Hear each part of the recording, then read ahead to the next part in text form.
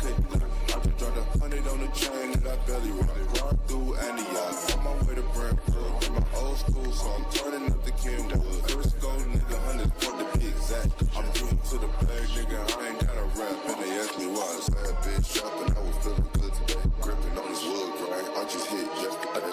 Third caddy play, I just left San Jose. I got hoes that won't leave, 3 spots in the bay. Another in LA, for Charlie make a shake. I'm cozy out of state, I'm even selling shake. You crying about the bitch, I'm walking out of chase. I'm counting on the plane, I'm on over the way. But my main bitch is near, cause it's good, yeah, I got it. I've been fasting for a week, after this I hit the trap. Today I'm in Chicago, recording on the road. About to hit up Neiman Marcus, after that, to the show. I stood from the 3, my wrist working key. I'm working on my speed, showing boogie, you can see. Curry with the 3, Curry with my tree. Before I had L's, nigga, I was selling peas.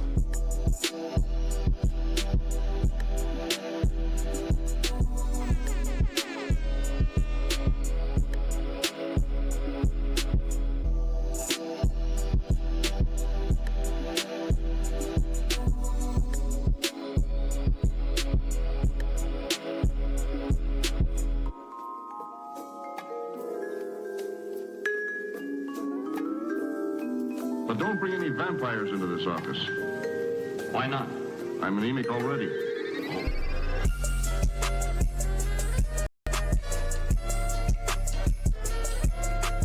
Welcome back, Smash.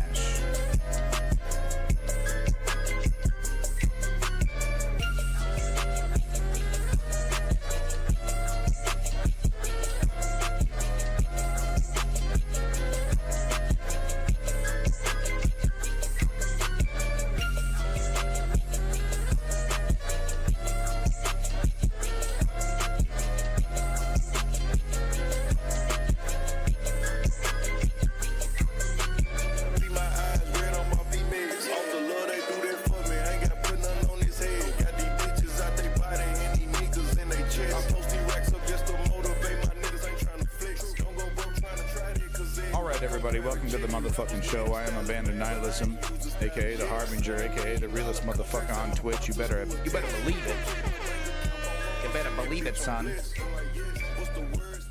A lot of people with a lot of motherfucking agendas. I'm only here to try to find the truth straight up, so that we can build a progressive coalition to destroy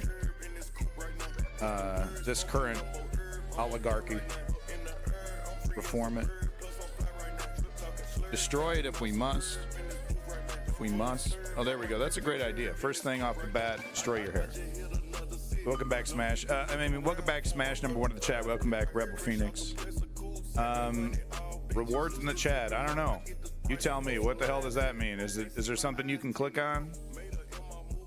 Lenny's in this motherfucker right off the bat. Welcome back. South of Boston. He's cooking. He's cooking like a Boston baked bean. Big props to your boy Lenny, and make sure you're liking and subscribing to your boy Lenny. Don't forget to Lenny up. AccidentsWaitingToHappen.com. You know the drill.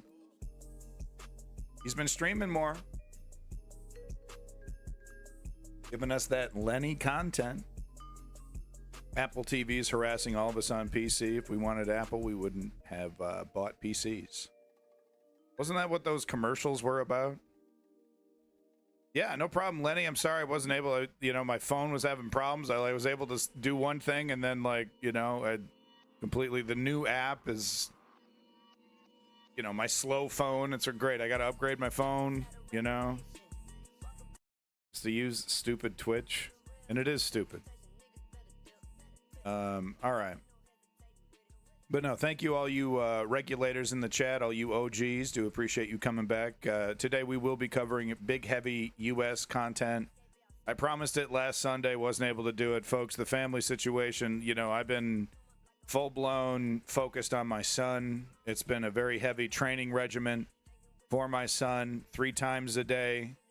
We're in the walker. He's getting a little break with his mom because of the show, right? But usually he'd be at least by now, he'd be a couple hours in the walker already. But, it's just about staying consistent with my son. So just been, focusing on that. have to, so I haven't had much time to stream. And that's really unfortunate because a lot of crazy fucking news. Last time I checked, a lot has happened in the whole week. It's like every single day. It's like, oh my God, I need to fire up the stream immediately.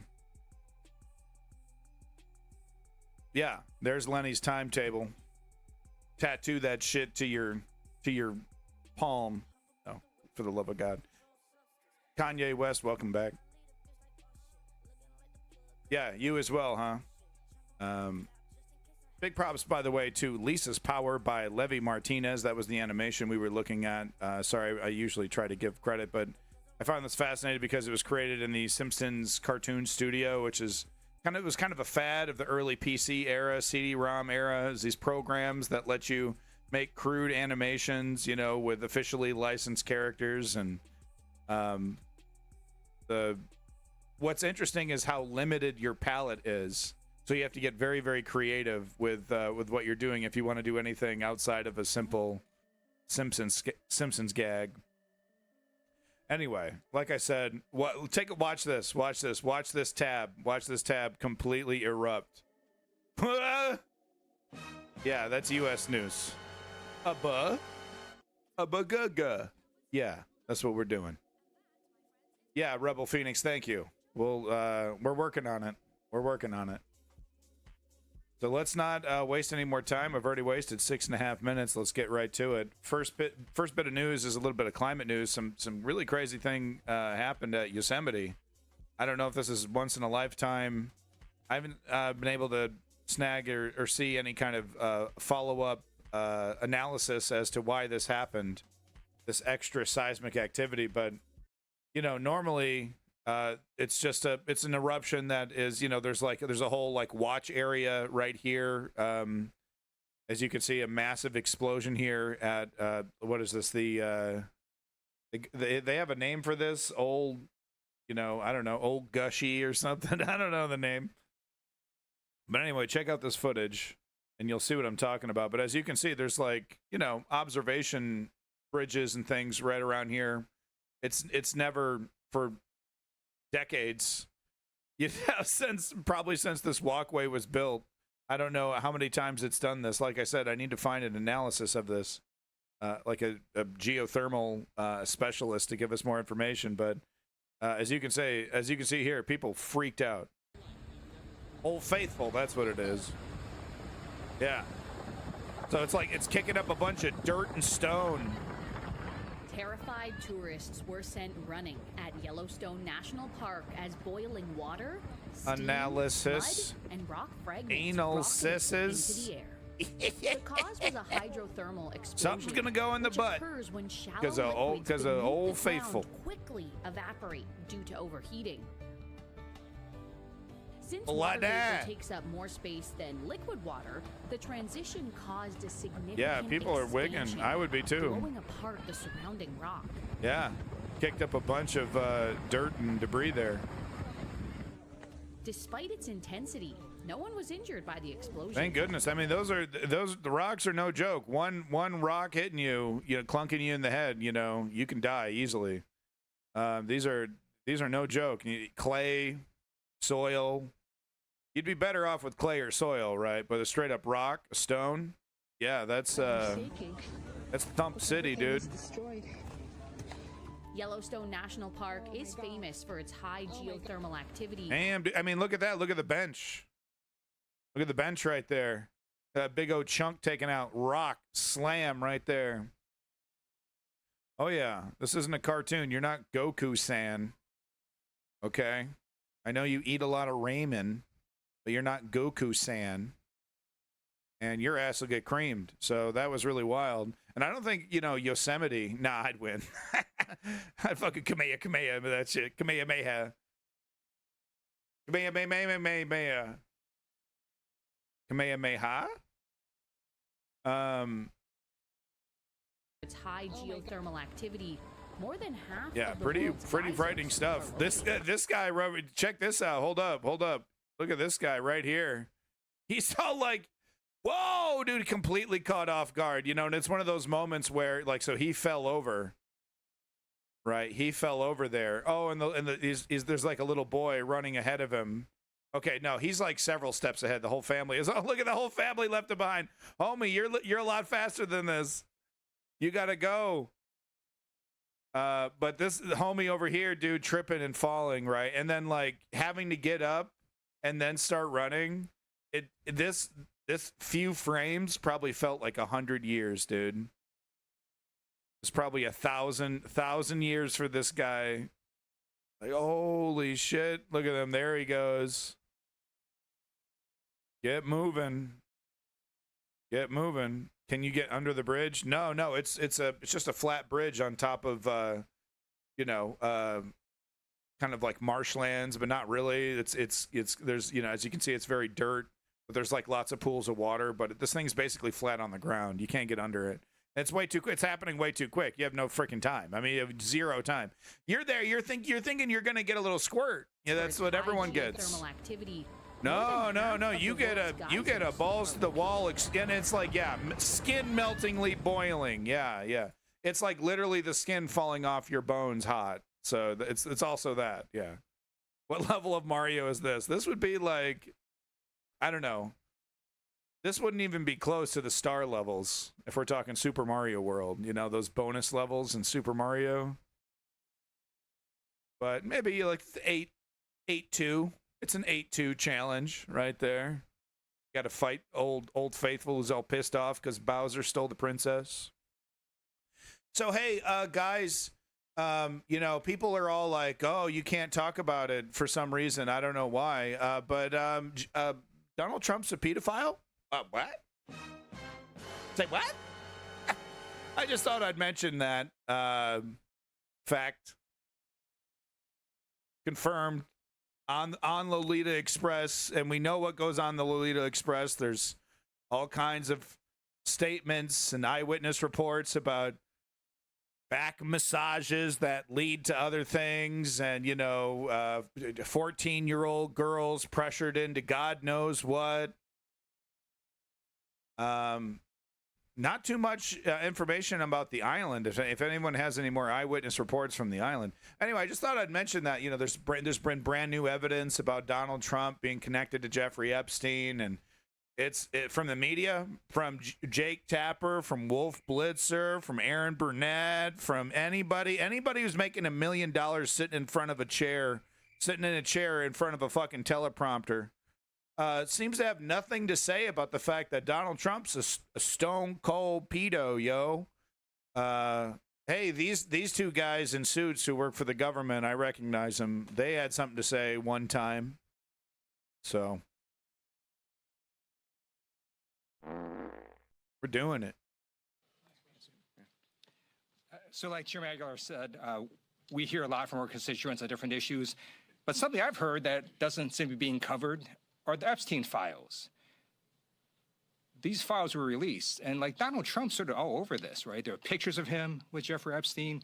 He's taken multiple. There's apparently, and I'm going to need backup for this, but I'm going to say it until someone proves me wrong. Apparently, there's 77 images with Donald Trump and Jeffrey Epstein. I've really only seen 2 or 3. Where the hell's the rest of them? Welcome back, big room. And big props to you motherfucking lurkers out there. The goddamn foundation of the news underground. The motherfucking foundation that holds the mighty phallus that rises from the sky. Wait, you can't rise from the sky. You might have had something had you not smoked a bunch of weed. Anyway, Donald Trump's pedo. Just thought I'd say that. Plane flights with Epstein with young girls on board. He is on call logs with Epstein. No. One of the highest trending hashtags on Twitter right now is about Trump and Epstein. I'm not going to repeat. Yeah, that lasted about 5 seconds. Fucking Elon Musk was like, nah. Elon Musk is actively protecting pedophiles on what was once known as Twitter, the social media company once known as Twitter. The hashtag is in a dignified setting. But yeah, y'all might want to look at that because that's highly disturbing. And again, it shows that Donald Trump is unfit for office. And by the way, he was convicted in a civilian court for sexual assault, convicted in a separate court of 34 felonies. Convicted of sexual assault, rape.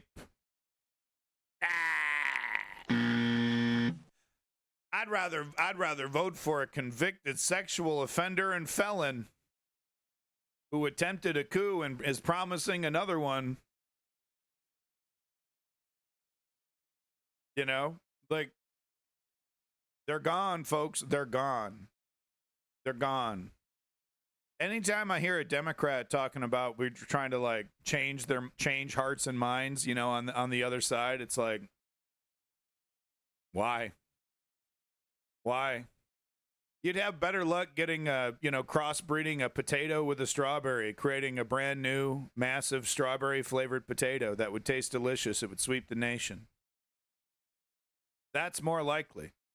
It'd be red, still be a potato on the outside, but it'd all be like beet red and potato consistency with strawberry flavor, and it'd be juicy like a strawberry. It's more likely than the fascists coming to their senses, or whatever these idiots like Joe Biden talk about. And do we think Kamala Harris has really learned her lesson? No. We're going to talk about it. Ribbons knows what's up. Donald Trump should drop out of the race. Strawtato, there we go. We got the name. We got the name. We got the backing of Ribbons, a multimillionaire. We all know it. I doxed you. Oh, yeah. I guess I can't call him a pedophile, but, I mean, come on. But no, we can't go there. But speaking of right-wing assholes, I don't know what this is. This isn't tea. It's not juice. I don't think a single strawberry even got anywhere close to this. I don't know what to call this delicious concoction. I don't think there's a speck of juice in there. I don't think a strawberry actually. Science liquid. There we go. Oh no, folks. Okay. Big props. Big props, by the way, to Twisted Tales Volume 2. Go back, Ice King, Rebel Phoenix, Ribbons, Trailhead, all you motherfucking OGs, you lurkers out there. We got Lenny. We got Kanye West, Smash, Ribbons, Sovereign Dari, Chem Goblin. My God, the whole damn crew. I can't thank you enough for being here. Thank you. Rock's Fist. We got a newer viewer coming back for more. Thank you, Rock's Fist. Strawberry-ish juice. Cadillac over here. Ooh. Ooh. I haven't been gnomed in a minute, dog. Can somebody gnome me? Not right now, obviously, but like later. Get it queued up. Be like, oh, breaking news. I'll forget in an hour. I promise you. I'll completely forget I asked for this in an hour. I'm that high. Okay? I'll totally forget. So just gnome me. I haven't been gnomed in a while. I miss it. It's hilarious. Know what I'm saying? You guys are funny. So talking about gnomes that are maybe not so fun. Maybe not so fun. But Kyle Rittenhouse stepped into shit.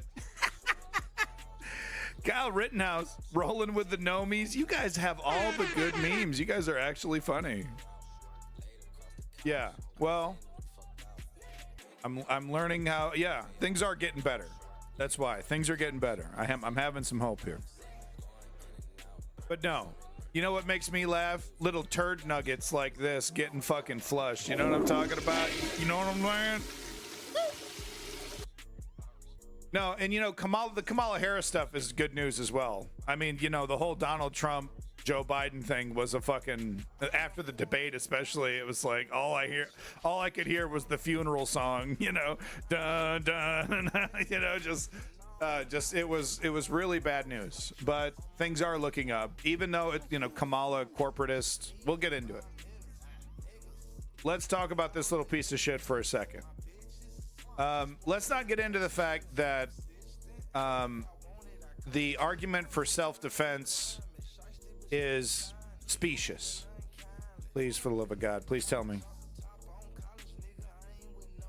Yeah. Superficially plausible, but actually wrong. the trial against him was biased. And I'll compromise and I'll give you like second-degree murder on one. Full-blown self-defense on the guy he blew the arm off of, who was converging with his pistol instead of pulling the trigger. But no, I'm gonna, the best compromise I could give you is murder 2. Murder 2. He's a fucking murderer, though. And it was a miscarriage of justice. It was a miscarriage of justice that saw him walk free and be given his gun back. And the fact that he's become a mini celebrity really does say everything about the right wing, the Republican Party. So those are my thoughts on Kyle Rittenhouse. Agree, disagree in the chat. Oh, he's innocent. He's innocent. Even the pro-gun, even the anti-gun, even the authoritarian anti-gun guy wants to say this guy is innocent. Like we didn't all see that trial. That trial was an actual joke. The prosecutors were a joke. The judge was a fucking joke. CNN had John Hinckley on comment on the Trump shooting. No. He was the guy who tried to assassinate Ronald Reagan. He's guilty as shit now. The right is transvestigating him, and it's hilarious. Thank you for steering me back over here. No, Sovereign Dari, that's what I just said. Prosecutor was a fucking joke. I mean, he got walked all over. Anyway, Kyle Rittenhouse, piece of shit. Confirmed, right? Zimmerman, right? Another Zimmerman. The reason why he's a celebrity is because he has to be a celebrity, because this is the world that they think that they want to build. This is what they want to normalize. They also want to normalize retconning history. Don't believe your lying eyes kind of sitch. But no, he stepped in it. He had like a conversation with Ron Paul. It's so funny. I did this when I was his age as well. It's so funny, right? Every young, politically minded young man has a Ron Paul phase. And I certainly did as well. So he has a conversation with the man, and he full-blown, I support Ron Paul for president. So Trump showed support for me in the beginning, but I gladly support and stand up for a president who cares about the American people and does what is right. Because apparently Ron Paul, his big thing is guns, because of course it is. And apparently Ron Paul believes that murderers like Kyle Rittenhouse should be allowed to carry a weapon wherever they want and, fire it, killing people, and the court should defend him, etc., etc. He believes that Ron Paul thinks that murderers like him should get away with it more than Donald Trump. So that's why he did that, and he did that on April 6th. Okay. Or no, I'm sorry, April 23rd, just a few days ago. Yeah, hold on, sorry. Yeah, so that was. Oh my God, is that really he did this on Tuesday last week? Wow. Okay, so he did this on Tuesday last week. Made this cute little announcement. Hi, I'm Kyle Rittenhouse. Oh, so it's April 6th of 2023. Is that what I'm seeing? Okay, sorry. I'm reading the date wrong. Director for Texas gun rights. A lot of people are upset that I said I'm going to be writing in Ron Paul. Right, so he's doubling down, right? He's doubling down. Hey, I made my choice. I'm a big boy. For President of the United States. And that is true. I will be writing Kyle in Ron Paul. Unfortunately, Donald Trump had bad advisors making him bad on the Second Amendment, and that is... Yeah, it's not Trump's fault, guys. It's his advisors. That's that deep state that Trump hates so much. My issue. If you cannot be completely uncompromisable on the Second Amendment, I will not vote for you. AKA total gun anarchy. That's what Second Amendment means now. Of course, that's not what the Second Amendment means at all. Well regulated, right? Oh, throw that. We're just going to ignore that part. No, full-blown gun anarchy. Yeah, nuclear weapons. Even because Ron Paul's a libertarian, right? I showed you that famous libertarian film. So no, libertarians believe you should have access to tanks, missile launchers, whatever the fuck you want, dog. Why can't you have a nuclear weapon? If the government can, why can't I? Says guys with beards as ugly as mine, but with a brain about half the size. Not to brag, but they're dumb. Right? The famous comparison of libertarians to house cats is perfectly accurate. Type that into Google, it'll come right up. It's hilarious. But that's exactly it. Libertarians have no idea of the luxuries that they enjoy, that they steep themselves in because of taxpayer dollars, because of the current system, and how a good chunk of that would go away if they built the universe that they want to build, you know. This psycho corporate anarchy.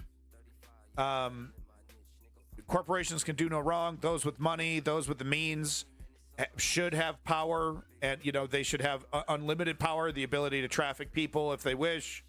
Everything is a commodity. Human beings are a commodity, etc., etc., etc. We could go into libertarian mindset and how disgusting they are. I mean, all you need to do is go to the libertarian Twitter account and hear them ranting and raving about how we need to destroy the Constitution. We need to install a dictator. I mean, they go full-blown fascism, and we're supposed to just ignore that, and then we're supposed to interpret that as liberty. And let's not even get into what a libertine is. I've been actually studying that quite extensively lately, getting into the works of the Marquis de Sade. There's a lot of similarities, quite frankly, between libertarians and libertines. And I will write somebody else in. We need champions go for the it, big Second guy. Amendment, or our rights will be eaten away and eroded each day. Second I Amendment. support my decision, Yeah. and I have no takebacks. No takebacks, dude. Fucking brave. Look at that smile, dude. Brave, dog. That's the kind of bravery that he had when he murdered 2 people and maimed another one. That thought he was on a shooting spree. That thought he was a right-winger on a shooting spree. The guy with the pistol. Right? We got to protect future murderers from accountability. Right? Kill, kill, kill, kill, kill. Is libertarian same as an anarchist? Almost.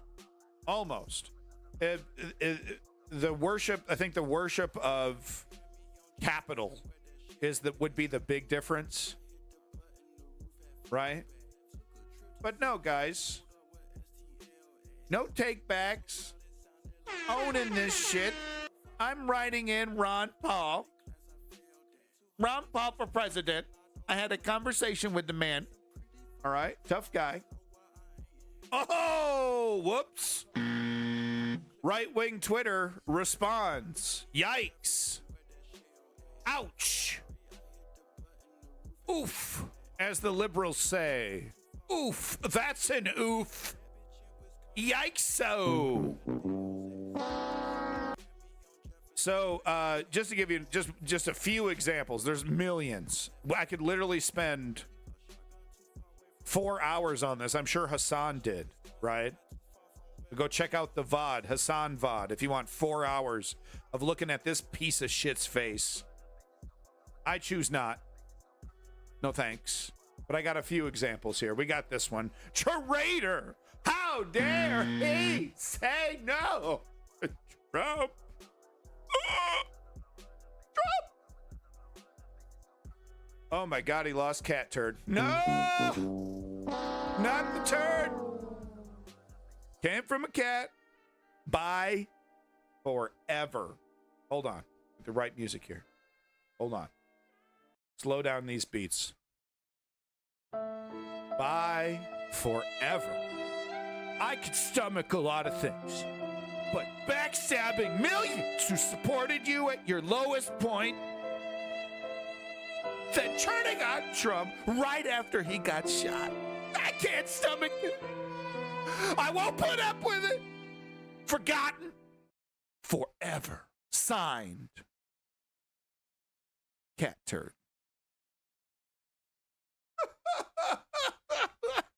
Click. I didn't want to do it, Kyle.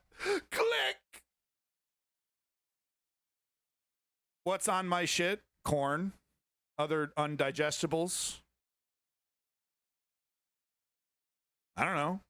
What's on your shit?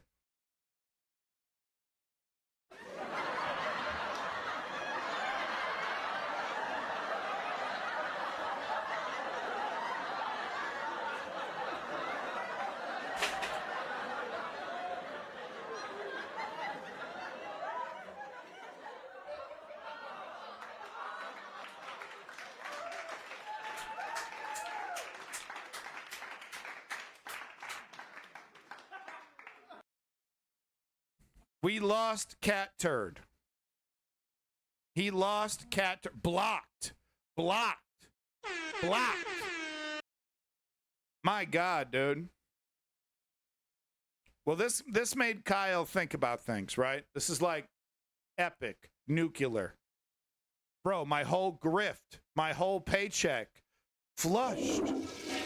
My whole paycheck. You know it's student debt. My whole paycheck. I am not 59 years old. Holy shit.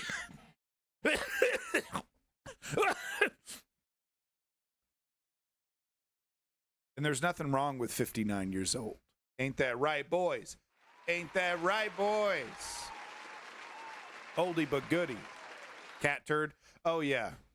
He's exactly what you'd expect. He did an interview with Tucker Carlson. He wears big old fucking aviators, got a cowboy hat on, got himself a little beard and a pot belly. I know what real America is, and real America is a fascist authoritarian dictatorship. Say it again. He's exactly what you'd expect him to look like. Ain't nothing wrong with 59. I can't drive 59. Oh, hell yeah, brother. Never forget, brother. So anyway, Kyle. Oh, no. Watch this. Kyle, he got his mind right. Oh, yeah, baby. Over the past 12 hours, I've had a series of productive conversations with the various people that manage my money and manage my social media appearance with members of Trump's team, and I'm confident that he will be the strong ally gun owners need to defend our Second Amendment rights. He's going full gun anarchy, folks. Don't you worry. Gun in every American hand. I want guns in teachers' hands, okay? Ideally in the universe that Kyle Rittenhouse wants, the people that he shot down that didn't have guns would have had guns, and then he would have died. So there you go, folks. It's all looking up. This is the universe Kyle Rittenhouse wants. Thank you so much, Kyle Rittenhouse, for defending America's right to have just full-blown gun anarchy. You never know when the latest psychopath's going to load up, fully kitted out, ready to kill as many people as humanly possible with the tool that does it the best. The most efficient tool for the job, readily available and available for purchase at your local gun store with all the ammo you need. My comments made last night were ill-informed and unproductive. Oh, my God. Just a few days, August 2nd, folks. Just a few days. Yesterday, actually. I'm 100% behind Donald Trump because that's where the money's at, and encourage every gun owner to join me in helping send him back to the White House. Yep.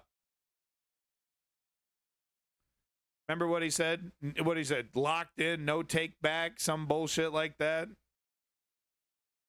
Folks, if you're defending this man, that's on you. He's as slimy as we expect him to be. It's all about the money. It's all about the grift. You know, this is why we see so many of these turds floating instead of flushing, because they're buoyed by right-wing money. There are left-wingers with money, but they're much more picky and choosy about who they let on the air, TYT. Like, it took a lot of courting and back scenes hobnobbing with Cenk Uygur there to get some real funding, and it looks like that even has dried up because they're basically 24/7 fundraising now.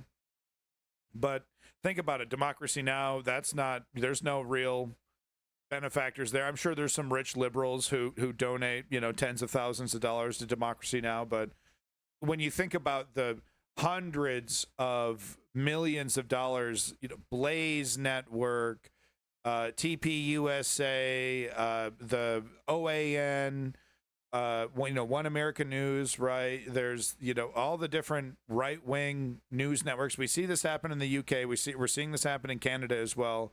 Fully funded news apparatus. You got these weird shadow conservative ones like The Hill. Like, ooh, what angle are they on? They're clearly not left. They're sometimes they criticize the right. Is this supposed to be centrism? It doesn't feel like centrism. Right? What's their angle there? Oh, we don't get to know where your funding's from. That's cute. But these things aren't cheap.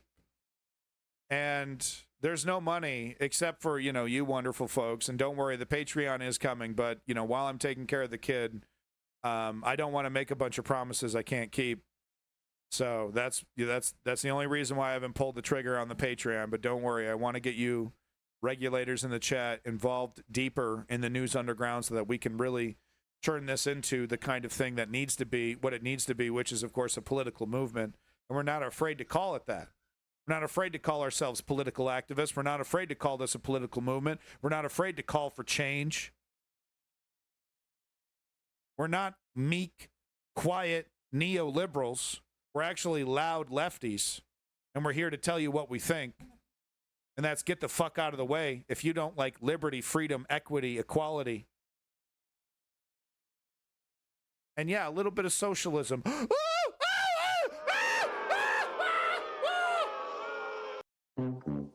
I'm sorry, that was my attempt at comedy. Talking about an attempt at comedy, I really wanted to talk about this image just for a little bit because this perfectly exemplifies the right wing 100%. What this great conservative party once was and what it currently is. So Hulk Hogan over here. Yeah, hell yeah, brother.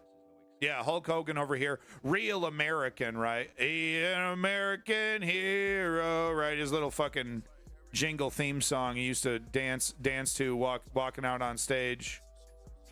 Well, here he is hawking some fucking beer.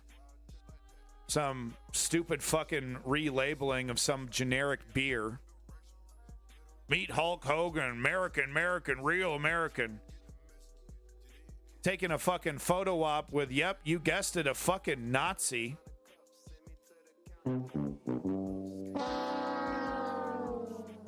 Nice, proud Nazi. And he doesn't fucking care. Sure, I mean, if maybe he's probably been confronted about this on social media. Oh, I denounce it, brother. I denounce it, brother. I denounce it, brother. Yeah, that's why I'm still going to vote Trump, though. Vote Trump. Yep, vote Trump. Right, because he did that speech at the RNC. But this is it, man. This is the disgusting state of right-wing American politics right here. The grifters like Hulk Hogan who don't give a flying fuck about democracy, about liberty. Because they know because of their money, they'll be inoculated no matter what. If they need to get an abortion, if whatever it is. And what they really see is tax cuts. That's fine. I'll be inoculated for all the bad stuff, and the tax cuts will be good. And they're selfish narcissists who are only out for self. And here we see him doing exactly that. Selling some cheap fucking beer to a fucking Nazi. And they're both choosing one guy. They're both voting one way. So where the fuck are you, Hulk Hogan? I'm not allowed to call you a Nazi, though, right? Oh, that's not fair. That's not fair. He only agrees with and supports the guy that Nazis love. He only does speeches for, agrees with, and is going to vote for, and tells everybody else to support the guy that Nazis can't get a fucking enough of. But I'm supposed to be the bad guy, right? Right? That's what Billie Eilish says, right? I'm the bad guy. Because I call you a fucking Nazi because you vote for the guy that Nazis can't get enough of. So fuck you, Hulk Hogan. You're a piece of shit. Just like every fucking Nazi is a piece of shit. Oh, I take it back. I don't believe with this guy. I don't believe with it.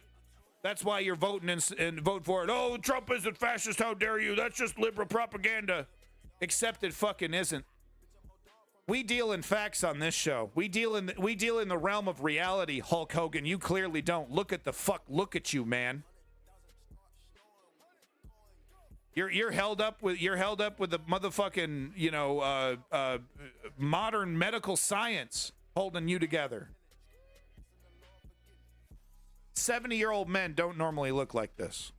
I will say, though, biceps like that, it's really hard to fake, but I don't know. Supplements, I don't. I'm still hitting the gym, brother. Vote Trump. But I just wanted to talk about this image for a second because this perfectly encapsulates everything that's wrong with the right wing. Like I said, the grifter who doesn't care, the nihilist grifter who does not care about liberty, democracy, or this country, this democratic experiment, doesn't give a flying fuck about it.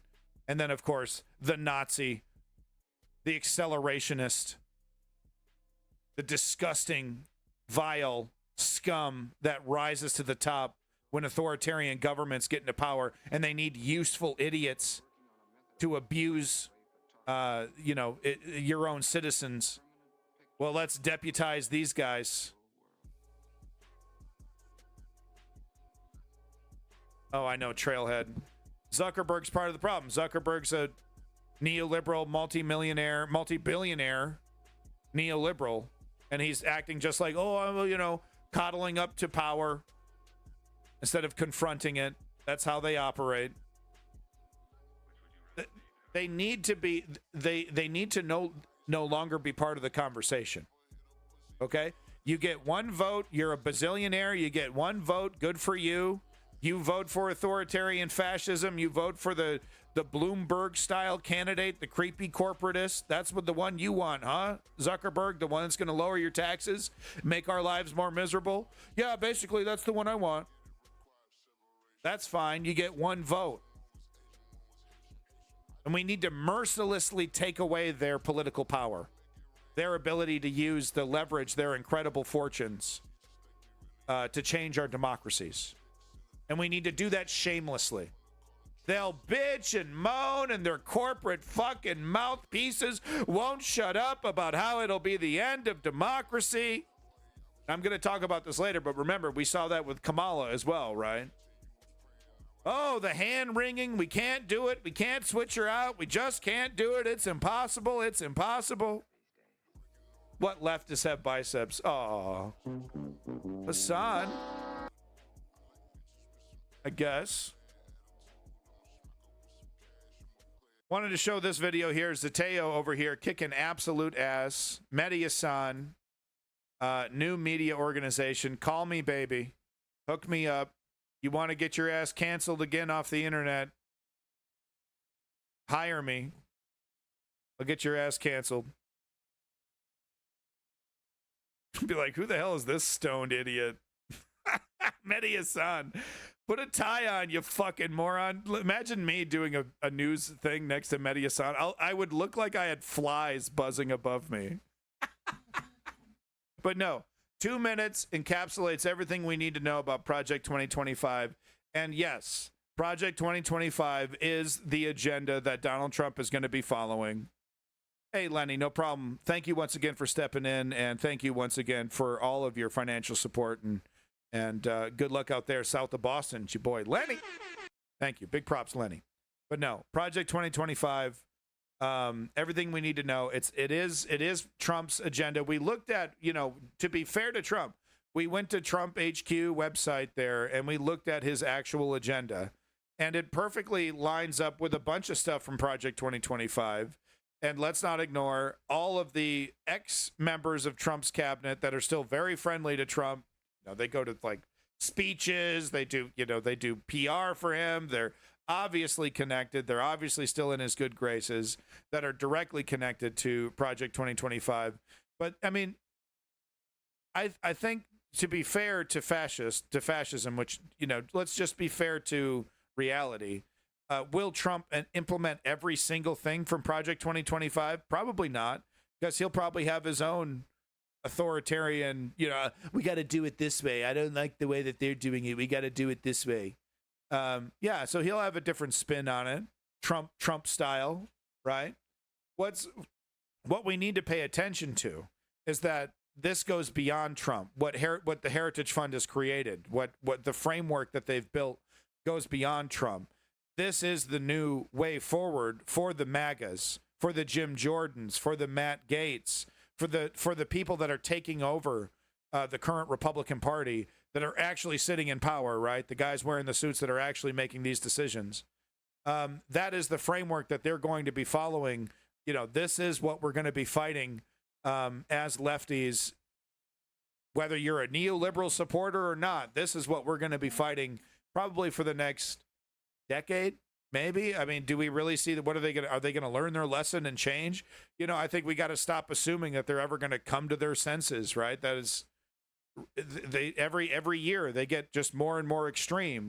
Why should we expect anything different in the next 10, 20 years? Anyway, well, won't that be a weird future where Project 2025 is considered moderate? Like, oh, let's lump that in with the Fox News, right? That's not right-wing enough.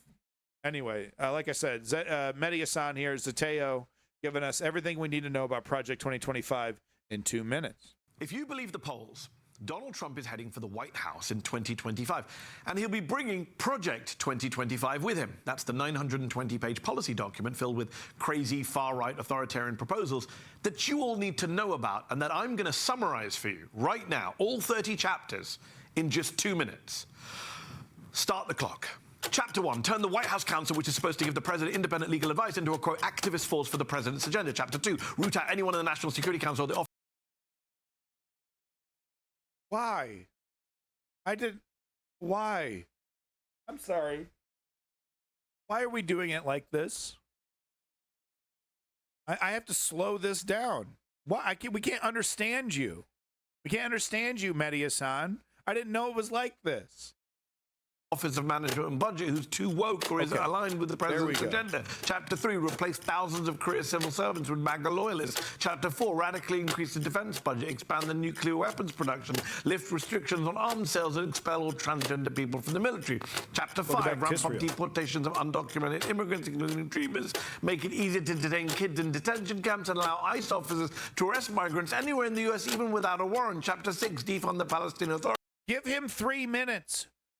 Is the right wing going to call you out, dog? Who's going to call you out in 3 minutes instead of 2? Oh, I have 2 minutes. I don't have 3 minutes. No, I have to slow this down. This is in full speed. This is terrible. This sucks. Bring back Trump's Remain in Mexico asylum policy and restrict funding for international health organizations like the WHO. Chapter 7, ramp up the use of covert ops and use the CIA to, quote, implement the president's agenda. Chapter 8, defund, quote, unquote, leftist news organizations like NPR and PBS. Chapter 9, get rid of all climate policy from our foreign aid programs. Chapter 10, restrict food stamps and free school meals in low-income school districts. Chapter 11, abolish the Department of Education. Chapter 12, gut renewable energy programs and vastly expand our natural gas infrastructure. Chapter 13, shrink the EPA and shut down the Office of Environmental Justice. Chapter 14, get rid of Head Start for low-income families and ban the abortion pill mifepristone. Chapter 15, ban all non-citizens from living in government-subsidized houses. This is unbearable. You get the point. You get the point. All the bad stuff. It's all the bad stuff. I'm not gonna make you suffer another 60 seconds of this nonsense. If you want to watch this, bad Zateo, do better. Give Mehdi, I don't know. You did it. Okay. I mean, I'm sure you did it. 2 minutes. You got it all in there. So dumb, dude. Even if they're living in a family of citizens. Chapter 16, weaken the Endangered Species Act and significantly expand oil drilling in Alaska. Chapter 17, empower the president to investigate his opponents through the DOJ and eliminate the FBI's independence. Chapter 18, make it easier for businesses to discriminate on the basis of religious freedom and, of course, race. Chapter 19, restrict the EPA's ability to regulate CO2 emissions from cars. Chapter 20, force the Department of Veterans Affairs to seize abortion services and gender-affirming surgery. Chapter 21, focus on minority business development agency on, quote, the evils of socialism and communism. Chapter 22, increase tax on millions of low-income and middle-class households. Chapter 23, start a long rant against China. Chapter 24, should we bring back the gold standard? Chapter 25, abolish Planned Parenthood, forgetting COVID-19 relief loans. Chapter 26, give more of Congress's power to make president business. Chapter 27 abolishes the Consumer Financial Protection Bureau, which has saved consumers tens of billions of dollars. Chapter 28, limit content moderation on social media platforms. Leave hate speech alone. Chapter 29, take away the Federal Election Commission's power to prosecute election and campaign law violations. And Chapter 30, go after companies with ESG, DEI, and other corporate social responsibility programs. Woo! Yeah, the micro scenes guy is understandable. That's kind of what made it such a cool gimmick, is that he was able to get it in there, but it was like, it was legible, it was clear. He did it. And I made you sit through the whole 60 seconds of it. All right, did you get all that? Did you cram all that in? Good thing, Zoomer. Keep cramming. This is how information is delivered now, incredibly fast. This is how we do it. This is how, if you want to be legitimized, you got to talk fast like Destiny and Ben Shapiro. Okay, this is the only way to be legitimate. You got to talk fast. You got to go, go, go, go, go, go, go, go. Okay, oh, click, click, click, click, click, click, click, click, click, click. Go, go, go, go, go. Cue the death that I deserve aioli from Pizza Tower. Yeah.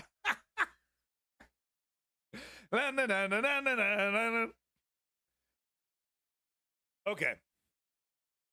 Let's talk about it. Trump. Trump over here. No, it's a different theme. Oh, I think, okay.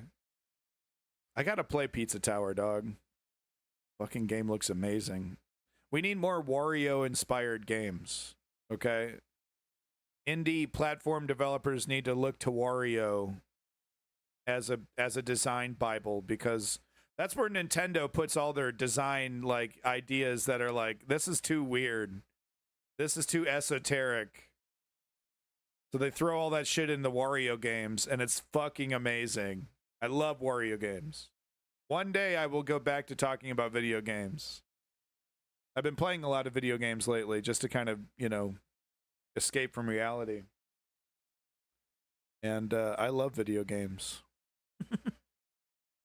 But no, guys, let's talk about something that isn't fun. Let's talk about Donald Trump over here. So he, of course, said, you don't have to vote again. You're not going to have to vote again. You're not going to have to vote again. Oh, Postal, too. Good times. I think you should make a geyser dodging game.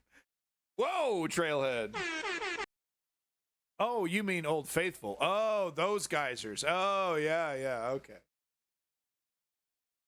Sure.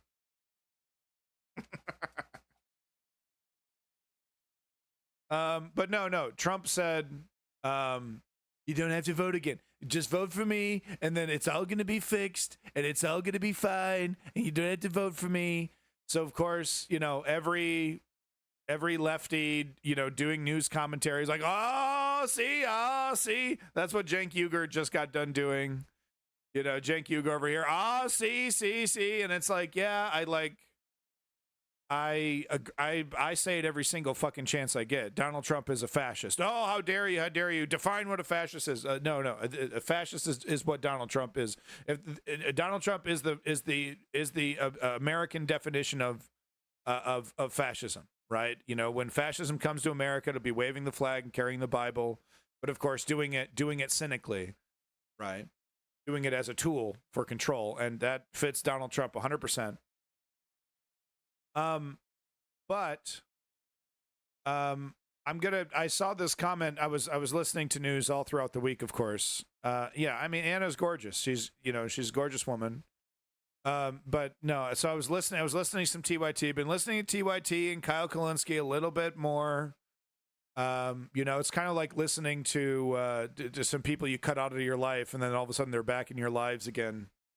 But it's like I've been listening to them a little bit more, just to see what they're talking about. You know, they're not perfect, but they're a whole lot better as a news source than anything from the right, of course. We need more of it. That's the thing. It's like, you know, it's not that I'm not like, you know, it's not for me, but it's for a lot of people. But we just need more of it. The problem is, where's the money? There's no money. We already talked about this. Anyway, Trump said, don't have to vote again. It's all good. It'll all be fixed. And it's basically, so he, like, everyone, David Pakman, everyone, the whole fucking, you know, lefty media apparatus came out and was like, oh, he said it. But Anna made an observation that I think I agree with, because I was kind of on the same page here. I was like, well, it's not like I agree with the Republicans that are like laughing it up. Oh, that's classic Trump. Yeah, that's just classic Trump. He's such an unashamed fascist. He'll say anything. You never know, guys. He's so lovable. I can't wait to praise him. Praise Trump. It's so great. Can't wait to turn him into a king. It's going to be great. But it's not like I agree with the Republicans. But he's a rambling, stammering fart. And he constantly trips over his words, and he constantly says shit like this that kind of sounds way worse than what it actually is. It almost sounds like he says he's not Christian. I think Anna makes the same observation. He always says like, I'm not Christian, but he's saying like he's trying to say I am a Christian. But anyway, what I'm trying to get at is I don't think that he's saying he's telling. Okay, here's. I think Trump 100% plans on not having elections, especially, if he's unpopular and he's going to be, and all that, and there's going to be no succession of power. He's not going to be able to transfer power over to anyone. So I do think he's a threat to democracy. I do think he will attack elections. I do not think he is stupid enough. Welcome back, Dunebug from Kick. I do not think he is stupid enough to admit that in a speech, to be like, hey, don't worry, if you vote for me, I'm going to end democracy. Okay, Tisreal. But hey, don't worry about it. Remind me at the end of the stream if you're still here, and I'll be happy to do it. But, basically, I don't think he's stupid enough to be admitting that shit in a speech, right? So I think this is just, and you from this video, you'll get the full context. So that's just what I wanted to say, because it's tempting to jump on this and be like every other lefty right now and be like, oh, see, proof. He's going to fix it. But no, he's not that stupid, and we shouldn't be this stupid to be like, yeah, he's so dumb. He just admitted it stone cold. It's like, let's be smarter about this. No, he didn't. He not really. But anyway, let's listen to this clip I have isolated here from TYT. What you just referenced is exactly why Laura Ingraham asked him that question to begin with. So just to set this up, he was at a Turning Point Action event in Palm Beach, Florida. And while speaking at that event, he said something that led to a lot of backlash from Democrats. So you take a look at what this is, how he explains it, and then we'll break it down. Right. And again, Christian. Oh, Jesus Christ. Okay, the volume's a little high there. Okay, so listen carefully. He stumbles over his words. He's a 78-year-old man. He's more with it than Joe Biden. So lucky him. I guess the fast food diet and, like, I don't know, his weird germophobia. I don't know. He's just, some people are just lucky. You hear about these folks. You read the news, like, 90-year-old, I've smoked every day of my life. I'm 90 years old. Some people just have, good DNA. He's just lucky. He really is a lucky SOB. I mean, after that assassination attempt, is there any argument that he's not one of the luckiest sons of bitches to ever walk this fucking planet? Yeah, Dunebug. No, I mean, DEI is the new N-word. I love it. They're so mask off. They see a black person. They see a black baby, who's Gerber picked to be, the Gerber baby for the year. They go, DEI, DEI, DEI. And really, it might as well just be N-word, N-word, N-word. Lived at 96 drinking wine every day. He owned a grape farm in France or Italy, as far as I remember. So 96, his liver is a fucking raisin at 96, but somehow still pumping away. Some people are lucky, and you got all these exercise gurus. They drop dead at 50. They drop dead, late 40s, early 50s. Exercise every day. I'm not saying don't eat well and exercise. I'm just saying some people, are lucky. Anyway, old man stumbling over his words. I'm not gonna pause or interrupt. Let's just listen to this.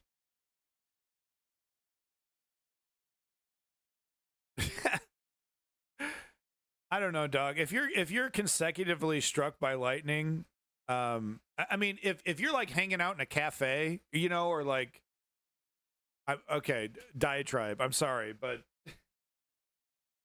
it's like, oh, you know, every time I walk out in these rainstorms with my pockets filled with metal, and you know, I always take my coin collection with me on a walk out in these rainstorms. I keep getting struck by lightning. What a coincidence. God must hate me. Anyway, Trump's thing, let's get to it. What this is, how he explains it, and then we'll break it down. Pause. And again, Christians, get out and vote just this time. You won't have to do it anymore. 4 more years, you know what? It'll be fixed. It'll be fine. You won't have to vote anymore, my beautiful Christians. I love you, Christians. I'm a Christian. I love you. Get out. You got to get. So that's, you know, that's where it's like, I'm not Christian. No, he says, I'm a Christian. And this whole, you don't have to vote again. It'll be fixed, right? It'll be fixed. It's like, what? You'd have to watch a lot of Trump. You'd have to watch a lot of Trump speeches to come to the conclusion that Anna's coming to here, because I agree with her on this. I want to believe this. I want to believe that it's him totally mask off. Look, folks, they say I'm a dictator, and you know what? I am a dictator. Yo, Zeke Heil, you know, I'm owning this. Like, I would love for him to do that, but I don't think that's the case. I don't think he's that stupid to come out and just say, I'm going to destroy democracy. That's what you actually want. Sounds like Pim from Smiling Friends when he does that. Oh, man. How about that Smiling Friends, huh? Great animation. Okay, so Laura Ingraham asked him, okay, what did you mean when you said that? Let's take a look. Yeah. With respect to like a statement like I made, that statement is very simple. I said, vote for me. You're not going to have to do it ever again. It's true. Because we have to get the vote out. Christians are not known as a big voting group. They don't vote. And I'm explaining that to them. You never vote. This time, vote. I'll straighten out the country. You won't have to vote anymore. I won't need your vote. You can go back to you meant you don't have to vote for you because you'll have 4 years in office. Look. Christians are known. You know who else doesn't vote? Gun owners don't vote. But just to be clear, what you're saying, though, you're not saying it's being interpreted as you are not surprised to hear. No, by the left as well. They're never going to have another election. He's saying there's not. So first time I've even heard. Can you even just first time I've even heard it? You know he's lying when he says that. That's a classic Trump tell. That he's lying his fucking ass off when he says, first time I've ever heard of it. I've never even heard of it. I can't even believe you'd even say that. No, he's not stupid enough to admit, I know the accordion hands. I know, you know, you got to do something with your hands when you're talking. It is difficult, but his mannerisms are so distinct. Anyway, he's not stupid enough to admit he's still a cunning liar, guys. Okay, he understands that there's limits. That's why he's pushing back on Project 2025 and gaslighting people. Hey, guys, you mask off way too early. What the fuck? You let people know what the fuck the plan is? You go ahead and print this? I guarantee you, he's on the phone admonishing the people he can from Project 2025. You put the whole fucking thing down on paper, 900 fucking pages about what the fuck I'm going to do to the country? What the fuck is your problem? How dare you do that? You put that shit out after the election, you dumbass. Are you kidding me? That phone call was probably epic. That phone call was fucking epic. And there's a because he's not as much as I want him to be, like so egotistical, so narcissistic that he does things that are like, I mean, he's not exactly smart. When it comes to manipulating media and image, he's a savant. But, you know, there's other, when it comes to policy, when it comes to the capabilities of government, obviously he has no idea what he's doing. But when it comes to stuff like this, he knows what he's talking about. When it comes to like Project 2025 and how he needs to distance himself from it. Oh, some of the things in there are crazy. I've never read it, but some of the things in there are crazy. I have no idea. I don't have nothing to do with it.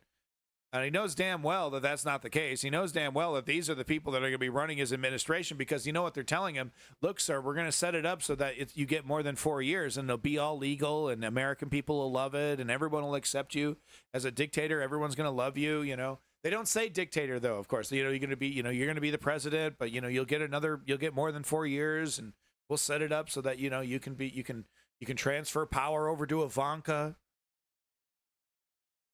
Make it legal to have sex with her. Oh, really? Oh, yeah.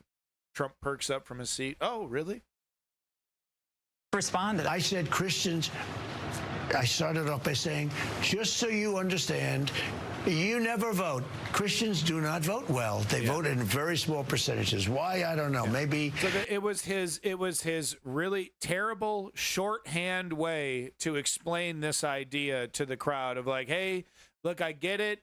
You don't vote that often, but just come out of your little Bible holes for Trumpy, baby, and then you could go back to ignoring politics because everything's going to be fixed. Everything's going to be so good when I get in charge. That's what he meant. He's not stupid enough to admit that he's going to destroy democracy. As much as I would love that, oh, wouldn't that make my job so easy? But that's not the reality of it. Okay, look, and I'm sorry, we deal with reality around here, and sometimes reality kind of blows. Just a few, just sometimes. Just a bit. They're disappointed in things that are happening, but for a long time, I say, you don't vote. I'm saying, go out, you must vote. November 5th is going to be the most important election in the history of our country. I can't wait for this I know you're not going to buy it, lose. Cenk. So let me just get my thoughts out before you go off. I believe him. That was my interpretation of what he said at that Turning Point Action event. My interpretation was that he was trying to do similar messaging from, you know, what we've heard before from both parties. This is the most important election of our lifetimes. You know, if you want to be politically apathetic, that's totally fine after you vote in this election, right? Yeah. That's the sense that I got, which is why we didn't cover the story on the show. But Yeah, so Cenk Uygur is going to go off. Yeah, yada yada. I mean, look, you know, I want it. Like I said, I would love to take this layup and slam dunk this slamma jamma, you know, politically, but I'm just not intellectually dishonest, and neither is Anna. So big props to her. Yeah, who's looking spectacular in red? She's great. Armenian news goddess. Gotta love Anna. All right, so moving on here. So I just want that was my, you know, statements on the whole Trump, we're going to fix democracy statements. He's not stupid enough to admit that he's going to destroy democracy, but let's not get it twisted. That's his fucking intention, folks. Oh, bullshit. Oh, no, he only attempted a coup. No, he didn't. No, you want to gaslight about that. You want to gaslight what we saw right in front of our fucking eyeballs. Okay? No, it wasn't. Fuck you. You're a liar. Fuck you. It was a coup attempt. It can't happen here. It can't happen here. While they're attempting it, while they're doing it, while they're shattering the window. It can't happen here. Yep. Ain't that right? Crawling into the window, taking a dump in Nancy Pelosi's office. Oh, it can't happen here, right, guys? We'll go. There we go. Leaving DNA for everybody. Yeah, they can totally track you through feces, jackass, and they totally did, by the way. Okay, moving on to the next story. New report. So I just wanted, you know, we got several pieces of evidence here to prove my points that Donald Trump is 100%, you know, MAGA is American fascism that we were warned about. You know, this is the form of fascism enshrouding itself in the image of America. Right? That's what MAGA is. That's what Trump represents. And it's going to go beyond Trump. It's going to be kind of interesting, though, because when Trump dies, the right wing are going to try to, you know, they got to replace, they got to find someone else, right? They're going to be really, really desperate. And no one's going to be feeling it. No one's going to be feeling it. But the disgusting, toxic core is still going to be there. This festering MAGA extremism is still going to be there. And they also have all the judges and all the corruption, all the fact that they've completely corrupted the system, you know, that they can still lean on. So they're not going to be going anywhere after Trump. So this whole apparatus, right, doesn't disappear once Trump is defeated electorally, or if he dies, you know, one or the other. So here's that systemic corruption that I was talking about.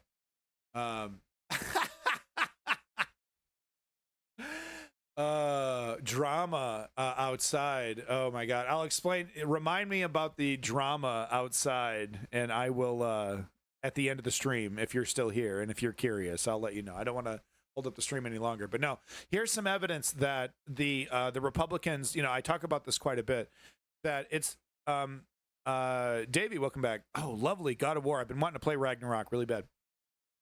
I don't have the time for it. It's such a long, it's like, has these like long, beautiful cutscenes that I would want to just like spend, hours, pouring into. And I got my kid reminding me that I'm not allowed to be a gamer right now. So I gotta play games. I'm playing Penny Racers for the PlayStation 1 and Drakengard for the PlayStation 2. Those are the two games that I've been focusing on. But I would love time to play God of War Ragnarok. Beautiful game. So anyway, we've talked about this. I've talked about this many times, and I'm just showing you more and more proof. The Republicans have corrupted the electoral system. They've corrupted the justice system with Mitch McConnell's grand overture to install as many partisan Republican judges as possible, following through on Steve Bannon's plans, to infect the system with these partisans.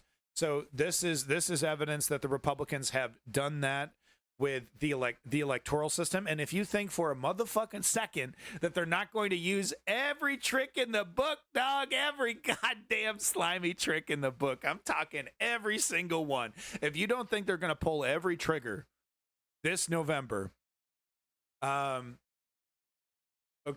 And what's going to be funny though is that this is one of those things that mainstream media is going to have no problem covering without it's not going to be like the Epstein thing where it's like, oh, I know we should cover it, but our bosses who might be connected to it don't really want to talk about it. No. The bosses at MSNBC, CNN, ABC, all those mainstream so-called liberal news media outlets will be happy to cover this shit. A big spotlight will be shined on every one of these little slimy moves. We changed the law a couple months ago that lets us basically choose the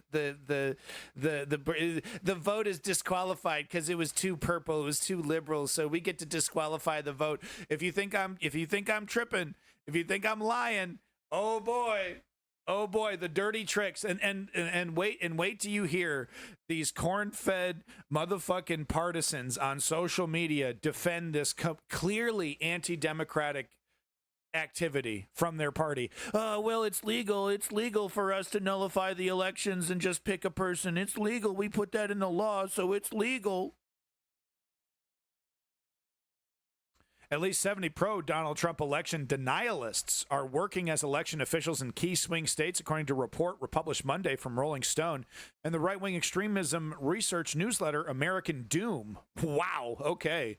If you want to read this article, I have the archive poll here from, what the hell is this from? The New Republic. The New Republic. I don't know why that just sounds so ominous to me. And the font. God damn. What is this font? What is the name of this font? Tell me the name of this font. Bark orders at you. I don't know. Officials who had promoted election conspiracy theories were identified in at least 16 counties in 6 swing states. And of course, they've targeted swing states. Once again, this goes back to Steve Bannon. You just need to listen to his War Room podcast just for a week, and you'll get the whole plan. He just repeats this shit over and over and over again about what the plan is. But here's the difference between Steve Bannon and clowns like me. Steve Bannon has been effective at getting people installed and getting people, motivated, getting civilians to do this and be like, yes, I'm a partisan. I'm a soldier for the right. I'm gonna destroy the deep state by becoming a deep state operative, basically. But no, this is all intentional, guys, and this is what I talk about every time I talk about the three steps, right? You gotta put in the work like Charlie Kirk. We have to work as hard as the fascists are working, and this is the stuff that they're working on, the effective stuff. Oh, I know, you're sleeping, you're fucking snoozing, dog. You're like, oh, you're clicking away, you're playing fucking video games right now. But this is the nuts and bolts of how they are going to install a forever party, for a dictatorship, whatever. Newt Gingrich called it the forever majority, something like that. He had a cute little name for it. The permanent majority, maybe that was Newt Gingrich's, right? But no, It basically means no matter how, and we're seeing this in Texas, right? Because they passed a law that says, you know, that, well, they're trying to pass a law that's actually being questioned, I think, by the Texas Supreme Court right now. But they're trying to pass a law that basically says all the red districts get to pick the politicians for the liberal cities that are making Texas purple, right? Because it's mainly red. Texas is mostly red, right? Because it's mostly rural. Texans, the kind of generic Texans that you, yeehaw, the kind of, I love Trump, I don't care how bad my life gets, I love fascism, it's so good, right? Those kind of folks. But then you go to the cities that, the places like Joe Rogan lives in, right? All these right-wingers, Elon Musk is going to be living in, Austin, Dallas.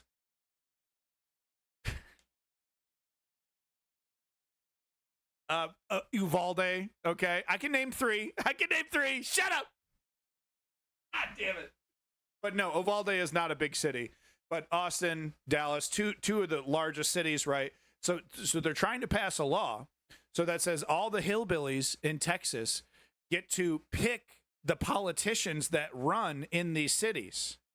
So you know what that means, right? So the citizens living in the cities no longer get to pick their, who was that fella that got his ass kicked by Ted Cruz twice?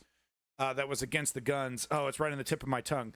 Anyway, the citizens of that area will no longer be able to pick their candidates. The rednecks will have to install their own Ted Cruz. Beto, yeah, thank you, Beto O'Rourke. The hillbillies will be able to install their own politicians in these liberal cities, right? And it'll just be a contest between, you know, extreme Republican and this guy who says he's a Democrat, but he's just basically another Republican. And that'll be the choices. That's what they're guys. It's like they're actively trying to destroy democracy in law. You know, trying to enshrine into law a system, an anti-democratic system, and they expect the Supreme Court of the state and the Supreme Court of the nation to back them up, and it probably would. It probably would. Because they're activists. If you have to look up what the definition of an activist is in a judicial sense. But in a judicial sense, a judge who is an activist is not a judge that looks at the law, that looks at precedent, that looks at the Constitution, if that's what their role is or whatever it is. They don't actually do their job. They look at their political perspective. How is this ruling going to affect my political party? And if you want a good, transparent, effective justice system that has checks and balances that are enforced, you need judges that are not activists. You need to have laws, and you need to have a regulatory agency. You need to have the ability to say you are an activist, you have a political bias, you are no longer allowed to be a judge. You know, you did not take precedent into account when you made this ruling. You didn't look at the precedent at all. You just said, I'm a Republican and this is going to help the Republican Party. And we don't have that. And of course the neoliberals, and this is why the neoliberals are so fucking terrible, because they don't really, you know, they talk about how this is terrible, this is so bad, but they don't have real solutions. They don't have real reform.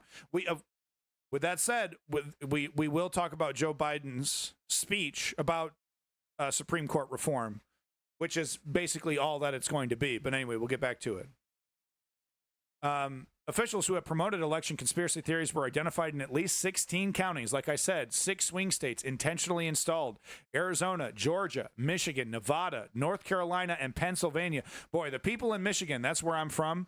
If they vote Kamala Harris and these slime bags who have installed themselves try to switch that vote, there's going to be riots in the fucking streets in Michigan, okay? Because look, yeah, there's a lot of people who lean right wing in Michigan, but if they see this kind of chicanery, if they were like, yeah, I made a decision for Kamala and that's what the Democratic choice was, I don't know. People in Michigan will rise up. They will be pissed if something blatantly anti-democratic happens in that way. These individuals were identified through scouring coverage of refusals to certify the 2020 election results and other denialist behavior, as well as sifting through the social media profiles of election officials in these states. They're happy to tell us who they are. I'm proud to be a partisan for Steve Bannon's plan to destroy America. Click tweet. They're proud to tell us who they are. They can't wait to implement this. They think, and they might be right. God help us all. They might be right. they think that they are going to be protected by the law, right? Once Trump gets installed and the Project 2025 changes are made, right? And the Justice Department becomes a direct arm of the presidency. They think I'll be inoculated, and I have fucking proof. I have proof positive that that's what the plan is. Check this out. I'm going a little early here, but this perfectly lines up. Trump already knows this. He's already talked about this.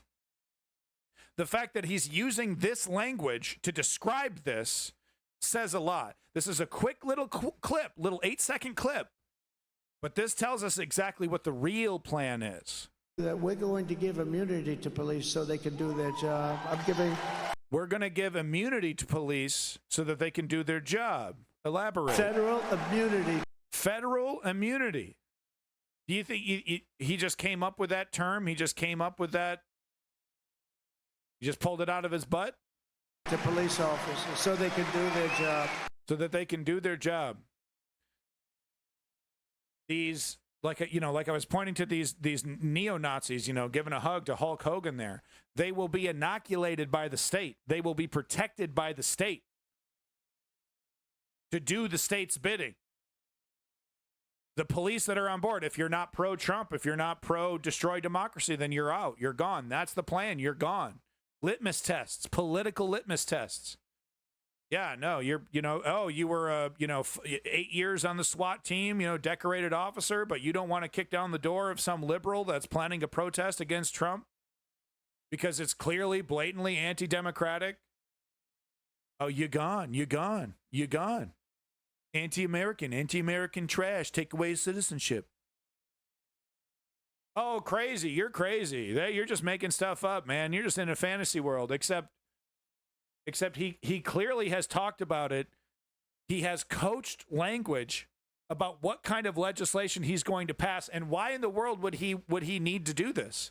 Well, sir, your policies, the things that you want to implement are going to be really unpopular with hundreds of millions of Americans. We got to get them in line. How can we get them in line?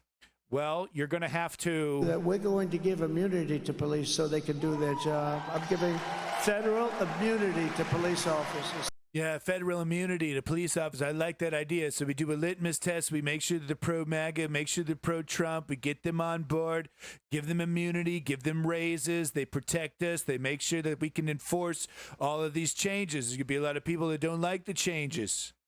They've talked about this. He has language ready for it.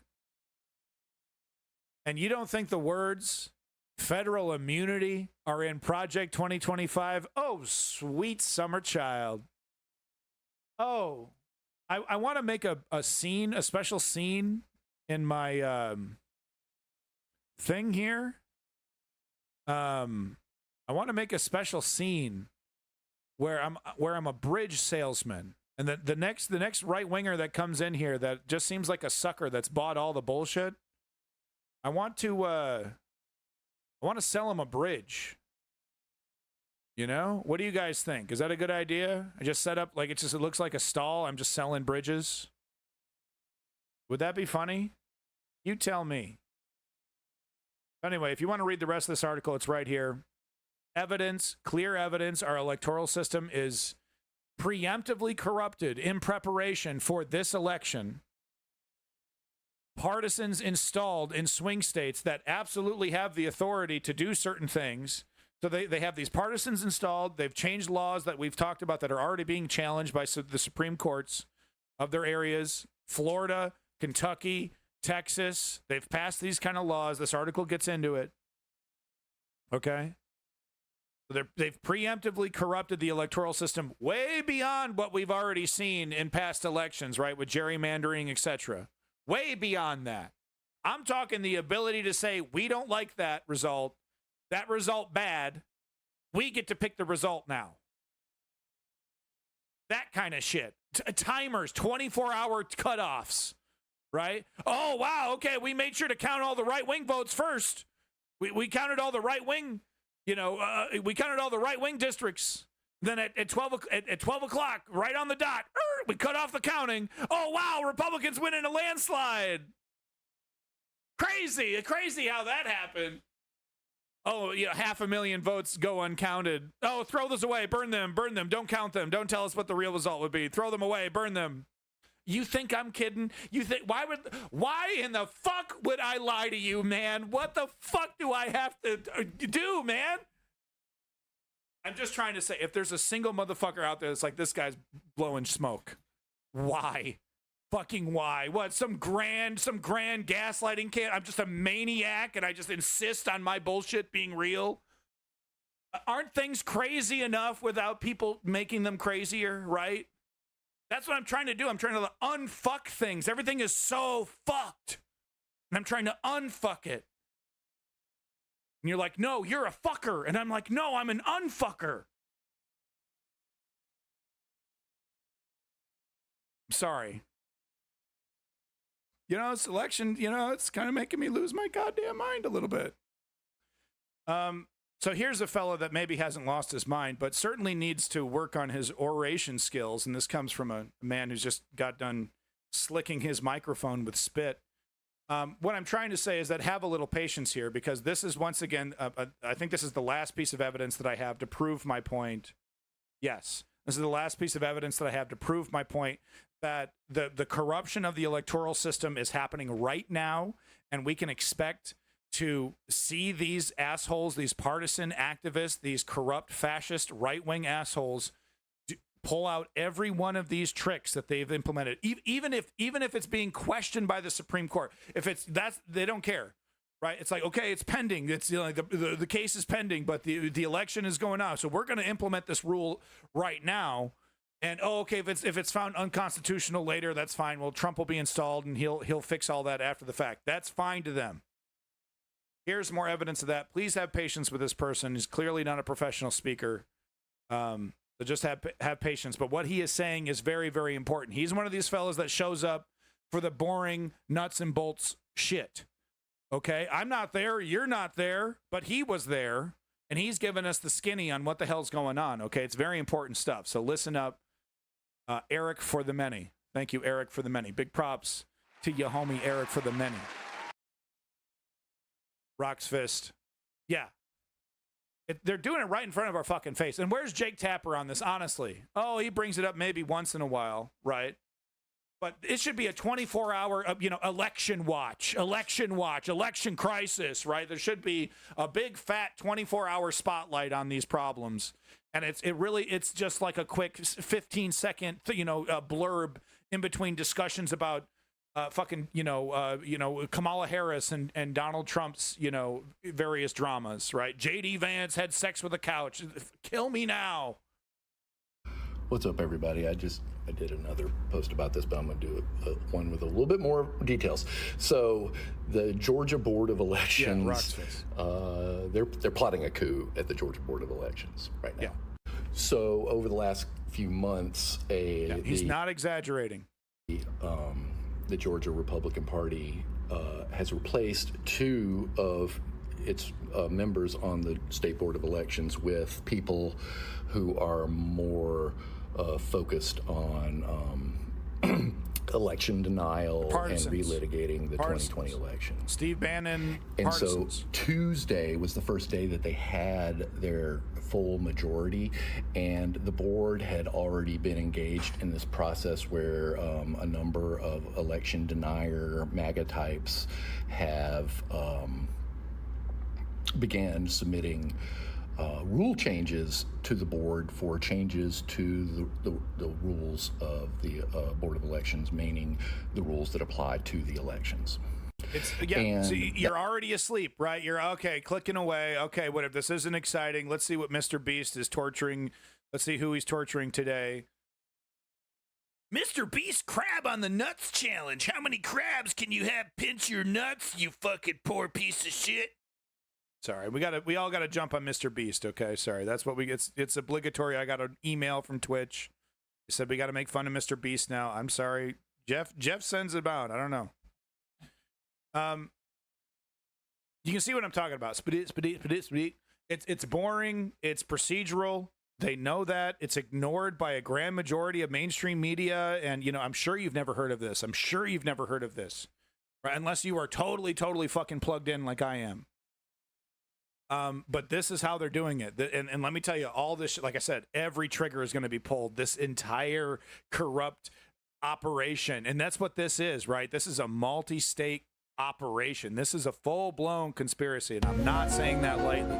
These people are working in collusion. They have thought leaders. They have people, you know, to go to, experts to talk to about how do I do this and what legally can I get away with, okay?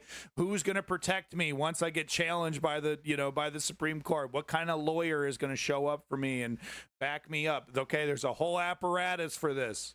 That meeting was packed with really fanatical conspiracy theory types, just to the gills with just really, really, really unhinged people. And they ended up passing 2 rules on Tuesday, one of which, and this makes them, moves them forward to be made up as rules. They've approved them to be made as rules. And so the public will still have an opportunity to comment on them, but they have proposed 2 rules, one of which would allow to delay certifying the results of any precinct that had any discrepancies, not regardless of whether they. Yeah, so this is they're doing this under the guise of electoral security and electoral reform. So basically they're passing rules that basically say if there's any discrepancy, any error, a single one, a single person, there was a problem, they were a felon and they can't vote, and if there was a mistake, shut the whole thing down. Right? You need to remember, for every election held everywhere in the world at any time, from a high school election, okay, to election to pick a president for a country, there's little errors, there's little problems, there's little issues, people trying to game the system, people, totally innocent people with no intention to game the system, completely making a bad mistake about a procedural thing that they didn't understand, they didn't fill out a form right. Like I said, sometimes they're ex-cons. They think they're allowed to vote. They're sent a ballot in some cases because the system is shitty, right? So those errors that happen in every election everywhere are taken into account, and their votes are stricken from the record after the fact. And, you know, the analysis, there's a review of everything. There's a whole process, right? There's a whole process. I was a poll worker in South Florida for 20 years, not this time. Gas Pronuncia, we need you there. We need you there more than ever. My God. Look, you and thank you, by the way, for 20 years of hard work. And you deserve a break if a break that's what you want to take. I don't want to shame you into anything. But we need intelligent, with it, competent people, more than ever, right? We need people like you more than ever, is all I'm trying to say. But maybe reconsider that, because we need you. We need you so bad. It actually affected the outcome of the election. And the second rule would mandate that there are hand counts of all ballots on election night. Right. So and that hand counts on the election night. This is what I'm talking about. Like, they want to slow it down, right? So that it turns it into like a process that can then be reviewed, sent to a review board, and then that partisan review board then picks the candidate. It's all under the guise of, you know, election security, and it's all meant to destroy electoral integrity. Swear to God. And those rules are pretty clearly designed to give them a reason and the ability to not certify the elections in 2024 in November if they lose. That's right. That's what they're clearly planning. That's what they're going to do. But then it gets crazier. So yesterday, and you know what? Joe Biden, with his Voting Rights Act, had an opportunity to fix all this, but I think this is the one that he let the parliamentarian destroy, and then we were all just supposed to forget. Oh shucks. Well, we'll never try that one again. Pathetic. Just a total wet blanket on electoral reform. Could have had all this buttoned up, all these little procedural rules that they're trying to pass, you know, in each individual state. All of that would have been nullified with a federal law that says this is the way you run elections. Same across the board. This is the timing of things. This is how things are run. Yeah, there's little, idiosyncrasies for specific areas, but no major exceptions for you to set rules, especially rules this extreme that wouldn't allow you to certify the results. right? That's what the legislation would have done. And Joe Biden, what happened? We tried once. We stumbled out the gate. We let someone fail. And, we let someone curtail it for us once, and then we never tried again for the rest of my administration. And we don't talk about it anymore. Like Build Back Better. Like just that never even happened. God damn it. They're so bad at this, these neoliberals. And do I think Kamala Harris will do any better? I don't know. Certainly she can manipulate social media slightly better than Joe Biden can, which, yeah, that's great for now. The three Republican appointees of the Board of Elections called their own meeting without the chair and without the single Democratic member of the board. Yep. They have been told now by the Attorney General and by numerous other people who have understanding that what they are doing is illegal, but they are going forward with this meeting today. Like I said, they know it's illegal. That's okay. They expect once they're challenged by the system, they expect the activist legal system, the Supreme Court locally, and of course the Supreme Court nationally, to back them up. And they're not wrong, are they? Mitch McConnell did a great job in switching out these state courts with as many partisans as he possibly could. And the local governments, of course, doing everything they possibly can as well to reinforce that in all of these right-wing states. A lot of the time, it'll be funny. A lot of the time, you'll have like a Democrat governor who has to deal with a right-wing everything else. The Congress, the Senate, the Supreme Court, the entire justice system of the state will be hardcore right-wing, right? But the one guy that the people actually get to choose, that isn't like a total like sham election where 6 people participate, is a left winger. And of course they've basically succeeded now in passing enough laws that make those positions totally toothless. Like these Democrats that do get installed in those positions, they have no ability to do anything. They're totally stymied the entire time. At 4 p.m. And I'm going to go live on it, and it's in another post, but check it out if you get a chance. Okay, yeah. Make sure you like and subscribe. Eric for the many. Great job, good reporting. Thank you for getting in there. And looks like we have a little update on the in the Reddit here. Watchdog Group has filed an emergency motion to prevent the rules from going into place. This person asking, so let me see if I understand this. If this motion by chance lands in a court that's presided over by a MAGA judge, then they'll be allowed to block the certification of any candidate that's not a Republican? ? The rules are about how the elections will be monitored, but basically it will allow them to dispute any Democratic wins. So yes. The text of these rules was supplied to the election board members by the Republican GOP leaders. This is blatant election interference, and with the Supreme Court the way it is, this is going to be the GOP strategy if they can't win legitimately. That's a fact. And do you think this ends with just one election? Once they've succeeded with this, it's the beginning of the end. And I've already held a funeral for America when the Supreme Court decided that presidents are kings. So really, it's already over. Until we do something about this ability that presidents can literally do whatever the hell they want, as long as they put their name on a piece of official White House letterhead. Quick, someone give me the notepad. I'm having sex with a prostitute that's also my daughter. Sorry. Whoop, whoop, whoop, whoop. Oh, it's legal now. Woohoo! There we go. It's official. But no, I mean, the silence in the chat says everything. That this shit bores the fuck out of people. This is why the fascists are winning, right? It doesn't really excite people. I can hear it. I can hear it in the chat. The fucking silence. No one fucking cares. You've clicked off the video. You're doing something else. This doesn't fire you up, but this is the nuts and bolts of how you lose democracy. Right here. So getting into J.D. Vance stuff. Here's the fella, weird. I mean, I've been calling these assholes weirdos for quite some time. It's good to see Kamala Harris getting on board with that messaging. But no, there's no better way to describe them. They're fucking weirdos. Straight up, fucking, weirdos, dog. And this is the kind of shit that they talk about on a daily basis on Charlie Kirk's show.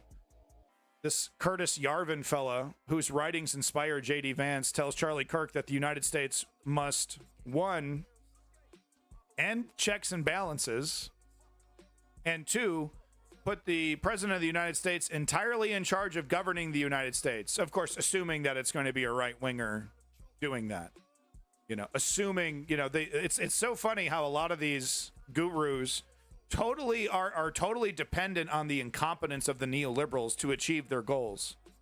And we saw this with Kamala, with the switch out with Kamala, right? I mean, the moment they switch out, well, we're not ready for this. We have no plan for this. We got nothing. We got nothing for this. Yeah, Cave Adam is talking about what's happening in the UK with the This weekend the far-right counter-protesters. By far-right protesters. Yeah. Friday evening, protesters set a car on fire, tossed beer barrels, fire extinguishers, and rocks at police officers. Yeah, this is in response to some stabbings. The arrest of a 17-year-old for Monday's stabbing rampage. Yeah, so some 17-year-old migrant stabbed a right-winger, maybe a right-winger, but this is the extreme right-wing of the country using this tragedy as an example to see, this is the reason why everything's so bad. It's not because of Brexit. It's not because of the last 14 years of right-wing policy and right-wing ideology shitting on everything, ruining everything. No, it's these desperate brown people that are ruining everything. Place is burning from top to bottom. No, it isn't. At a dance class that left 3 girls dead and several wounded. False rumors spread online about the young man's identity.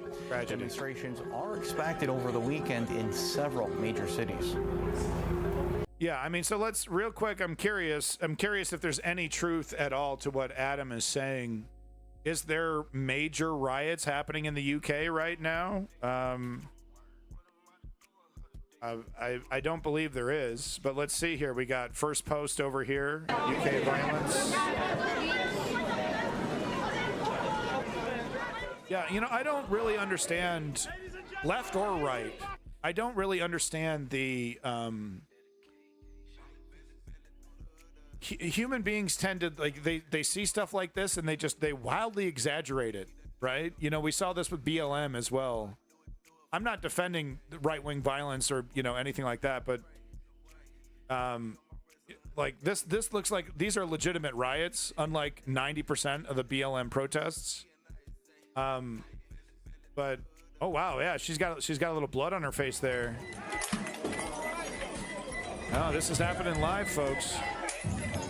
Yeah, Tisrael. I think it's fair to say this is definitely a ongoing, sustained. When heavy projectiles are getting thrown at police, that's a riot, right?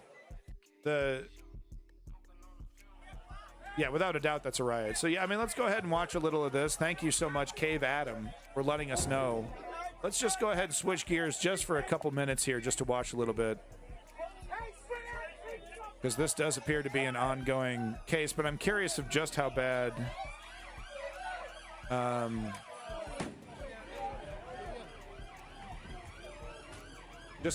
things actually are. All right, we got one fella over here saying it's the end of the UK. Oh, where's my ticker, by the way? I can't believe I don't have my ticker. Where's my ticker?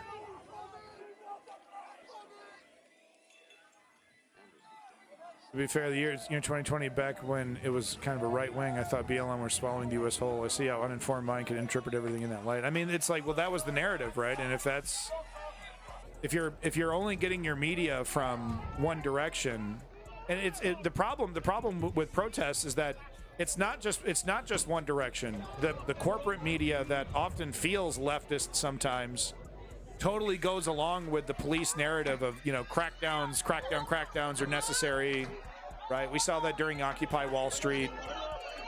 The media in full collusion with the police, left wing, and of course the right wing. The right wing loved it, right? They just, they're masturbating basically to photos of protesters getting harassed. But this doesn't look live. This looks like just, and this is honestly just isolated to one region. This is just one area. This looks like a couple hundred pissed off right-wingers who are resorting to extreme violence, by the way. Like, left-wing protests over cop shootings and stuff, never, you know, big rocks and stones thrown. Maybe in Portland, you know, but a grand majority of left-wing protests do not end this way. And this is all like, you know, this is Nazis against Nans against Nazis. Really?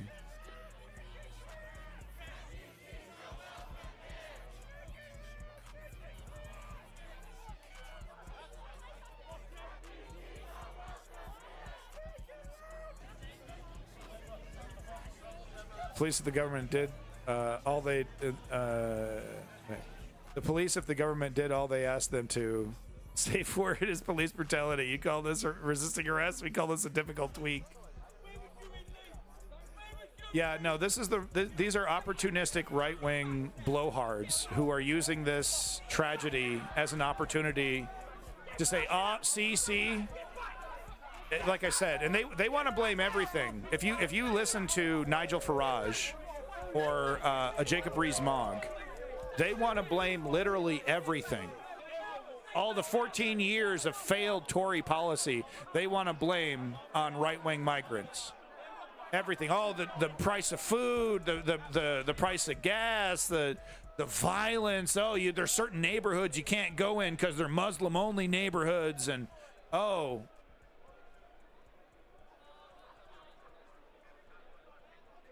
So, it's the right wing being opportunistic, and of course we see Keir Starmer. So it's like, yeah, stir up some shit. Yeah, make it like a crisis. Make it like a crisis. Makes Keir Starmer look really, really bad. Makes Keir Starmer look really, really bad. Whip it up. It's a massive crisis. Make a big deal out of it. It's opportunism. It's political theater. This is not a movement. And it really, and once again, this is, you know, cynically, politically taking advantage of a tragedy. Because the statistics back it up. Migrants commit less crime per capita than natives, than people who were born in their country. There's more UK people committing crimes against UK people than there are migrants committing crimes against the UK, because they want to make it sound like, you know, what Trump says, right? The rapists and the killers, and they're all rapists and killers. It's not even close to true. Well, no, Tisriel, so when you take that into account, when you take the population difference into account, migrants are still committing less crimes. Is that a fucking Make America Great Again hat that I just saw? What the fuck? Hold up. Can I back this up? I can't back this up. I just saw a Make America Great Again hat.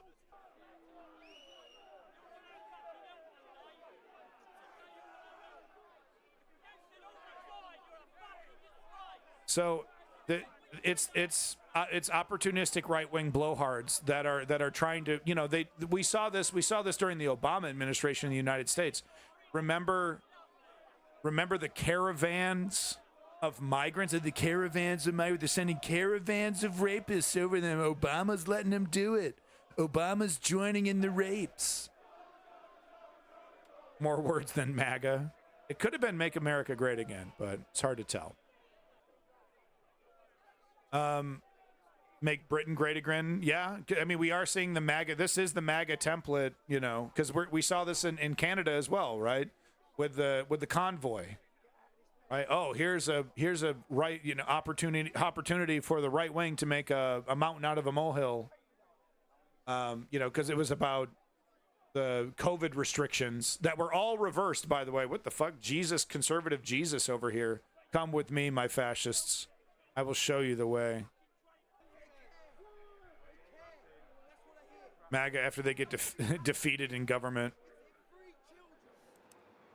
So I'm seeing, look, I'm seeing a couple, you know, 100 troublemakers that are legitimately troublemaker. Definitely some provocative actions, lighting shit on fire, throwing heavy stones. It's not a joke. This is not protected speech. This is not behavior that protesters should engage in. I constantly and consistently criticize left-wing protests that get physically violent because it's counterproductive. I, of course, am going to stay consistent with that view just because it's right-wingers who are cynically taking advantage of a tragedy where a mentally ill person stabbed a bunch of fucking children. And these bastard right-wingers coming in here to take advantage. So, yeah, violence, protesting, throwing stones, lighting cars on fire doesn't work. Learn how to protest correctly, right-wingers. But this isn't about protesting. This is like I said, this is a manufactured crisis, right? I guarantee you every right-wing apparatus in the UK is stand up for your rights, stand up for your rights, get out and march and get out there and you got to defend against our rights. We're being taken over. It's the great replacement theory. It's the great replacement theory. Look at this. It's a great replacement theory manifest. Look, it's the brown people. The dirty browns are taking us over. They're ruining beautiful UK culture. Right? That narrative. Anyway, very interesting stuff. I don't know if I'm going to have time to actually do UK news. Oh, we got an actual statement from Starmer? No, it's just him nodding, talking to cops and nodding and okay. Very, very good journalism there. To a fucking beat of some sort. All right, so back to the U.S. news. Yeah, thank you for that deviation. That, very important stuff, but it's not a nationwide riot.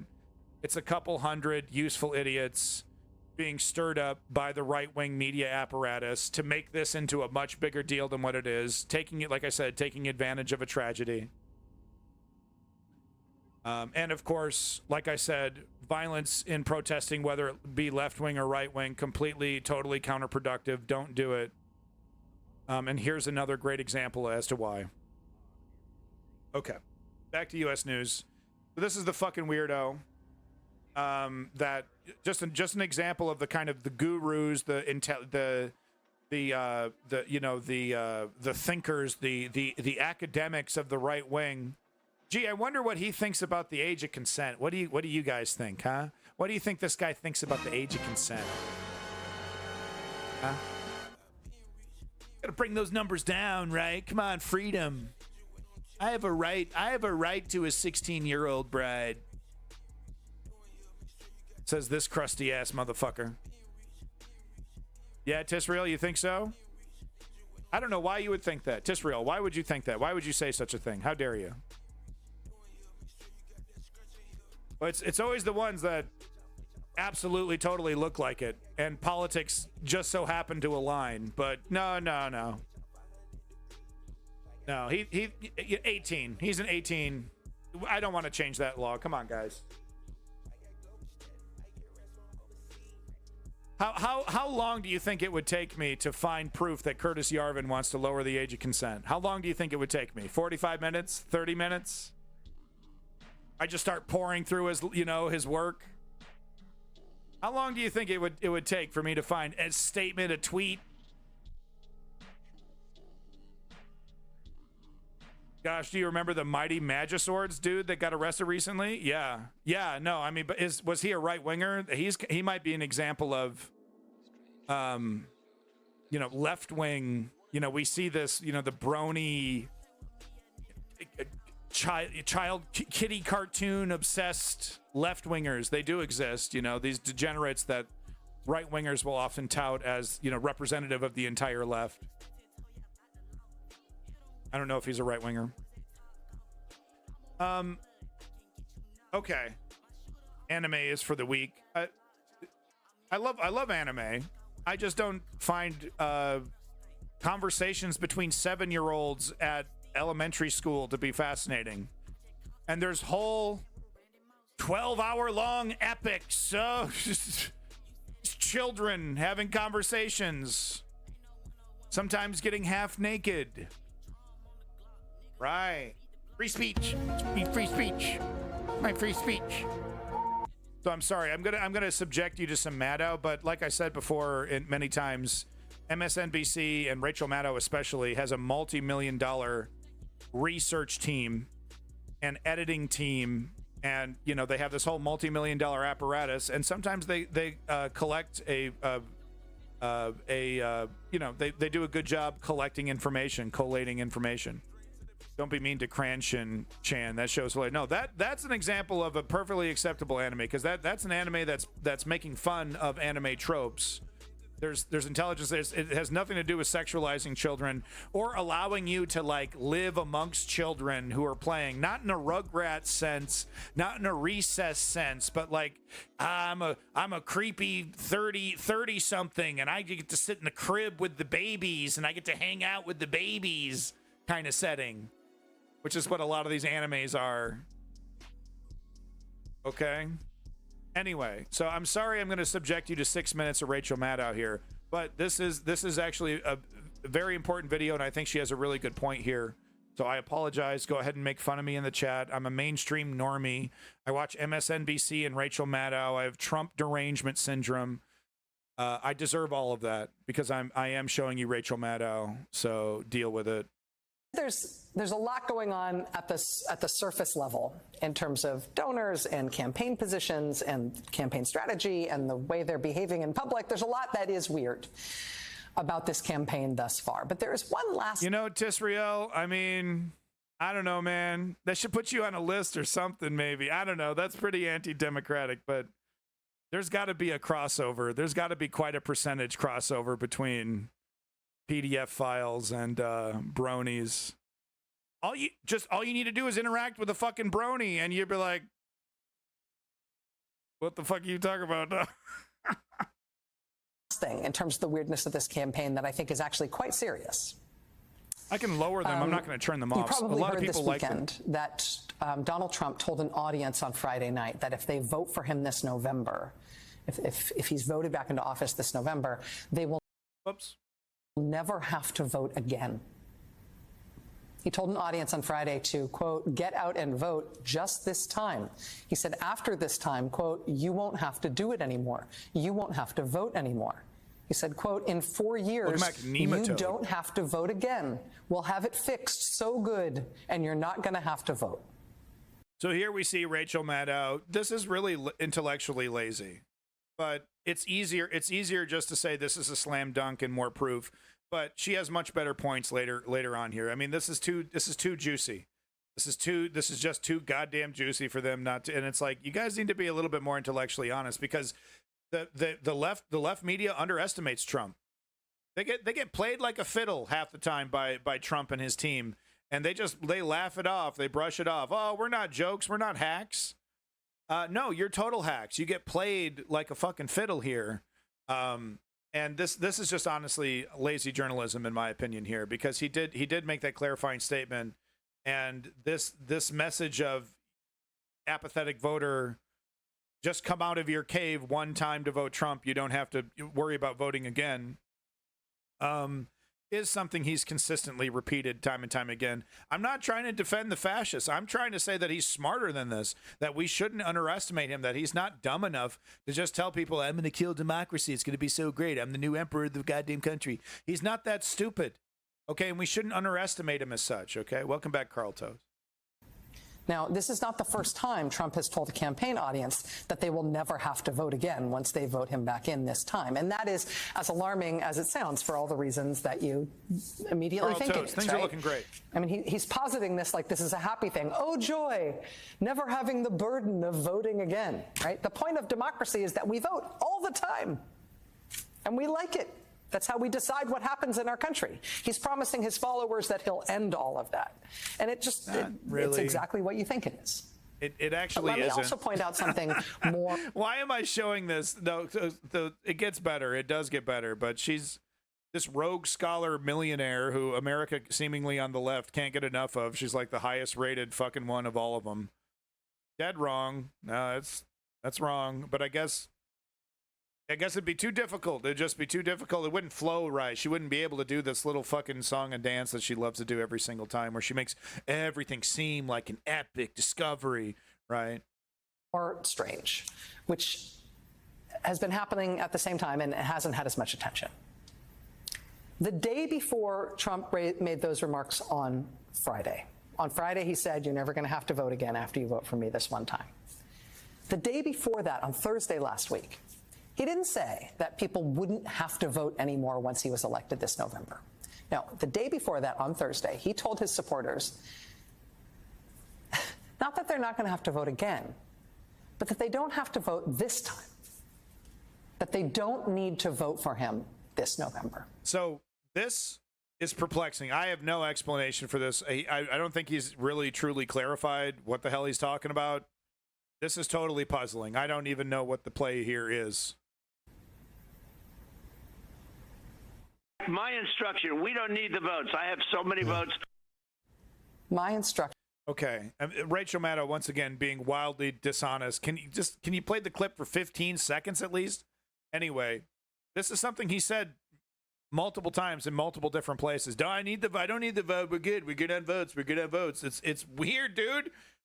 It's weird.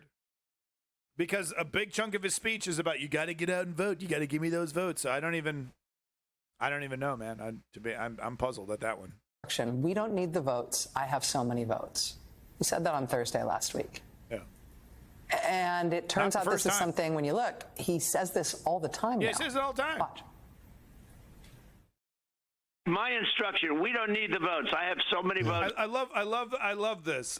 Did this black guy show up right after Kamala, or was this a pre-Kamala thing?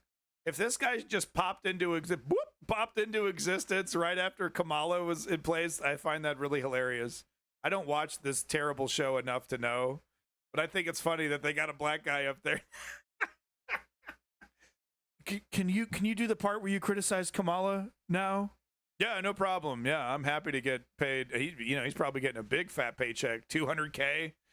Probably getting a nice fat 150, maybe 150, right? Fox News low balling the fuck out of this guy. But 150, I'd take that shit. I love Trump. Trump's great. Hey, man, you ever hear this Trump guy? 150K a year. They call me 150K, baby. And I tell you one thing, I love Trump. Clip that shit. Come on, say the N-word so we get canceled for it. Say it. Say it. Steve Ducey, say it. We don't need votes. I tell my people, I don't need any votes. We got all the votes we need. I don't get it. You got me on this one, man. I cannot understand this messaging one bit. Votes. We don't need votes. We got more. He'll say this in a speech after like 45 minutes, droning on and on and on and on. Votes. And then he says this shit. You're leaving out a big chunk of the context here, Donald. More votes than anybody's ever had. You don't have to vote. Don't worry about voting. The voting, we got plenty of votes. Don't worry about voting. Yeah. So this is Rachel Maddow's theory. I don't know how much I agree with it, but it is a theory because I got nothing on this one.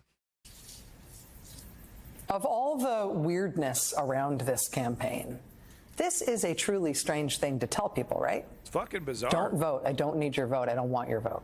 The weird Arthur. Is this the conservatives now owning their weirdness? Please do that. Please run around the internet telling everybody, hey, I'm weird. I'm a weirdo. That's not quirky.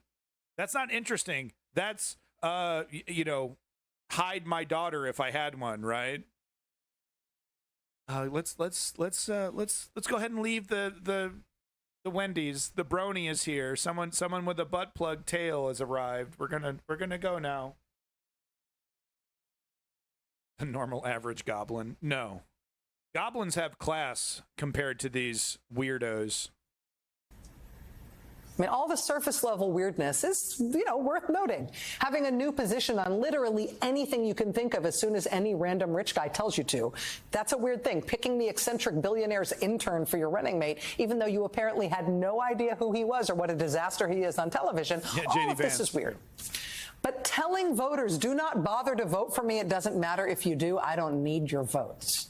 That is a thing that should prick up your ears. Weird, man. Because what that means is that he doesn't think he needs to win the vote to win the election. He doesn't think he needs to win the election in order to take power. He thinks something other than votes is going to determine whether or not he gets back in the White House. At Rolling Stone today, they profile 70 different election officials who have been put into position in the swing states of Arizona, Georgia, Michigan, Nevada, North Carolina, and Pennsylvania, who are election denialists, committed election denialists. Officials that have been put in place in all of those swing states to make sure that election results, no matter what they are, do not get certified in those states this year. Quote, at least 22 of these election officials have already refused or delayed certification processes in recent elections. According to Democratic election lawyer Mark Elias, quote, I think we are going to see mass refusals to certify the election in November. Quote, Republicans are counting on not just that they can disrupt the election in big counties, they're counting on the fact that if they don't certify in several small counties, you can't certify statewide results. That's right. 70 officials in place across. Hey, Arthur, this isn't a right-wing stream, so if that's what you're expecting here, just go ahead and do yourself a favor and leave. But if you actually are interested in truth and news and information, then you found the right place. Hey, congratulations. Just the swing states. For all the surface level weird behavior and language and strange choices and incoherence and odd donors in the Republican campaign, the serious core at the heart of it is that they are not planning on the vote being counted as normal. That's right, yeah. They are not counting on the election results being tallied as normal. They are not counting on the vote. And in fact, Trump is now repeatedly saying the vote will not matter. He doesn't even want your vote. It's a the weird Republicans thing to say. are counting on the election results not being certified. Yeah. Thereby creating chaos in Washington around the results. The ace in the just hole. like 2020, right? Just like January 6, 2020. They would have preferred to go up against Biden to make everything seem very legitimate, to not have to pull these triggers. But they're like, yeah, look, if something, happens and then Kamala's that something that just happened, then, we got an ace in the hole. We got a backup. Right, we've changed all these laws to allow us to muddy it up so that we can deny the Democrats any kind of legitimate win. Because it's not really about what the law actually says. This is why we see these sham impeachments all the time, right? It's just about confusing people, right? Like Steve Bannon talks about, to fill the arena with shit, just to gaslight people, to confuse people. Oh, well. I don't know, maybe the results weren't, there were some counties who didn't certify. There was all kinds of errors and there was all kinds of problems. They don't look into how, fake the challenges are. They don't look, it has an assumed legitimacy. And there's the people that are dumb enough to believe it don't look up how legitimate or illegitimate the claims are. They just say, oh, well, there's 2,000 mules, right? So it's not about whether these legal challenges are going to be ultimately successful. It's about injecting enough doubt to, I guess, get enough people motivated, I don't know, to do something about it. I don't know, some kind of mass January 6th across the nation. Is that the idea? I don't know. I don't know what the end goal is. It doesn't sound like a peaceful transition of power, though. 21, except this time with no Mike Pence in the way and with Republican officials already in place in multiple states saying, yeah, you may not get any sort of official vote. Yeah. The weirdness of this campaign is astonishing 99 days out. The dislocation from real campaigning, though, the dislocation from actually asking people for their votes, it's that part means of Steve Bannon's plan. It means they are not trying to win this thing in a normal way. So 99 days out, as Democrats stand up what, by all accounts, looks like a juggernaut traditional campaign under Kamala Harris. Welcome back, Are they prepared for this level of weirdness after the votes are cast? And look, this whole reframing of blatant anti-democratic actions as weird, I'm sorry, is too fucking quirky, is too fucking The Office, is too fucking Community. Can we call a spade fucking once in our lives? Or must we accept this sissy-ass, milquetoast fucking neoliberal framing on every goddamn subject? Why can't we call this anti-democratic authoritarianism? No, we got to call it weird, like we're a bunch of quirky fucking West Wing watching fucking morons. Am I left wing or right wing? I'm fuck you. Come in my I despise people. I don't care if you're left or right, but you come in my chat and ask me which side. Is this a safe space for me? Fuck you. Figure it out your own goddamn self.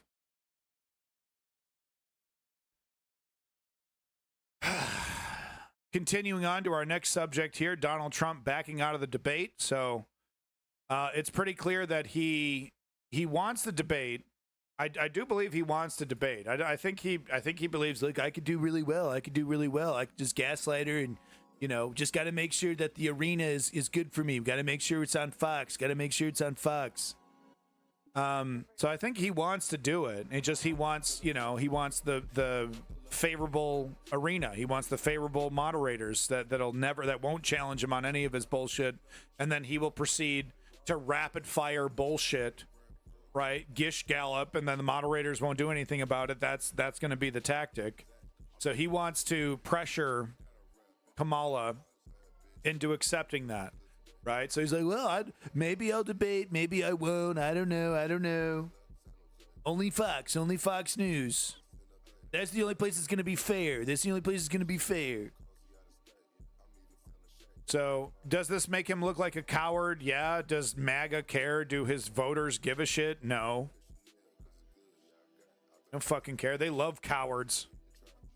Some of the biggest cowards in your life are almost guaranteed to be right-wing supporters. Petulant, sniveling, fucking cowards. That's a right-winger. Anyway, Midas touch over here. Gross. Donald Trump has again said he is backing out of the scheduled ABC debate. He says he will only debate on a safe space at Fox News with a packed arena and moderators of his choosing. He's absolutely terrified of Kamala Harris, and that's true. I love to see it. It's given me hope. Kamala Harris just literally having, more energy and coming out. It's once again, just like in the UK, the neoliberals learning all the wrong lessons. They think, oh, this is great. People love Kamala. No, that's how sick of Joe Biden they were. You can't forget how unpopular Kamala was fucking 3 years ago. When are we just supposed to forget that? The fact that she's been in the Kamala closet this entire time. Hey, I'm here. Oh, you're still here. Shit. But no, it's just the reason why Kamala is popular is because people were really, really not happy with their choice with Joe Biden. It made them very depressed, but we don't want to talk about that because Joe Biden's a hero and lionize Joe Biden and let's retcon the history around Joe Biden. Oh, he's a hero and he stepped down for his own purposes. He's just making the right choice for the country. Let's not mention the fact that he had to be hand twisted. The donors had to come in and say, we're going to wreck your party. We're going to let Donald Trump win. Every stop had to be pulled to get Joe Biden to admit that he was a stinker and was going to lose. It had nothing to do with selflessness, but that's the narrative, right? Probably that, reinforcing that narrative was probably a big part in convincing him, oh, don't worry, Joe, we're going to call you a hero. And, MSNBC is you're a hero, a selfless hero, and you did more in 4 years than most people do in aid, and this is gonna be the narrative. And oh, I like that. It's my legacy is gonna make me sound really good. Total fucking lies. An objective look at Joe Biden's presidency shows, the most transformative, so progressive, so left, such bullshit. Bullshit. It's only in comparison to the extreme right-wing churn that we've had since Bill Clinton is Joe Biden considered historic by any metric because the bar is so low. He's no fucking FDR. And that's what we needed. We needed a Bernie. We needed an FDR. We didn't need Joe fucking Biden. Okay, Joe status quo Joe. That's the exact opposite of what we needed. Yeah.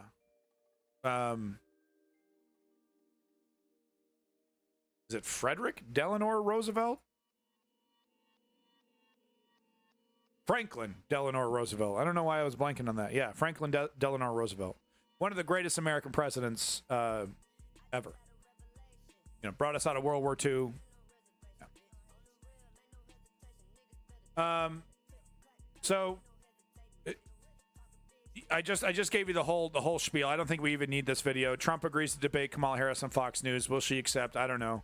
I think it's kind of I think she can handle herself. Kamala Harris, even in a Fox News debate. I think she could handle herself, so I think she should take it. I think it's going to be tough. The moderators are going to be wildly unfair. Donald Trump is going to gish gallop machine gun bullshit. Shit's going to get racy. It's going to get racist. And the crowd's going to love it. And Donald Trump's going to not going to be pushed back on by the moderators for getting racist. So it's going to make it seem cool. So there's a lot of risks there. But I think she should do it all the same. So we'll see. We'll see. So this was something else. This is fucking crazy. I can't believe Trump even did this. He was a fool for doing this. He had to be escorted off the stage. He had to be rushed off the stage by an aide early. Had to go. Thank you. Thank you, everybody, very much. Bye. They've been telling coming today and joining us. Well, thank you very much. They've been telling us. Thank you. Yeah. Thank So 30 minutes into this, it's supposed to be a long discussion, well over 30 minutes. His team, get him off the stage. Cool that they play Gorillaz, yeah. Tomorrow Comes Today by Gorillaz. So here's why. We're just gonna play the first 5 minutes of this.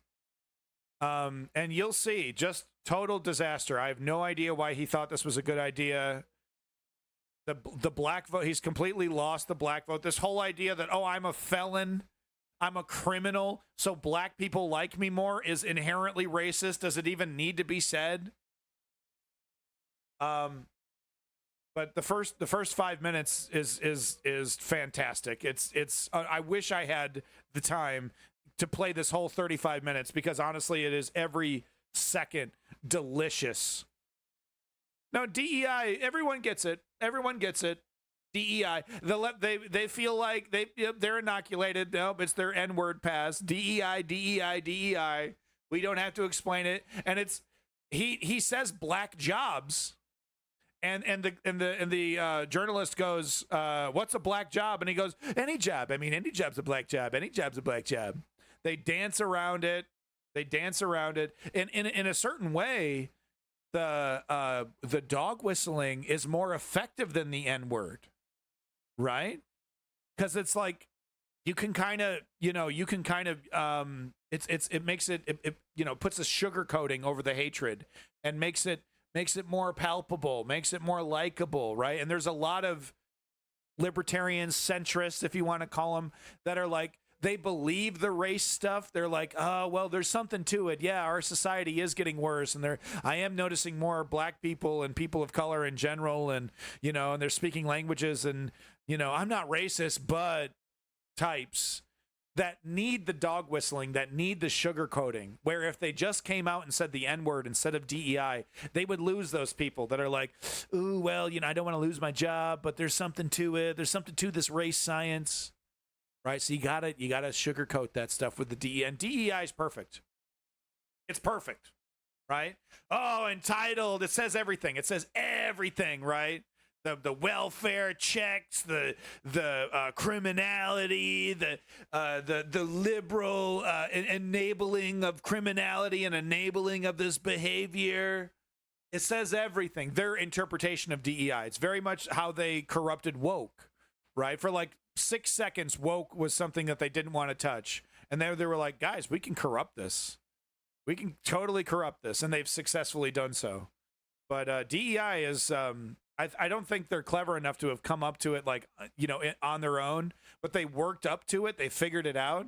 And I got to say, it's damn effective as a dog whistle. DEI. It says everything, right? To them, from their perspective.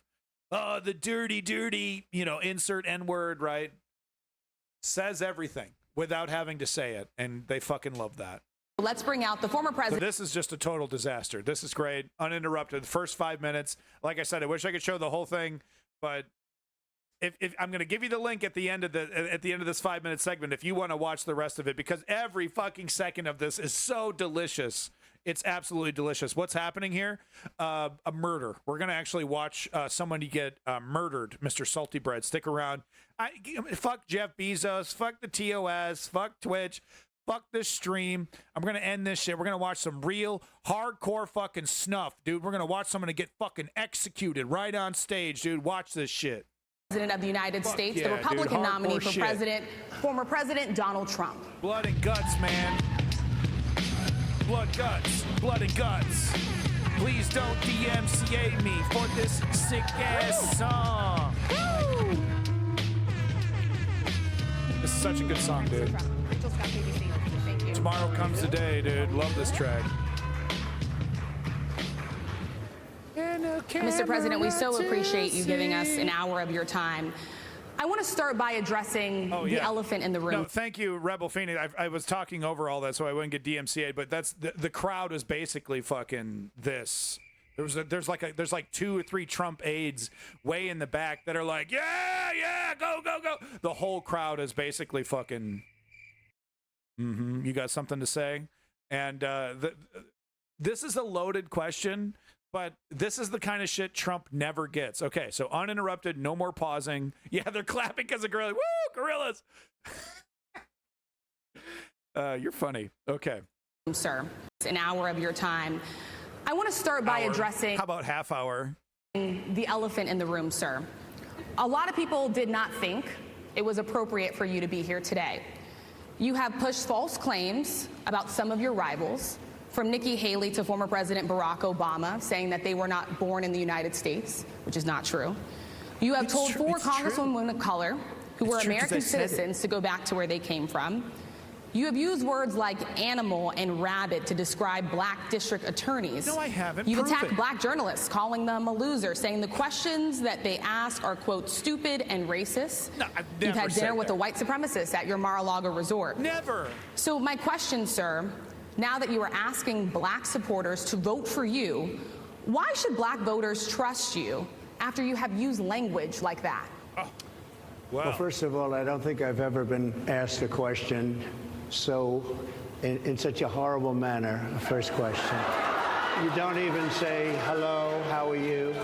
Are you with ABC? Because I think they're a fake news network, a terrible network. And I think it's disgraceful that I came here in good spirit. I love the black population of this country. I've done so much for the black population of this country, including employment, including opportunity zones with Senator Tim Scott of South Carolina, which is one of the greatest programs ever for black workers and black entrepreneurs. I've done so much, and and I say this. Historically, black colleges and universities were out of money. They were stone cold broke, and I saved them, and I gave them long-term financing, and nobody else was doing it. I think it's a very rude introduction. I don't know exactly why you would do something like that. And let me go a step further. I was invited here, and I was told my opponent, whether it was Biden or Kamala, I never said those things. I never said anything you said I said. To be here. It turned out my opponent isn't here. You invited me under false pretense. And then you said you can't do it with Zoom. Well, where's Zoom? She's going to do it with Zoom, and she's not coming. And then you were half an hour late, just so we understand. I have too much respect for you to be late. They couldn't get their equipment working or something. Oh, that's great. He was obsessed with this the whole fucking thing. He kept digging and digging into this. They were 30 minutes late, some technical thing. He keeps saying she's responsible, that the journalist next to her that asked him that nasty question is responsible for the tech. You don't even know how to hook up a microphone. You don't even know what you're talking about. I mean, I really wish I could show you the whole 35 minutes. It is one of the most brutal fucking interviews Trump has had to deal with his entire career. President, I would love. He's never doing this again. Never. I think it's a very nasty question. I have answered the question. I have been the best president for the black population since Abraham Lincoln. That's my answer. Better than President Johnson, who signed the Voting Rights Act. For you to start off a question and answer period, especially when you're 35 minutes late because you couldn't get your equipment to work, in such a hostile manner. I think it's a disgrace. Let me just ask a follow-up, sir, and then we'll move on to other questions here. Some of your own supporters, including Republicans on Capitol Hill, have labeled Vice President Kamala Harris, who is the first Black and Asian American woman to serve as vice president and be on a major party ticket, as a DEI hire. Is that acceptable language to you? And will you tell those Republicans and those supporters to stop it? How do you? This is where, I mean, Trump, his aides must have literally been ripping clumps of hair out of their skull. Wait till you hear what he says about the possibility that somebody could be of two different races. He's such a flaming closet racist. It's so there's so much evidence. Okay, there's so much fucking evidence. He's a really good liar. He's a really good liar. Okay, happy to stand next to a black person that sings his praises and and supports the political careers as long as they get their mind right. But the guy is a full-blown. Just his dad was, he learned everything from his dad. And his dad was a full-blown fucking race science guy, and he absolutely believes in it. But he does understand the value of lying about sugarcoating it, right? He's natural crypto fascist, kind of these crypto fascist hide your power level mentalities come totally natural to him because he's an expert manipulator, expert liar. He understands, look, look, I know we agree with a lot of stuff with him. We can't be coming out and saying that stuff, man. We can grab him by the pussy all day, but we can't be saying Nazis good. Yearly one good deed while ignoring the other. Yeah. What's the last charity thing Trump has actually done? Remember that one time that he let some kid mow the fucking White House lawn? Okay, anyway, this is the best part. I mean, the whole thing's amazing, but this truly is something where he tries to nab Kamala. She's lying about her race. She's not even both races, or I don't even know how that's possible. I mean, I don't even know. This is just embarrassing. This truly is something else. This will never happen again. How do you define DEI? Go ahead. How do you define diversity, equity, inclusion? Okay, yeah, go ahead. Is that what your definition? Give me a definition then. Would you give me a definition DEI. of that? Give me a definition. Sir, I'm asking you a question. No, you have to define it. Define it for me, if you would. I just defined it, sir. Do you believe that Vice President Kamala Harris is only on the ticket because she is a black woman? Well, I can say no. I think it's maybe a little bit different. So. I've known her a long time indirectly, not directly very much. There's evidence that he's attempted to donate to her twice for some reason. I don't know how many years ago. I don't know if it was way back. But apparently the campaign rejected the money. But there's proof. There's documented proof that he donated to Harris, right? Because like all these rich guys do, they donate big chunks to the Republican Party, but they throw a couple coins to the neoliberals, right? When they go to their soirees, oh yeah, sure, I'll give you 100,000, Kamala, it's no problem, right? Just in case they win, and just in case they still hey, look, remember when I donated? Can I have a meeting? Look, don't tax me too much, right? They always undercut the Democrats, but they always make sure, the Koch brothers, for example, will throw a couple pennies towards the Republican Party. And it'll be a little confusing, but not when you understand how they actually manipulate markets and they manipulate, they play the whole game. They own the casino, right? So they can play all the games. Anyway. And she was always of Indian heritage, and she was only promoting Indian heritage. I didn't know she was black until a number of years ago when she happened to turn black, and now she wants to be known as black. So I don't know, is she Indian or is she black? She has always identified as a black woman. I respect either one. I respect either one, but she obviously doesn't, because she was Indian all the way, and then all of a sudden she made a turn, and she became a black person. Just to be clear, sir, do you...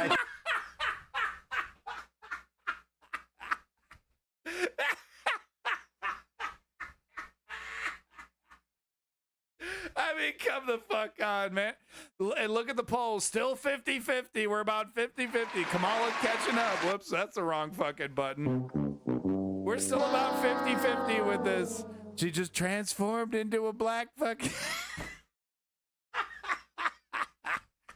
respect either one, but she obviously doesn't, because she was Indian all the way, and then all of a sudden she made a turn and she became a black person. Just to be clear, sir, do and you believe I that think she is somebody should look into that too when you ask continue in a very hostile, nasty tone. It's a direct question, sir. Do you believe that Vice President Kamala Harris is a DEI hire, as some I Republicans really don't have know. said? I mean, I really don't know. Could be. There are some, and there are plenty. I know this lady right over there, Harris, is a fantastic person who just interviewed me at length. Oh, look, this person over here is nicer. Can we go over to this person? I don't like this person close to me. She's nasty. She's not nice to me. Let's go to this person over here who interviewed me a softball interview last time. I like you. You were nice to me. So then it goes on from there. She goes on to, they all grill him. It's a total grill fest. He's desperate to go to a different to a different journalist. So here's the link. Here's the link. She turned into a black person. I don't know. I don't know when that happened. I don't know. She took a magic pill. I don't know. She did the Rachel Dozanel. Remember Rachel Dozanel? Yeah, she did a Rachel Dozanel. Turned into a black person. I don't know when that happened. She historically went to a black college, so she's always identified as an African American and a mixed race. She's always I don't know when this happened, man. It's crazy. No one gave me the menu. I always knew she was an Indian person. I didn't even know how to say her name correct. Kamala Camila. I don't know. I didn't know how to say her name correctly. I didn't know she was black. And now she's trying to be black. I think they're trying to do the Elizabeth Warren thing, that was really successful. The Pocahontas thing, she doesn't even know what she is, I think maybe that's what they're trying to do. It's not working. It did not work. Totally failed. Big, like I said. And then I started this by showing you the ending where he was like, the team was like, no. This was supposed to be an hour, 30 minutes. We're done. Loses the election and runs for the next one. He's not going to run for the next one. He's going to be incontinent. He's going to be, he's going to be touching 90. He's going to be touching 90. There's just no way he can run a campaign.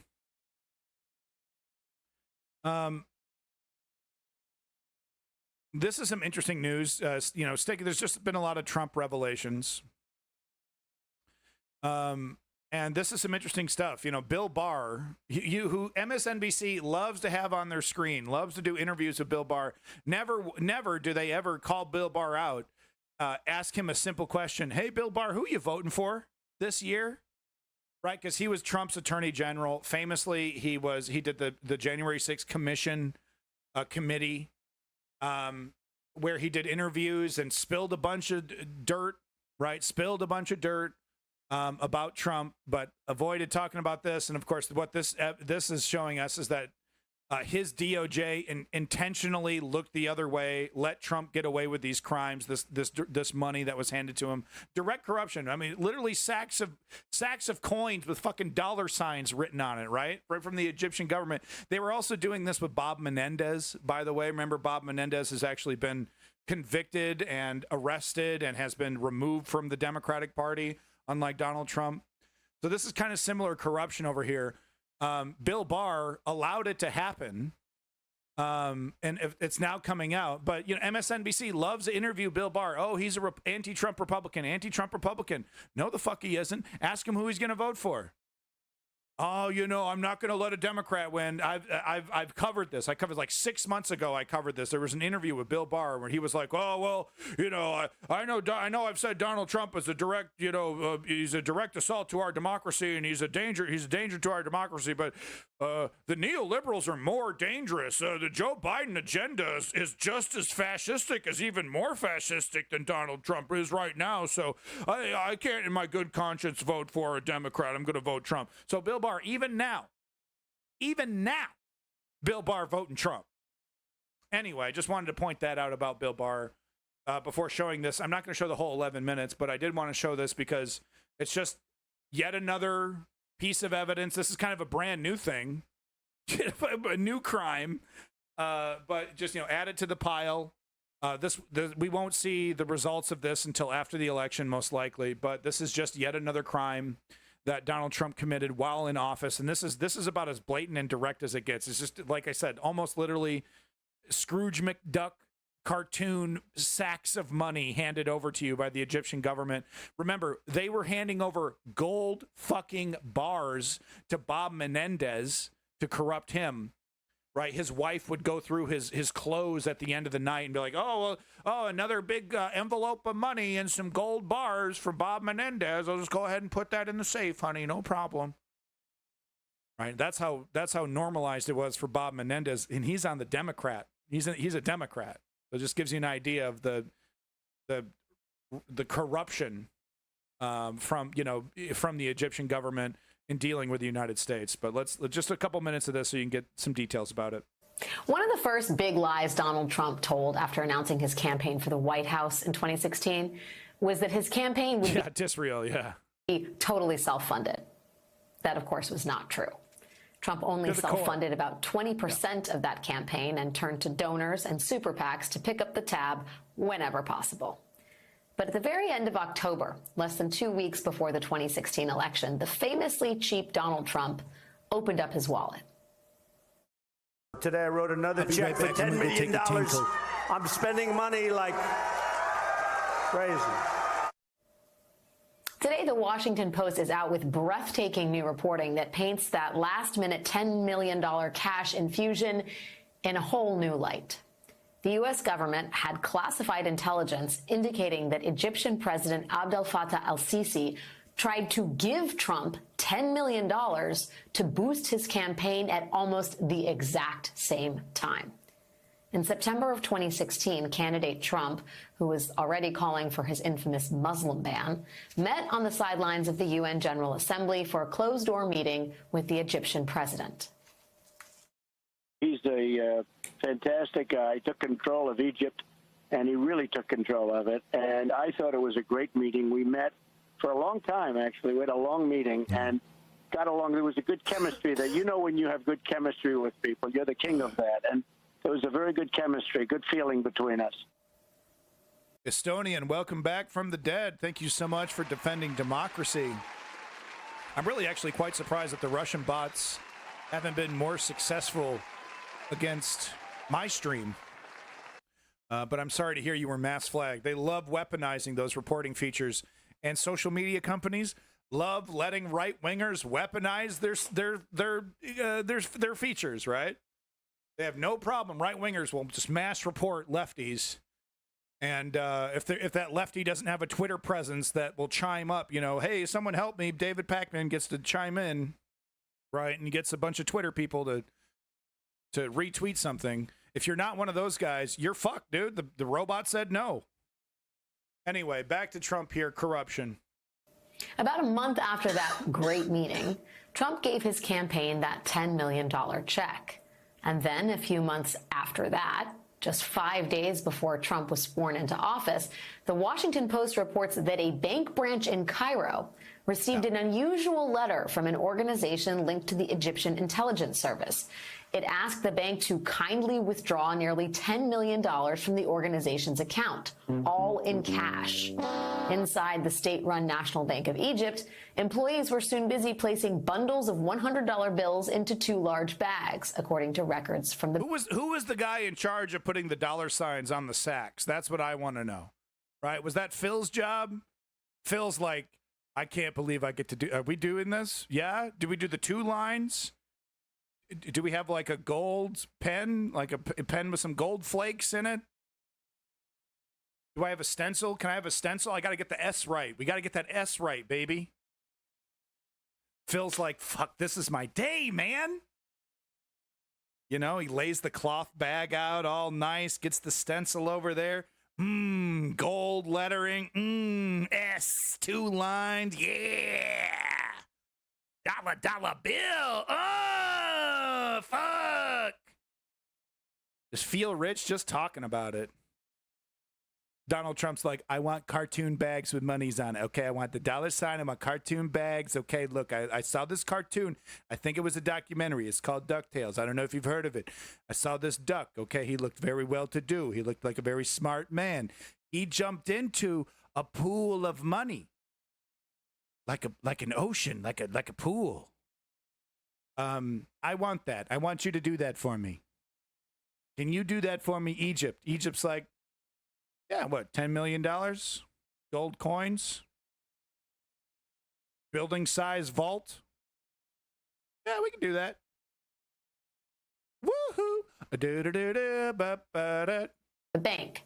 4 men arrived and carried away the bags, with which U.S. officials later described in sealed court filings as weighing a combined 200 pounds and containing what was then a sizable share of Egypt's reserve of U.S. currency. Now, there are a few incredibly important pieces of context here. Trump? One is that this kind of cash transaction being a potential bribe from the Egyptian government is very... the pyramids used to have a big gold cap on top. Trump is gifted a pyramid by the Egyptian government. That motherfucker rebuilds the gold cap on top of the pyramid. Big gold T on all 4 sides, a big gold T, just a big gold cap, embossed T there. Hell yeah, that's a good use of taxpayer money, baby. Very much within the realm of possibility. New Jersey Senator Democrat Bob Menendez was just convicted last month on charges of accepting hundreds of thousands of dollars. No, clear the. Oh no, let's do a riot. Let's do a coup. Let's change our Justice Department. Let's change democracy. Not one of our own. No, we're in a cult, right?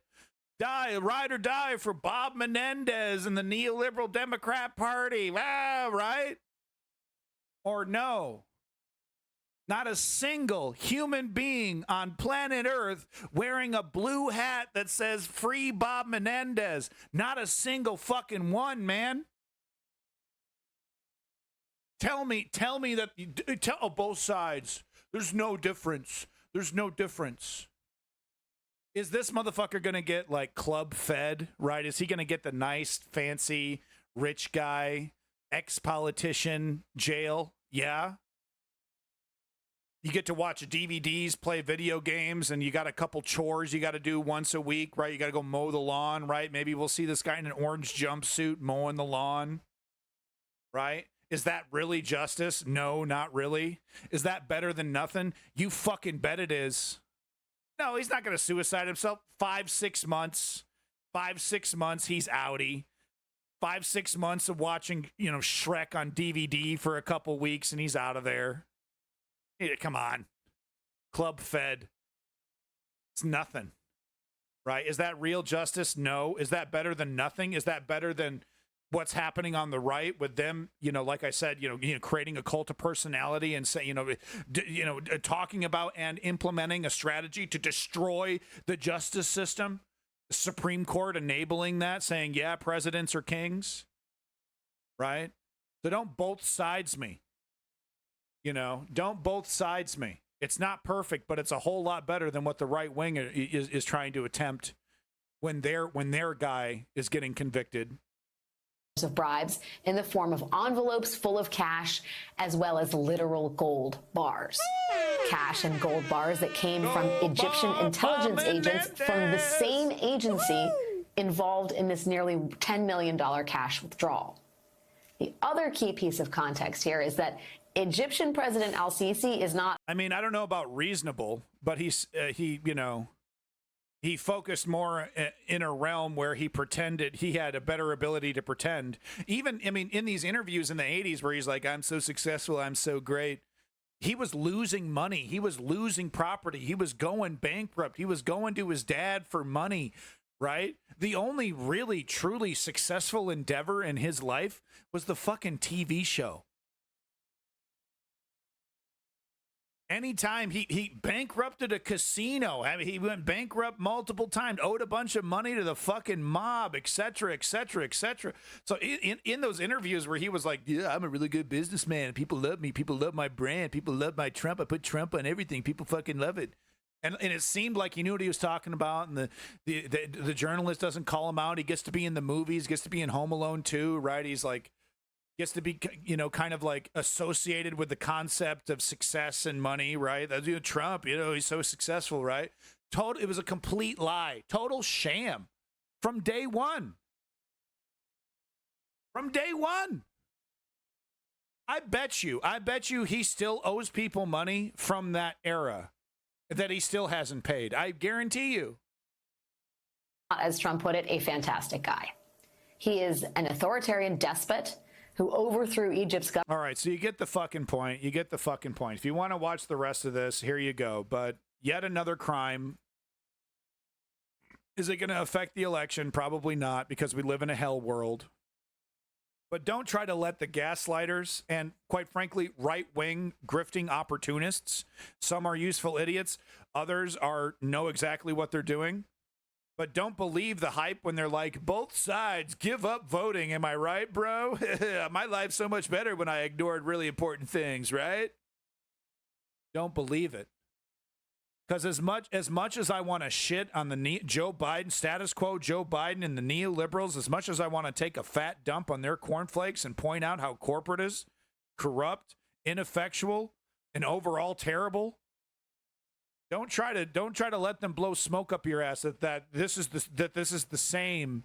Their failure to govern is the same as the MAGA party, the Republican Party turning into the party of MAGA and demanding authoritarian dictatorship. Yeah, both sides, my dick. And look, but the gaslighting is really good, dude. Sometimes a Republican will come up there and he'll like scramble your brains. And you're like, well, I believe in free speech. Come back here and be like, no, facts, actual reality. What's the reality here? What's the reality? And it's not because I'm making shit up. It's link after link after link, evidence to back up everything that I'm saying. Every single thing that I say, I back up with links and evidence. Doesn't mean I'm right 100% of the time, but I have a pretty good track record. Right-wing media bubble distortions leave Trump ill-equipped for general public messaging.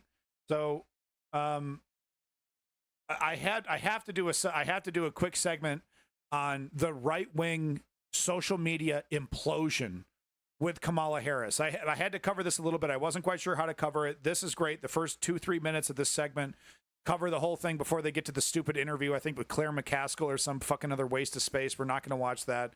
But the first 3 minutes of this is quite useful because it's a rundown of just the failure of the right wing to do anything other than sexism and racism right now when it comes to Kamala Harris.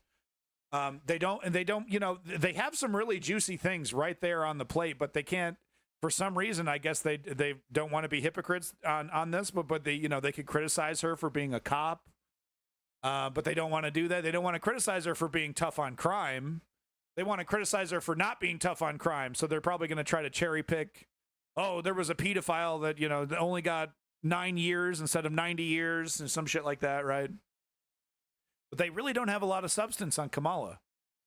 The Republican image dog waggers, let's call them, the spin meisters, they understand a campaign focusing on sex and race isn't going to work for them. There was a good chunk of women, black people in general, Mexican women, Mexican folks in general who are, legal to vote, legal citizens that were like kind of cool with Trump. You start doing the race stuff, even if it isn't against Mexican people, right? But you just start doing the race and sexism stuff, you're churning off essential voter bases. The Republicans cannot alone win with just the non-college educated white guy, which is their most popular category, by the way. Really? No kidding, huh? No kidding. The non-college educated white guy is their most popular demographic. You're kidding me. But they cannot win alone with that. And if they lean too hard into that strategy, which is the strategy that they're just knee-jerk reacting into right now for the next 90 days, they're fucked. They got nothing. And it's, man, does anyone remember 2 weeks ago when this was all about Joe Biden and this was like, the end of fucking democracy? And it was like, wow, the polls, Trump 7 points up in swing states. Remember how that was 2 weeks ago? So I'm no fan of corporate neoliberalism, Kamala Harris, establishment, the fact that the primary did not happen, a completely undemocratic primary that hasn't even happened yet, but it's already a coronation. We already know what's going to happen, right? I would prefer to see Bernie as a VP, AOC as a VP. But I can't sit here and say that I don't have a big fucking grin on my face seeing neoliberals do something worth a damn. Do something ballsy, do something essential, instead of just riding it out and crossing your fingers, which is a big neoliberal strategy a lot of the time. I got a big grin on my face. As much as I hate this establishment status quo party, thank goodness things are going in a different direction. Because Donald Trump, this was going to be a fucking slam dunk for Donald Trump 2 weeks ago. Straight up. Vice President Kamala Harris became the de facto Democratic presidential nominee. Conservative networks have tried to suggest Harris is way outside the mainstream. Except once you leave the right-wing bubble, it's clear that way outside their mainstream is really just sort of Rebel smack Phoenix, dab in the 100% center. agree with you. Here are some of the on-screen headlines that Newsmax aired during Vice President Harris's first campaign speech in Milwaukee this week. Harris facts: supports massive corporate tax hike. Shh, don't tell Newsmax that polls show most Americans, regardless of party affiliation, want corporations and the wealthy to pay their fair share. Oh, no, not my Okay, favorite then there's corporation. Harris-backed tax-funded Medicare for all, which, again, for literally years now, polls have shown a majority of Americans actually support. Remember when Bernie got a standing ovation for Medicare for all at the Fox News interview? A Fox News fucking audience gave him a fucking big, loud standing ovation when he was talking about Medicare for all. I believe that was what the subject they were talking about when that happened. Please correct me if I'm wrong. Something like that. No, people hate that. And then there's Harris wanted to cap rent and utility payments. Oh, yeah, $30,000 a year, white bread Republicans hate that. They love paying way too much for rent and utilities, man. Oh, I love paying my rent utility bill. It makes me feel like such a strong Republican when I'm getting fucked up the ass by a corporate oligarchy that's essential to my living. Oh, do I want heat or not? Well, I guess I got to pay the bill. Non-college educated white folks love paying way too much for rent and utility. Nailed it, Newsmax. Okay, here's the thing. We are in the middle of a housing affordability crisis. This is what Rent you got. has jumped an average of 30. You know what they wanted to put on the Chiron here? You know what they wanted to put? DEI smells bad. DEI candidate looks weird. It makes us feel funny. Strong black DEI candidate makes us feel funny in the pants. They don't know what to do. They don't know what to do, and I love it. I fucking love it, man. Because 2 weeks ago, it was, let's just try to remember that. Try to remember 2 weeks ago, man. 30% wasn't that long ago. Since the pandemic. A rent and utility cap is broadly popular. Yeah, This salty shocking bread, 100%. radical left agenda is actually mainstream economic populism. And then there's Donald Trump, who has literally gone behind closed doors and told wealthy donors, you're rich as hell, and we're going to give you tax cuts. Rich as hell, Joining me now is Washington Congresswoman Pramila Jayapal, who, of course, serves as the chairwoman of the Progressive Caucus. Sorry, it's Pramila Jayapal. Remember when Pramila Jayapal said that they were going to do Build Back Better after we do the infrastructure bill? Remember how she did a media blitz representing the progressive wing of the Democratic Party and say, we need to pass something. We have to pass the infrastructure bill. Joe Biden promised that we're going to do Build Back Better. How'd that go for us, Pramila? How'd that go for AOC? How'd that go for the Squizod? Huh? How'd that go, Pramila? Big smile on her face. Oh, don't worry. We're not going to fuck you over. Don't worry. Meanwhile, the fucking lever, she got her hand on the fucking lever as soon as the infrastructure bill passed. Oh, we just don't have time for Build Back Better, baby. We got to build back forward, not build back backwards, you build back bastard. I lied right to your face. Remember Pramila Jayapal doing that? I remember that. I'm still pretty triggered and offended by it, but I guess I'm literally the last one on human planet Earth. Who gives a shit when someone smiles and laughs and it's going to be we'll get that Build Back Better for you, because I feel like a Build Back bastard. Not that I had any fucking control over what these idiots were doing. Thank you, Homeless Hovey, for that follow. We're going to hear a lot about this. Trump is, classic, right-wing conservatism. We saw this, the desperation of the Tory party in the UK trotting this out at the last second. Tax cuts, we're going to keep your taxes low. But it is interesting, though, that the Tory party, I do have to report that Keir Starmer is absolutely going to be raising taxes. I don't know on the middle class, lower class. I need more specifics, but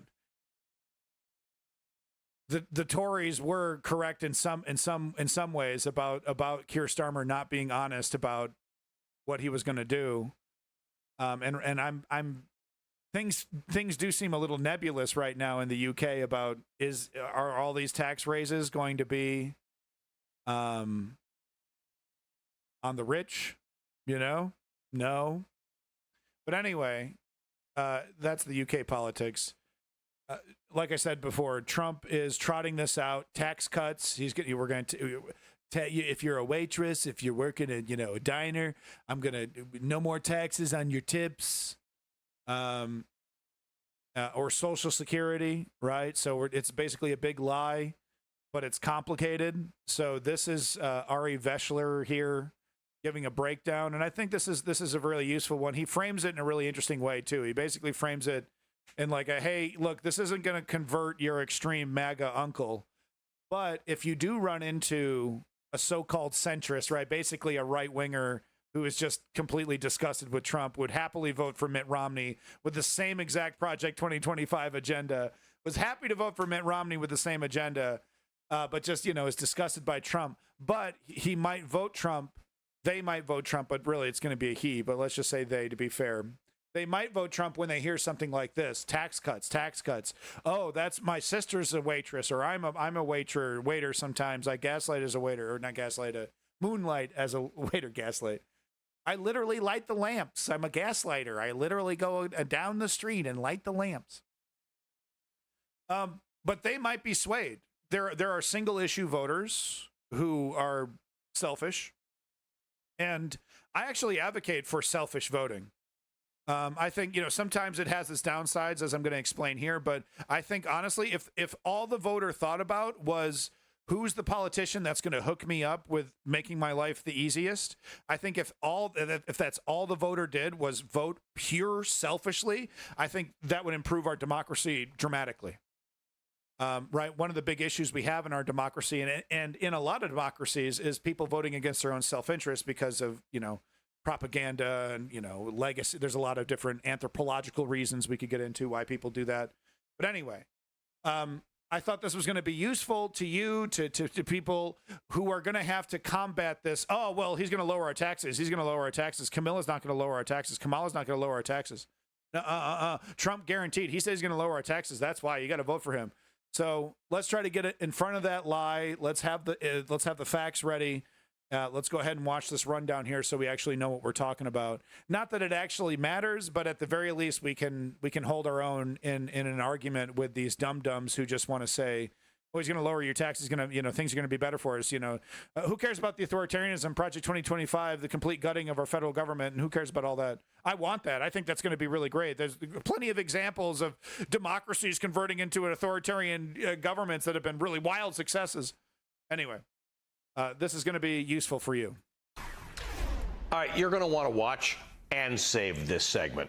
It's a fact check on Trump's scam tax policies. This is maybe not for your crazy conspiracy-touting uncle. He's a lost cause. But perhaps for the person in your life who doesn't like Trump but is intrigued by this new promise he's just made to give money to grandmas and waitresses via no tax on Social Security for seniors, no tax on tips. Ah, yes. It's classic. This is actually a classic move for dishonest authoritarians. All caps, no specifics policy. It seems legit. I'm sure Trump thinks it's a lot better than having the media focus on the very specific and detailed Project 2025. He's right. He's right. But here's about the that. actual deal with what Trump is apparently suggesting. It should come as no surprise that the all-caps tax relief that Donald Trump is promising are actually backdoor ways to give rich people big tax breaks. Yeah. Here's how Donald Trump claims he came up with the idea for no tax on tips at a restaurant in Las Vegas. The waitress comes over. How's everything going? A really nice person. How's everything? Oh, sir, it's so tough. The government's after me all the time on tips, tips, tips. I said, well, they give you cash. Would they be able to find them? She said, actually, and I didn't know this, she said, very little cash is given. It's all put right on the check. And they come in and they take so much of our money, it's just ridiculous. And I said to her, let me just ask you a question. Would you be happy if you had no tax on tips? She said, what a great idea. I got my information from a very smart waitress. That the supposed waitress addressed him as sir is the first tell that the story might not be on the level. But here's the thing. Trump's really proposal happened, isn't bro. actually about a few bucks on a diner meal. An analysis from the Center on American Progress finds, quote, the tax cuts it would provide low and moderate wage tipped workers would be small or non-existent, and it contains few, if any, guardrails to prevent high-income professionals, such as hedge fund managers, from shifting their compensation to a tax-free tipping model, end quote. No tax on tips for hedge fund managers. So you hear that? Shifting the compensation model. Could you imagine you're a waitress and you are literally at the mercy of your cheap-ass clientele? Sir, please tip. I get $1 an hour to work here. You think it's crazy? You think it's, oh, that's outlandish. Oh, you're being hyperbolic. No way. Come on. Oh, no. This is the libertarian wet dream that they want us all to live in. It's a neo-serfdom. We've talked about the neo-serfdom before, right? I know it's pretentious to call it that, but fuck, someone come up with a better term, please. To a tax-free tipping model, end quote. No tax on tips for hedge fund managers. Sir, that is not a great idea. And how about this? Seniors should not pay tax on Social Security. Again, sounds nice in theory, but in reality, the plan would provide little to no relief for lower and moderate income seniors who don't receive enough income to generate tax, while giving a boon to rich Americans who all receive Social Security but earn enough for that small amount of income to be taxed.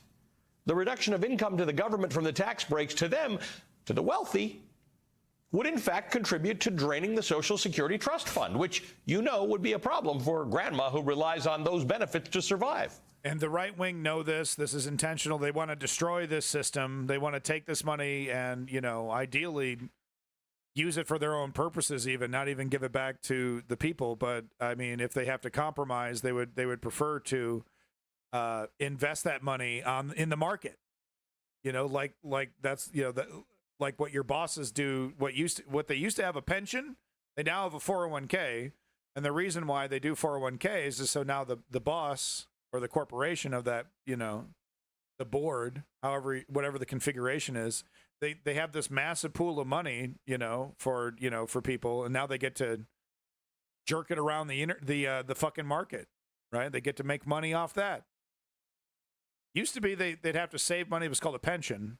Just save money for you for all your hard work so that when your back was broken and you were done working in your life, you could live the rest of your life and pay your rent. They say, no, that's no good. How are we going to get eternal slavery, eternal servitude out of that? We can't get out of that. And we can't touch this money. There's like $1 million in that bank. There's like hundreds of millions of dollars in there for some pension funds, right? We can't put that on the market? Oh, come on. We're smart. We'll double the money. Not so much of a problem for 92-year-old billionaire Warren Buffett, who, like every American who has paid into Social Security, has earned that benefit. Even Fox Business host Maria Bartiromo got that it won't work. I do have Venezuela queued up. We have a couple videos on it. You know, I do need to do the deep dive before I have a definitive opinion on what's happening in Venezuela. But if it has anything to do with U.S. meddling, you know, that's no good. But I think it actually is an authoritarian shift by the Venezuelan government, I believe. I don't think we're going to have time for world news today. Might have to cover it tomorrow or next stream next Saturday. We'll have to see. Work. And Trump didn't have an answer. The Committee for a Responsible Budget says that will mean increasing deficits by $1.6 to $1.8 trillion. Because we can cut other costs. There's so much waste in our government. So that's what I want to ask. Right. Where do you get the So the right-wing grifters that you're going to be interacting with, they're assuming that this is a rock-solid plan, that, oh, they say the deficits, they say they got it all covered, they got it all covered. You tell me if this man is referencing a plan that you feel is comprehensive, that he's got all the nuts and bolts and everything figured out, and we know where the money's going to come from. You tell me if that's the vibe you're getting from this, okay? Because, you go to his website, it's very vague. It's like a paragraph, maybe.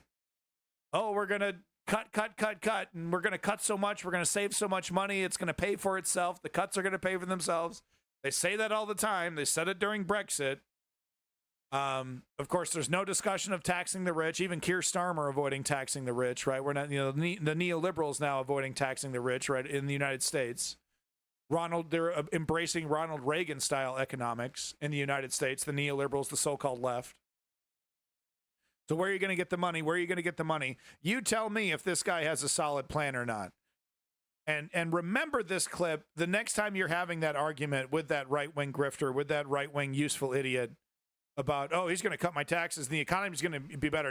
The economy was really good under Trump. It wasn't. The economy was really good under Trump. So his economic plans are going to be really, really good. They're not.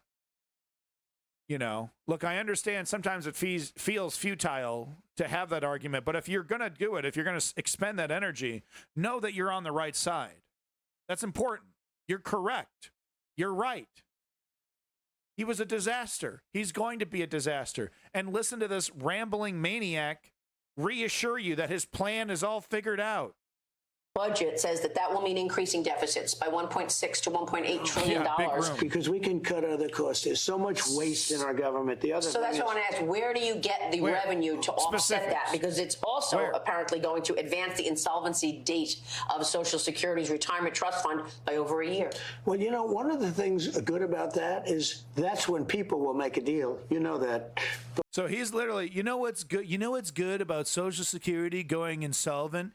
That's gonna put a deadline, and people are gonna be forced to make a deal.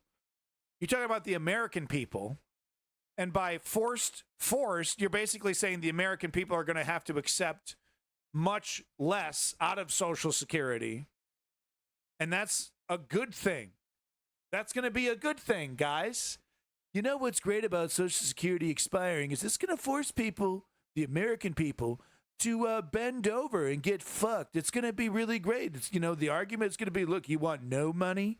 You want no money? Or do you want much less money? Right? It basically fixes itself, right? If we just kind of unfucks itself, if we just let it get so bad. This is great. That's what's so great about it. It kind of fixes itself. It's really great. I'm rich. I'm fine. I don't have to worry about that. Poor people who depend on Social Security, well, they're going to have to make a hard choice. Sucks. Get back to work there, old timer. One of the things good about that is that's when people will make a deal. You know that. But we're going to take care of Social Security. We're not going to do anything to hurt our seniors. There is so much cutting. There is so much waste in this government. There's so much fat in this government. I also have no tax on tips. That's a big deal. Wow. Waste and fat. So there you go. There's your policies that these useful idiots are going to be repeating all over social media. Oh, it pays for itself. Waste and fat. That's what we got. You know what they're going to cut? Department of Education. Anything that gets in their way. Any kind of regulatory, investigatory body getting in their way of them and their buddies. Get rid of that. Get rid of that. Useless pork barrel spending regulation. That's what you got for policies. Fat. Okay. Pretty specific. It's not actually that. Right. And then he goes to interview this smirking dude. I don't know who this guy is. But anyway, pretty good article here. Well, a pretty good, video. Another MSNBC one. Sorry, I guess we're front loading the MSNBC. I don't think there's much more after. Well, there might be a couple articles. No videos though. All right, so moving on, we're a lot of U.S. stuff. The whole week. This is 1 week condensed, right? Today, this week in the United States. Look Back Strategy member. So I don't have time to read this, but I thought this was interesting. Even Tommy Lauren over here, while she was doing a segment on Fox News, all dolled up, doing a segment on Fox News. The video, though, of her on the phone, and it's got the graphic that says, and it's part of it is cursive. The Obamas calling. I mean, Right. Who puts? So it's like a catty bitch session. Like, oh my God, can you believe Kamala Harris put her phone on speaker to do a to conversation with Obama? Oh my God. Like Trump wouldn't do that shit if Obama was calling him up. Oh, by the way, you got Obama on the phone. Obama, you love me, huh? That's right. Yeah, I'm Barack Obama, and I think Donald Trump is really good. I just put you on speakerphone. Can you believe Kamala put Obama on speakerphone? Oh my God, what a star fucker. The phone on speaker and then pretends to be talking on the phone. Yeah. That is such a toddler move. That's what little ones do. Mommy, how does the phone work? Mommy. Yeah. Well, the coronation is complete, but the cheesiness is just beginning. But there's going to be 100 days of this. And so, although I understand some of the polling within the margin of error, my message to the Trump campaign, to Republicans, to conservatives, those that are invested in the MAGA movement, I would say don't get too comfortable. These polls are far too close. They were far too close when Joe Biden was on the ticket. Now you've got the enthusiasm, and there is undoubtedly more enthusiasm for Kamala Harris than there was for Joe Biden. Sure. To use Kamala's own words, they are unburdened by what they have been with Joe Biden. They are unburdened by having to cover for an elderly old man who is well-meaning with a poor memory. And now they've got about 100 days of a honeymoon period that might very well last 50 to 60 days, where people are still going to be just excited that they have Kamala Harris. They're not going to dig into her record. They're not going to be bothered. You're not allowed to use technology if you're a black woman trying to be president. It's in the contract somewhere. By her record, because that's toddler shit. Come on. They're going to be so excited for probably the next 50 days. Well, we've only got about 100 until a general election, and even fewer to early voting. Yeah. So don't get too comfortable on the Trump side, and I'm sure we're going to talk about this later, but the attacks on her personally, on whatever her past personally may have been, or calling her a childless lady, none of those are going to work, and they're going to make women second-guess their support for what they may have felt for Donald Trump.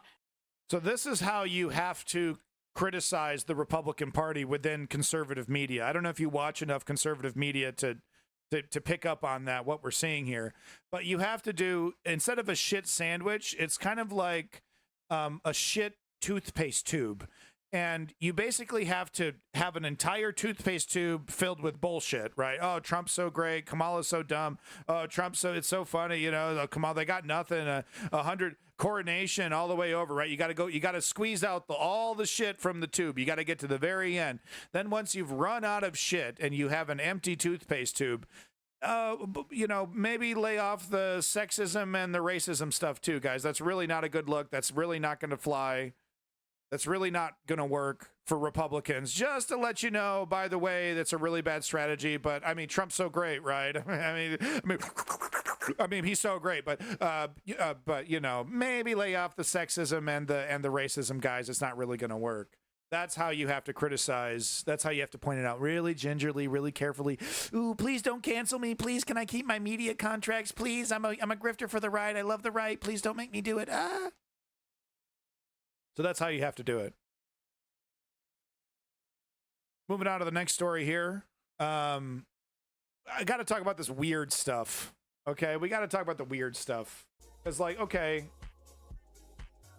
it's working. People like it. Like I said, there's a sense of relief, The fact is, though, is that people are more relieved that this isn't a Joe Biden election than they are actually excited about Kamala Harris. But that's okay. It is what it is. People are just, and I'm one of them. I'm just happy that it's someone else who is able to hit the campaign trail appropriately, right? Hitting those swing states, going to those fucking Waffle Houses, doing those speeches every single day, 2-3 media appearances, right? Hitting it up really hard, doing the campaigning. Frankly, needs to go harder than even Hillary Clinton went. How different do you think Democrats and Republicans? Wow. Okay. So I know you just got here, Pipoka. It's not both sides. There's massive differences between corporate neoliberalism and right-wing authoritarian fascism in the United States. And frankly, what we are seeing, the people that are advocating both sidesism are doing so in an effort to dissuade people from voting in an effort to allow the right wing to win. Right? Spreading both sidesism is spreading political apathy, and that political apathy benefits the right wing. So those are my thoughts and feelings on your comments. Anyway, back to Kamala Harris and the weird stuff. I think it's cute. Like I said, the fact is that people are just more relieved that this isn't a loser like Joe Biden, status quo Joe, failing, whispering into the microphone. You get it, trailing off worse than I do. Not really defending himself against Donald Trump in that disastrous debate.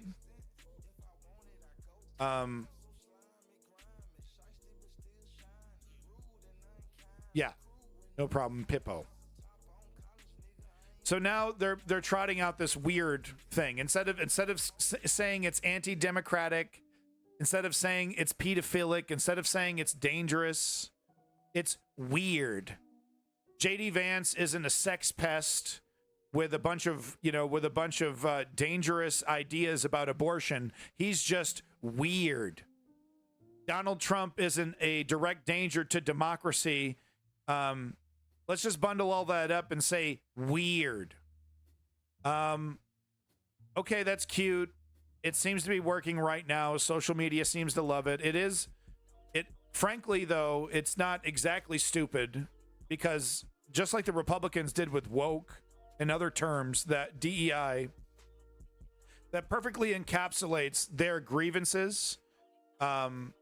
In a catchy little slogan. I think this weird thing is very similar, but for the neoliberals.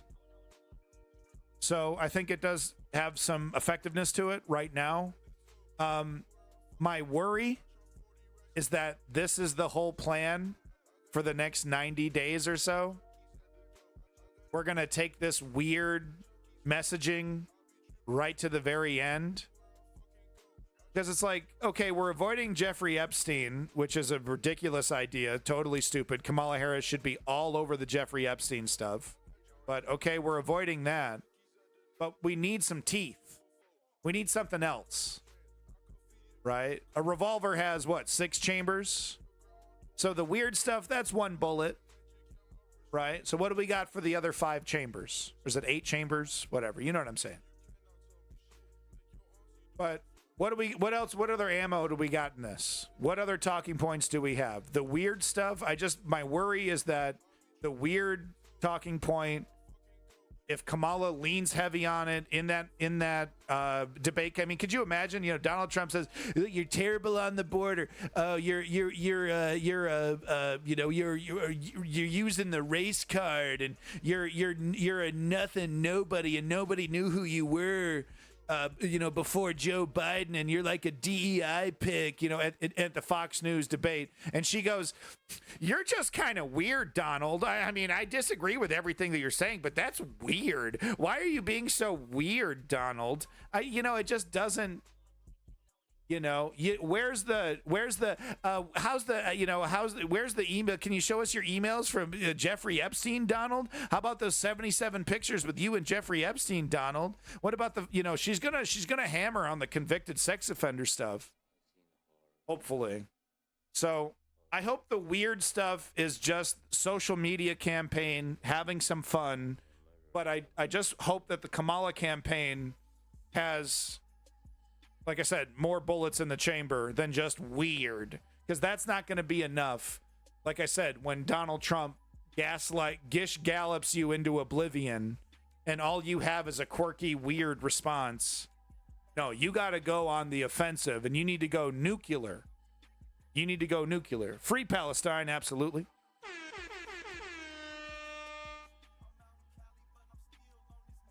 Just another example how this doesn't help. And, I was talking about this earlier, like, now we're retconning Joe Biden. He's so selfless, such a hero. He had to be, kicking and screaming, dragged into accepting the reality that he was poison for the electorate. Nobody wanted to vote for him. Nobody was excited for him. He was getting his ass kicked by Donald Trump in the polls consistently. And it took the donors. Kamala's pro-Israel. That doesn't mean we choose fascism over milquetoast neoliberalism. Because you know what Donald Trump says about the Palestinians? Finish them off. He would have a meeting with Ben Gvir instead of Bibi Netanyahu. How come you haven't done it yet, Ben? Is Bibi getting in your way? Should I tell Bibi to get out of the way? Ben Gvir's a smart guy. Ben Gvir says we should just get rid of all of them, kick them all out of the country. I don't see what the problem is. It seems wham, bam, thank you, ma'am. Finish the job. So, yeah, there's a difference between status quo Joe, proud Zionist status quo Joe, and Kamala, who's going to, keep that legacy going. And Donald Trump. Kill them all, Donald Trump. Big difference, Mr. Both Sides. But this Brooklyn dad guy is not helping, right? We got the dark Brandon. Joe Biden waited till after. This is intentional, guys. This is intentional. Yeah, he's so smart. That's why we did a coronation, right? During the early primary. When we could have. Yeah, I agree. I agree with that, Pippo. I agree with that sentiment. It does suck. Yeah. I know, Pippo. I know. You seem to be an honest actor so far. Thank you for that follow, Hyperspace Fool. But no, listen to this retconning of history from Brooklyn Dad. If you don't know what Brooklyn Dad is, a popular pro-neoliberal, pro-lefty, anti-Trump, anti-Republican Twitter account. He has millions of followers, whatever. A lot of people watch him or read his tweets, I mean. But look at this retconning. Does this help? Does this help the Democrats when we participate in this in our own little delusions, just like the right does? Where they make kings and they make legacies that don't exist, right? They put Trump's head on a muscle man and they say, "Oh, Trump's a superhero." Isn't this just the same thing? Joe Biden waited until after the RNC so that they could attack him and not Kamala. That's why he waited. No, it wasn't. Like I said, he had to be dragged out of there, kicking and screaming. His wife playing offensive for him, acting as the fucking defensive line to get to Joe Biden. Oh, he was doing four-dimensional chess. No, the fuck it wasn't. Joe Biden was happy to lose this election. Oh, you can't believe the polls. Hey, Jack, don't believe the polls. People despise Trump. They won't vote for Trump over me. That's not what the polls were saying, dog. Not in the essential swing states. So either all the polls are totally wrong, and, sometimes that's the case. Not often, though. Spending all of their money and research on him only. So yeah, that's a cherry on top, right? But that was not Joe Biden's plan. What a fucking fallacy. This, folks, is how you protect your VP and simultaneously level up to Master Troll. Wow, he did it. Wow, Master Troll, brilliant. He meant to do this. Does this help the left? This myth making? I don't think it does. I think we're better than this. I think this is hackery. I think this is cheap, incorrect. Like, I understand why the current Biden administration is putting out this kind of bullshit. these lies about Joe Biden selflessly standing down for the legacy of the country, and he was just waiting for enough proof that he was dog shit, then he was going to step down. I understand why they would be making that argument, but why are so-called independent, separated people, not even associated with MSNBC? This isn't Chris Hayes. Brooklyn Dad isn't on MSNBC. Why are we participating in it? Why is the independent sphere participating in this myth-making? It's embarrassing. We're better than this. It's intellectually lazy. Gives Joe Biden, failure status quo Joe Biden, a big fucking pass. I don't think it helps. I don't think we should participate in this nonsense. So, not cool, Brooklyn Dad. Do better. So, I'm not going to read this article. I just wanted to show you this headline. Trump is, since those comments made with the black journalists, he's doubling down on the non-existence of biracial people. I think like I said, I think he's trying to do an Elizabeth Warren, Pocahontas thing. He's trying to make that work, trying to make that stick, and it just doesn't look good, dude. It's focused on the economics. She's going to raise your taxes. She's going to make your life worse. We're going to go back. Remember COVID? Remember Joe Biden and COVID? Talk about, I was so good during COVID. Then Joe Biden came around and ruined it. She's going to make it everything good is bad. And just totally don't even talk about the race stuff. He's all bogged down now in the existence of Indian biracial people. Oh my God. Complete failure on the narrative, right? This is a Donald Trump amateur hour. He's so much better than this. They need to shift completely into the economic sphere. Classic limousine liberal, kitchen table issues. Donald Trump going to lower your taxes. That's a fact. That's a fact. She's going to raise them. I'm going to lower them. That's a fact. That's the messaging that needs to happen here. Not getting bogged down in whatever the fuck this is. And if this is the next 90 days, then goodbye Trump, baby. Celebrate. Right? Celebrate.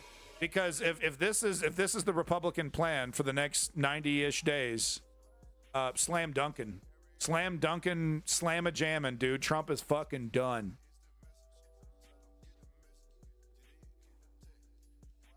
They got nothing. Look at this. They're stammering through it. They don't even know what to say. They're busting out language that they haven't used. And like I said, they got their. I'm not allowed to say the term of what he is, right? Uncle something. But that's why he's there. But they don't know. They don't even know what to say. They don't even know the right lingo to use here. They don't even know the right kind of dog whistles to use anymore because they haven't had to trot these out since the Obama era. Obviously, you compare him to President Biden, who is muddling his way through speeches. People know he couldn't go more than better, right? Yep, couldn't go more than 15 minutes. She's very good on the prompter. No one even doubted that. She had 3,000 people there. Why are they there? A lot of them has to do with, hey, I'm a Democrat. I thought we were going to go down in flames. Now we have a shot. The problem with Kamala Harris, number one, she has not had her record exploited heavily because people thought and marginalized her. Even in the Democratic Party, they said, wow, what a bad choice Joe Biden made. Number two is she hasn't sat down for an interview. When she sits down in an interview and says, do you want to fund ICE? Where do you stand on Medicare for all? Why didn't you show up? The most recent decision, already you got a question. She will not show up for the Prime Minister's joint session of Congress today. She'd rather address in the summer a sorority, a college sorority, like she can't get out of that. So that's her decision, and that's her decision to back up the protesters. And how about the border? When they ask her about the border, I haven't been to Europe either. Remember, she said that she's the border czar. She didn't go to the president. She didn't go to the border, and now we're learning that two of the border chiefs, the last two border chiefs, she hasn't talked to. So it was hard to catch in there, but colored sorority, Brian Kilmeade over here, colored sorority, not,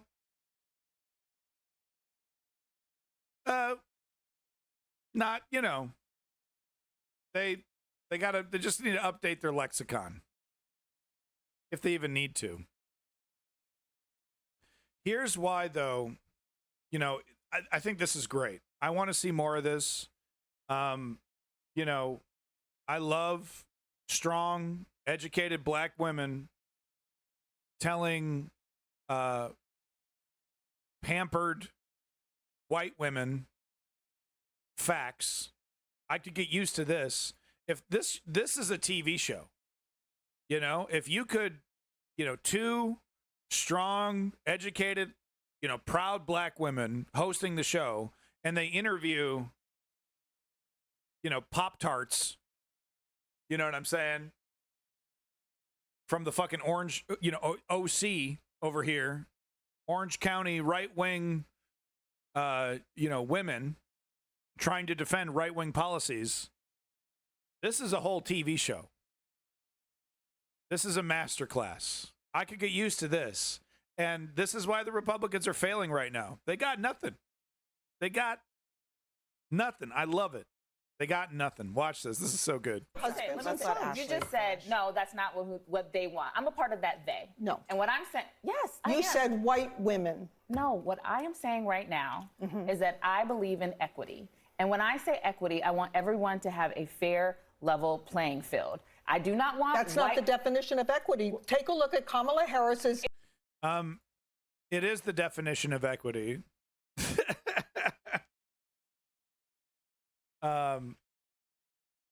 There's this famous picture that perfectly describes equity, and what the difference between equality and equity is, and that was she described it perfectly.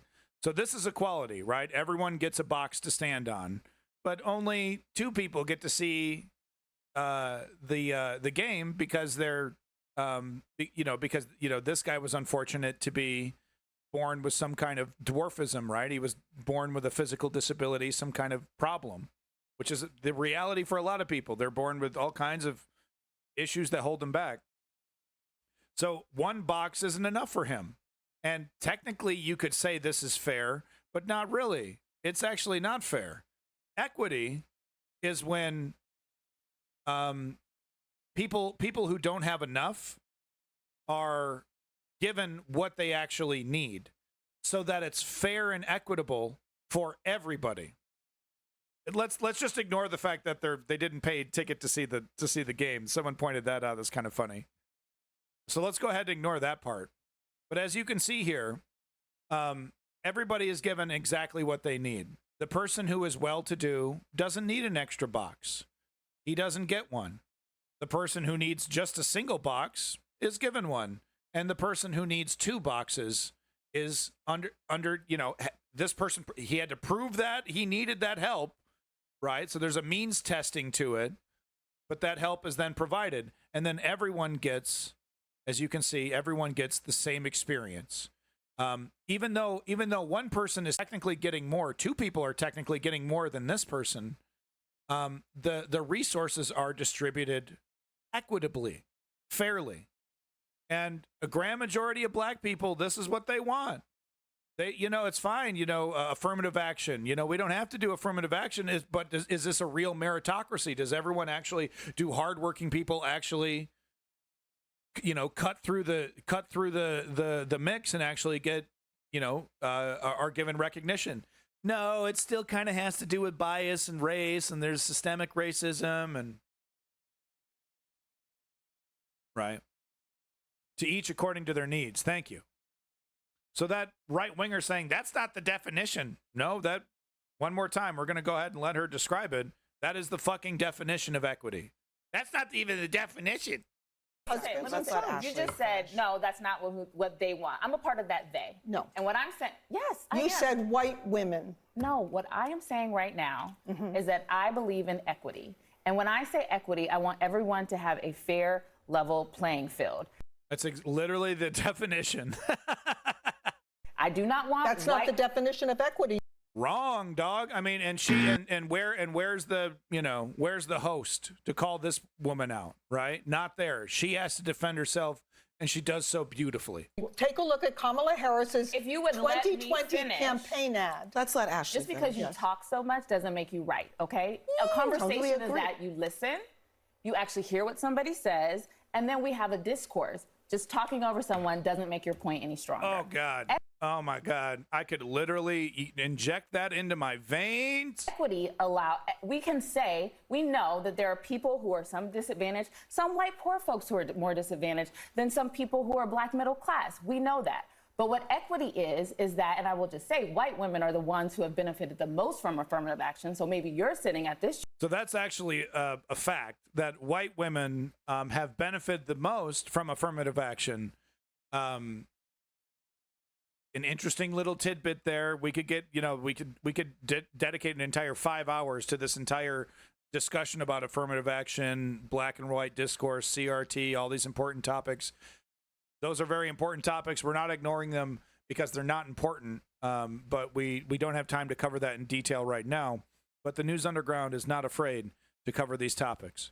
Year because somebody thought you deserve to have an equal playing field. I don't agree with that. You don't have to, but the facts are the facts. Like exactly. You don't have to agree with reality, but reality still continues to be reality regardless of your self-delusions, your demand that everyone else engage in your delusions. You don't have to agree with it, but numbers are numbers and facts are facts. That's right. And we do know white women yes, benefited more from affirmative action than even the numbers totally back this up, man. They totally do. Unquestionably, totally unbiased, unpolitical. Oh, it's woke. Oh, it's deep state. Oh, you're lying. You're lying. No, the numbers back it up. Myself or Abby or you at this point. Equity is that we want an even playing field. We want everyone to have a fair shot. That's an incorrect definition. No, it's not. Yes, it is. She's so stone cold, dead wrong, dog. We can just look at Can we shit on Kamala Harris, please? Lovely exchange. Saying right now is that I believe in. I am saying. Ooh, honey. Oh, honey. The race stuff. The Republicans need to run, not walk away from the race messaging. It is just not. It is no good. It is no good. So real quick, just wanted to comment on this, show you just a couple clips here. What are we going to say to Donald Trump in November? Bye, bye, bye. Bye, bye, bye. Bye, bye, bye. Kamala. Cringe. Enough. This guy's gay? Did you guys know he was gay? I had no idea. Cringe, cringe, cringe. It works, okay? This shit works. Normies respond to this. Mainstream responds to this. It gets you in the news. It gets, very importantly, it gets young people. Okay, maybe millennials over here with Lance Bass. Okay, what are you talking about? Backstreet Boys, whatever. Well, how about Charlie XQC? I don't know what the fuck her name. Charlie XCX. Pop star. Young people love her. She's coming out. She says, her Kamala is Brat. Apparently, Charlie XCX's album is called Brat. Yada, yada, yada. If it ain't trap music, I don't know what the fuck's going on. If it ain't like underground trap music made by 17-year-olds in their basement, I don't know what's going on in the music scene. But the mainstream response to this, like I said, this gets normies talking about it. This gets celebrity, because a lot of celebrity-obsessed people, they completely cut politics out of their life. Those are the type of people where you do man-on-the-street interviews, and they're like, who's the vice president? I don't know, George Bush. And and you're like, wow, how could people this stupid exist? Well, there's hundreds of millions of them, okay? There's hundreds of millions of them. And oftentimes their bubble, their social media bubble that they've built, and, their entertainment bubble that they've built, no politics, zero politics, right? You see people complain, this is getting political, I hate this, right? At the mere mention of politics, right? So that's the big benefit of these mainstream celebrities talking about politics, right? Pokemon go to the polls. There's a real benefit here. Kamala has it. Kid Rock doesn't bring him in. Sorry. Dennis Miller isn't bringing him in, Donald. But Charlie XCX will absolutely bring him in.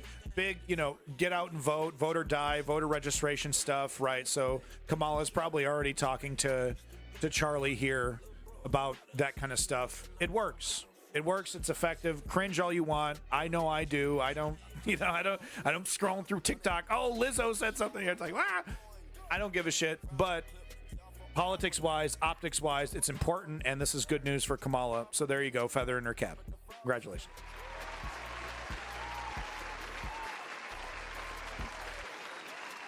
Real quick, want to give props to my boy David Packman.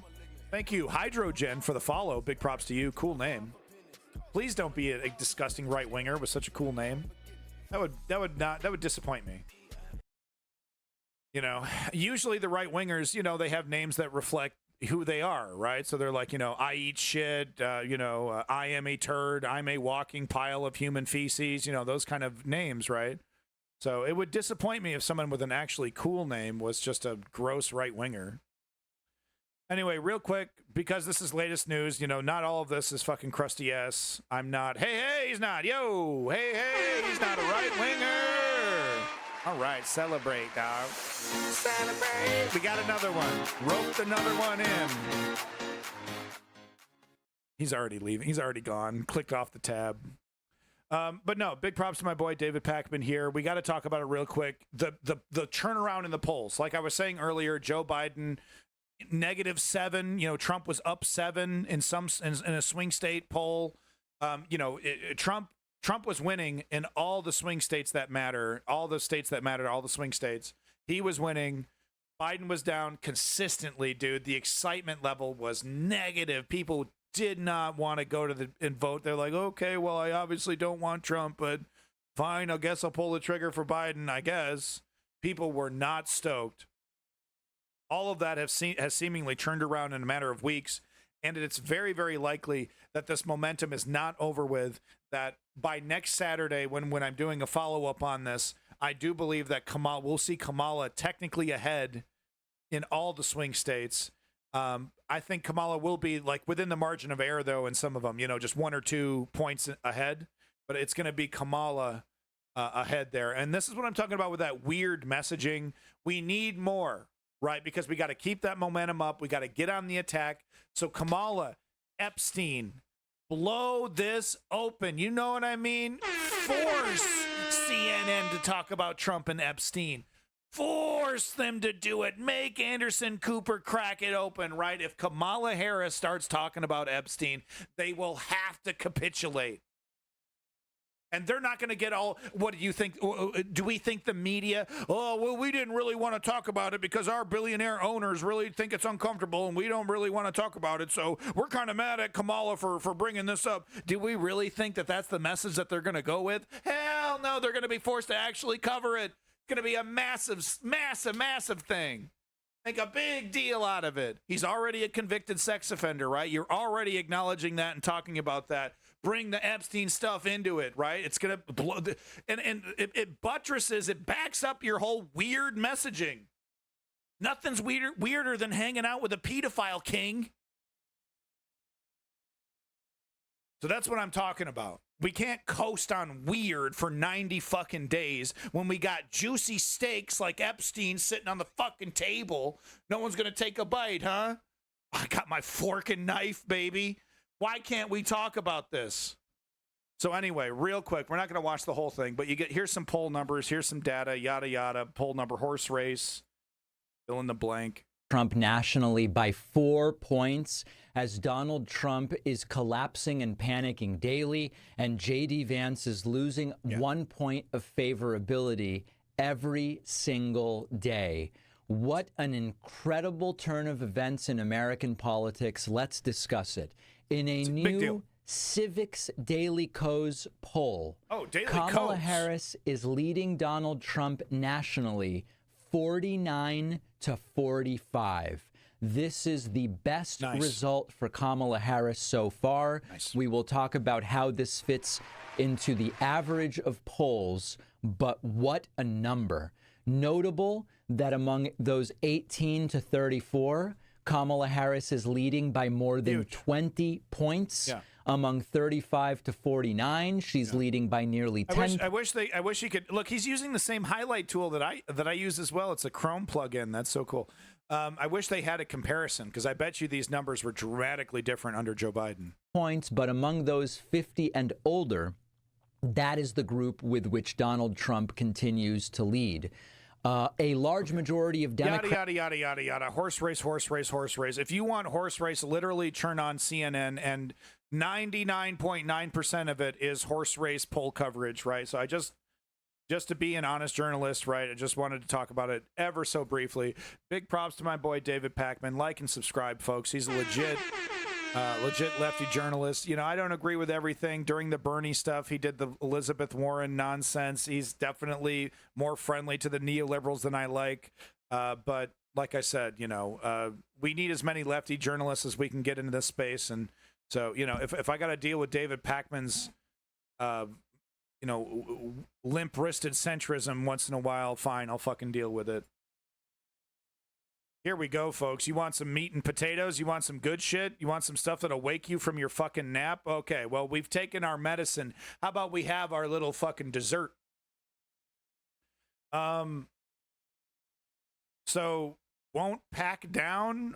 Who is this? Won't pack down some left-wing pack? Put together this advertisement, and this, I talk about this stuff all the time, and I get clowned on this. There's like someone did a clip of me making fun of this because I'm talking about it. I'm for real. The Republicans want to go after your genitals. They want to tell you, and not just women telling women what to do with their womb. They want to tell women what to do with everything, and they want to tell men what to do with everything. They, you know, and how are they going to enforce it? Well, you tell me. So this ad is definitely being hyperbolic, but there is a logical conclusion to the policies that J.D. Vance espouses when he talks about how you know, it needs, you know, married non-married people need to be scrutinized more by the government, treated as sociopaths. There are logical conclusions to the direction that they're going in with abortion. Do we honestly believe power-hungry, right-wing, fascistic Republicans are just going to stop at telling women what to do with one body organ? Well, we've enshrined it into law that women don't own their womb, and that if they take ownership over their womb, if they get pregnant and then they leave state, if they, you know, J.D. Vance wants to have a nationwide women registry so that women are tracked wherever they go across state lines, so that they're tracked in case they might be pregnant and might want to commit a murder. Is this really that hyperbolic? Us MAGA Republicans banned abortion, but that's just the start. That's just the start. If Trump gets elected, we want the government involved in all aspects of your sex life. Way more involved. Way more involved. More involved. Way more When involved. you have sexual intercourse, it should be illegal to use contraception. No pills, no condoms. Your genitals are reserved for procreation. If you freeze 12 eggs, you should be required to have 12 babies, or else you're a serial killer. So these are not. This is not. And I'm definitely not a serial killer. Yeah, I mean, so this is not. These are all things that they want to enforce in law. J.D. Vance agrees with all of this.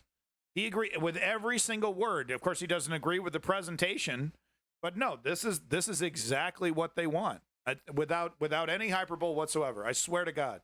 Of course, it should be illegal to use contraception. No pills, no condoms. Your genitals are reserved for procreation. If you freeze 12 eggs, you should be required to have 12 babies, or else you're a serial killer. And I'm definitely not a serial killer. Are you? My son monitors my porn usage to make sure I'm not self-pleasuring. Just like Speaker of the House Mike Johnson. That's true. You can look it up. Don't you think that's normal? Yeah, I do. It's normal for your son to do that. You should have a family member monitor your porn use, too. Because pleasuring yourself is very, very naughty. I'm voting in November. I'm voting in November. We're all voting in November. Are you? Because what happens in your bedroom is up to me. Is up to me and my son. Also, mouth stuff is a sin. No, they went there. Us MAGA Republicans. I feel bad for these actors that are doing a great job. They're probably incredibly nice guys, you know, but they they showed up for a casting. We're looking for gross, fat, creepy weirdos. And they're like, I'm a gross, fat, creepy weirdo. Look, I got a big evil scar. I got a big evil villain scar. That's not makeup. That's just, I got this scar in a bar fight. Yeah, I heard you're looking for gross, conservative weirdos. Yeah, I fit the bill.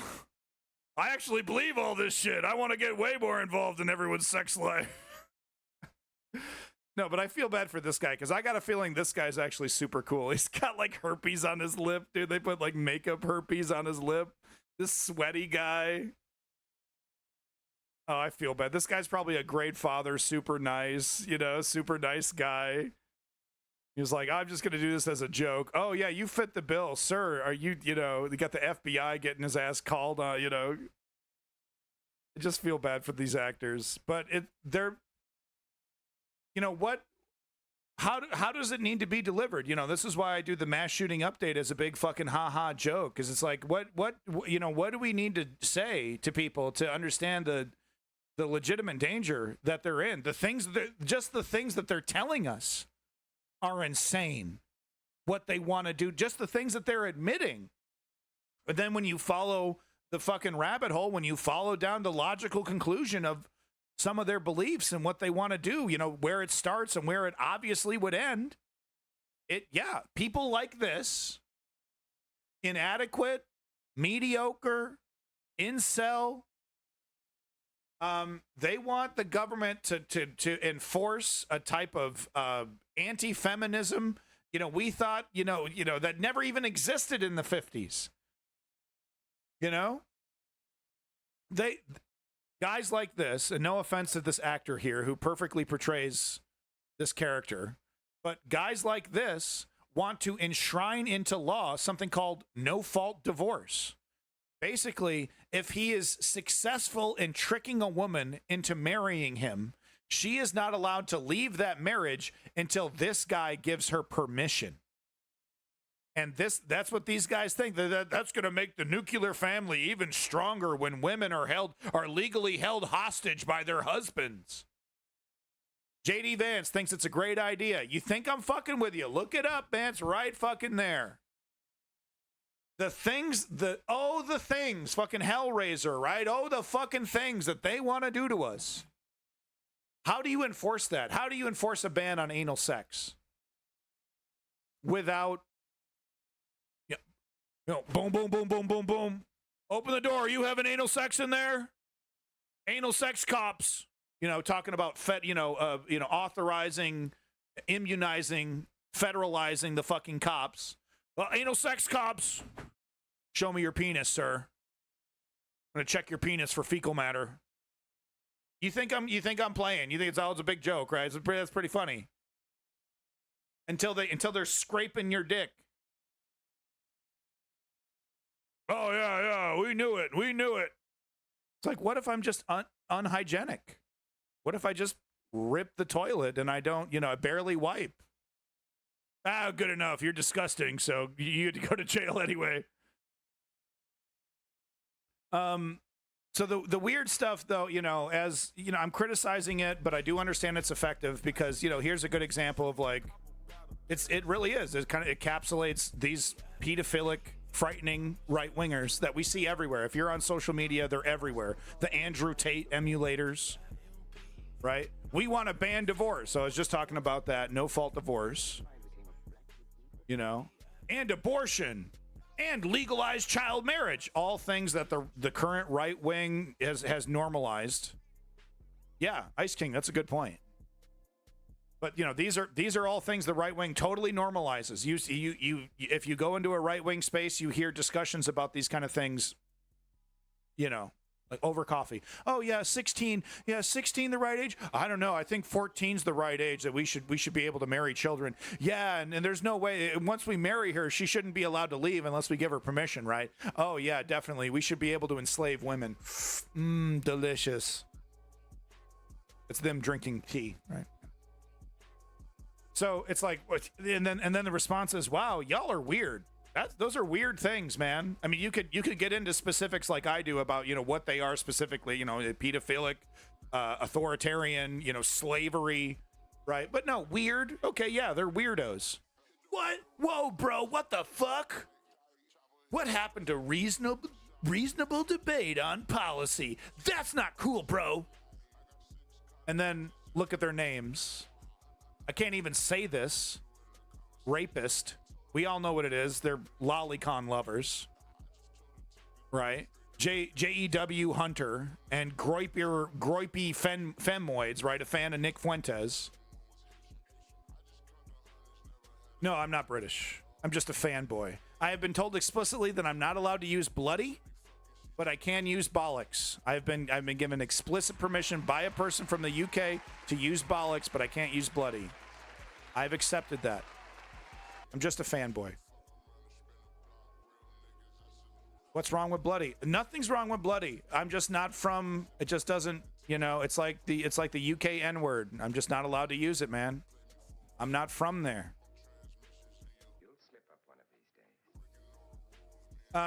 Moving on to the next article here. We got to keep it moving. Trump allies sure are talking a lot about the Civil War. So we see this quite a bit. You know, we see this. We've seen this in the chat itself. Right-wingers coming in here, fear-mongering. Oh, you don't want to send Trump to, right? It was a lot of it was during when Trump was getting convicted for his 30-something felonies. Oh, you don't want to have a criminal being, convicted of his crimes. We'll get a civil war. That'll piss off a lot of America. You'll get a civil war. You'll get a civil war. So we see that, and we see stuff like this. This was at the RNC. I think I might have shown this, but I'll show this again. Imagine going to the front lines after this inspiring speech and dying for this little teetotaler. Imagine. Just imagine. You're fucking bleeding out after a liberal who has no problem shooting back and defending liberty smokes your ass. Maybe you got these words ringing in your patriotic head. Fight! We got time. Come on. Hey, we are in the fight for the soul of our nation. We are in a fight for our kids and our grandkids, a fight that we can never imagine. I believe wholeheartedly Donald Trump and Butler County's J.D. Vance are the last chance to save our country politically. I'm afraid if we lose this one, it's going to take a civil war to save the country, and it will be saved. It's the greatest experiment in the history of mankind. Yeah, and that's why we want to literally from the ground up totally destroy it, dismantle it utterly and completely. It's the greatest experiment mankind has ever seen in democracy, and we can't wait to literally snuff it out. Fucking suffocate it between pillows. That's Project 2025. That's Trump's agenda. Drain the swamp. It just means, you know, destroy the federal government, destroy any kind of checks and balances to his power. So I don't have time to read this, but it's a really good article from the Rolling Stone. Good stuff. They sure are talking about Civil War a lot. Looks like this is paywalled, so we'll just go ahead and steal this for you if you want to actually read it. 1 second.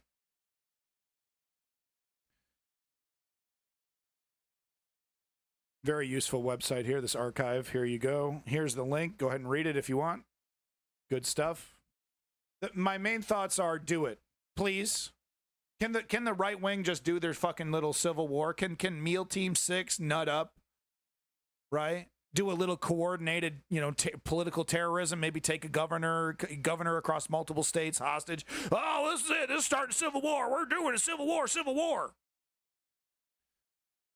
They're not. They're cowards. They never will. The only reason why they felt emboldened at January 6th is because the police were intentionally hobbled and held back by the Republican president who wanted the chaos to ensue.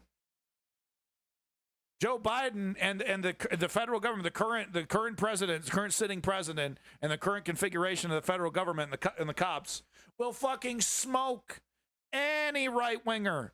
Any right-wing group that wants to, collect forces and do something real, like I said, taking someone hostage or, right, occupying a government building. Oh, this is it. Americans are taking back. This is the start of the Civil War 2.0, 1776. Well, we're gonna kill anybody that gets in our way, right? And they mean it. And they actually kill some folks, right? And they take some people hostage. They actually try to do it. Do it. You keep talking about, you better be afraid of MAGA. You better be afraid of the conservatives. We'll rise up if you don't let us get what we want. Do it. Please do it. Please. Love to see it. You know what's ironic is that if Trump were to win, I've talked about this before, but if Trump were to win, these useful idiots, these corn-fed, poor folks that are eagerly and enthusiastically voting against their own self-interest, once Trump gets in there and he's a full-blown dictator, as the Supreme Court says, he no longer needs Corn Pone, Oklahoma, BFE, Georgia. He doesn't need any of those places. He doesn't need those people. And if you think all these policies are going to all of a sudden benefit the poorest of the country, absolutely not. He's going to use his new authoritarian dictatorial powers to empower the oligarchy to exploit the poor in ways that we've only imagined and we've only seen in the worst of the third world countries. Jeff Bezos unleashed. Donald Trump tells him you can fire anybody for any reason. You can pay them any wage for any job. You could do whatever you want to the American public. No regulations, no chains. That's what he's going to tell Jeff Bezos and Walmart and all the other big employers. But and that's when they're going to be like, oh, wait, my life got way worse under Trump. Man, we gave Trump full authoritarian dictatorial powers. My life's getting worse and worse. Everything's getting way more expensive. I'm making no money. I got to sell everything and I got to do it. Right? And then they're going to, they're no longer useful to Trump. Trump doesn't need their votes, right? It's over. Mission accomplished. These people are going to get thrown in the fucking gutter. These hardcore MAGA, these ultra MAGA, these ride or die poor MAGAs, right? They're going to get discarded because they're no longer useful. Once he's able to subvert the Electoral College with his new dictatorial powers, which the Supreme Court has given presidents, it's over. He doesn't need you. He doesn't need the evangelical crowd, right? So fuck it. Casinos and whorehouses everywhere. Does it make money? That's all that matters. I don't give a fuck about what the evangelicals say. Lowering the age of consent, agreeing to child marriage. You don't think that's going to lead to 16-year-olds in brothels? The Bunny Ranch, but all across the nation, right? The Bunny Ranch in Texas, that little haven of villainy, allowed to operate because it serves the Republicans' interests. Anyway, those are my thoughts. Welcome back. Domino Big Boy. Trump was literally the most anti-war president. Really? Does it bother you that is factually not true? That, General Milley. Was it Milley? Milley?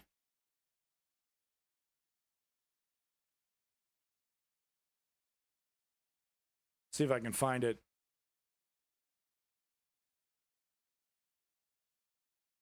So here we go. The New Yorker. Oh, fake news, fake news, fake news. But literally Trump would say some of the craziest shit to his generals. Oh, bomb this, go after this. How come we're not attacking this? How come we're not just fucking them up over there? How come we're not just nuking this place or nuking that place? Because his ideas were so harebrained and terrible, and he couldn't stay focused on any one of those ideas, his own incompetence basically preventing him from all this military adventurism. We're supposed to retcon that as the most anti-war president of the United States you had ever had. So, Domino, does it bother you at all that you're spreading lies, that you're spreading misinformation? Are you just going to hand wave away everything that I just said and all the, the proof that I have right here? That he was a total loose cannon that wanted to fucking nuke everything, he wanted to attack and invade and do all kinds of shit with the U.S. military, and the U.S. military broke the chain of command and just didn't bring it up again because they knew he wouldn't bring it up again because he's a fucking harebrained narcissist? So, Domino, does it bother you that you are going around the internet spreading lies and misinformation for a fucking authoritarian fascist? Answer the question, Domino. You got proof staring you right in the face. You're stone cold wrong. Donald Trump, oh yeah, big peace guy. Yeah, just like his economy, right? Just like his fucking economy. Oh, big successful economy until COVID came around. Man, he was kicking butt. Lie after lie after lie. Here's the article if you want to read it. Go ahead and tell me how I'm wrong. How Donald Trump was a peacenik. I will say, to give him credit that he doesn't deserve Donald Trump, to just buttress your point just a little bit, to steel man you a little bit, Domino. A funny interaction. Talk to me on a level, chill out. Fuck you. How about that for chill out? But just to be kind to you anyway, even though you're annoying the shit out of me, just to be kind to your argument anyway, there was an interesting relationship between him and Michael Bolton, right? Hardcore neocon, wants to bomb Iran, wants to go in and Iraq war, Afghanistan war. Apparently Bolton was too extreme for Donald Trump. Donald Trump saying, yeah, Michael, but he just wanted to bomb everything. Yeah, Bolton wanted to bomb everything, right? So he was actually fired from the Trump administration, according to Trump, because he was too much of a warmonger. So I'll steel man your argument there. Can't stand motherfuckers telling me to chill out on my own motherfucking show. Meanwhile, Kai Cenat screaming his ass off every fucking stream, every fucking like kitty streamer, fucking flipping out, red face, cramming food into their fucking disgusting gobs. And it's like, yay, yay, now this is entertainment. Now this is based. But I flip out over the rise of authoritarian fascism, and it's a bunch of, damn, bro, chill out. Jeez, bro, just trying to have a conversation about the lies that I'm spreading. I just laid a big fat fucking misinformation turd in the chat. You didn't have to call me out, bro. Jeez, bro. Now, I'm sick of it. Sick of the fucking hypocrisy. Speaking of hypocrisy, we got J.D. Vance over here. Hey, that's a transition. Thank you for the follow, Lavrov and Space Monkey. So, people are now debating in the New Republic. Are now debating, is J.D. Vance the worst vice presidential pick ever? Question mark. And what the point that they're trying to make is that the numbers, the likability numbers have never been this low after a vice president has been picked. Usually when you're picked as a vice president, your profile goes up. People are more excited about you. They want to know more about you. Your, approval goes up. Palin was worse. That's debatable. That's debate. I think that's what the kind of debate that they're having. Yeah, Sarah Palin. How could I forget? Remember when Sarah Palin was considered like, this is too far. This is America at its worst. Like, George Bush was bad, but Sarah Palin, I can't believe someone so stupid would be in government. Welcome back, Tom, Clutch Cargo. But yeah, I think J.D. Vance, I think there's some statistics that J.D. Vance is slam dunking. He might be in some criteria the worst VP pick, but whatever. Fuck the couch, whatever. I'm not going to waste time on J.D. Vance. I think he's a ghoul. I think he's an authoritarian. I think he's Peter Thiel's puppet. I think he's happy to be the lackey to a fascist like Trump. He's a nihilist. He doesn't believe in anything that he said. There's a whole history of him trying to be a neoliberal centrist and completely failing. People fucking being creeped out by him. So he's like, fuck it. I'll just be a fucking hardcore right winger, pivoted on a dime. Goes against everything that he used to believe in. All of his friends are like, I don't even know this guy anymore, etc., etc., etc. Sociopathic nihilist, right? So there you go. That's J.D. Vance. That's my analysis. Would happily dismantle American democracy for the sake of the oligarchy. Do whatever Peter Thiel and his Peter Thiel buddies would tell him to do, right? Vance is poison to moderate voters. Yeah, he goes around talking about no-fault divorce, about how, women need to be tracked down. So here's the audio that's going around right here. Or is it this one or is it the next one? Man, get this shit off my fucking screen, man. Jesus fucking Christ. How am I supposed to do the news? I can't pay for all of these websites. Am I literally expected to pay for all of these fucking websites? Like, for real? I can't pay for all this. Is that my phone?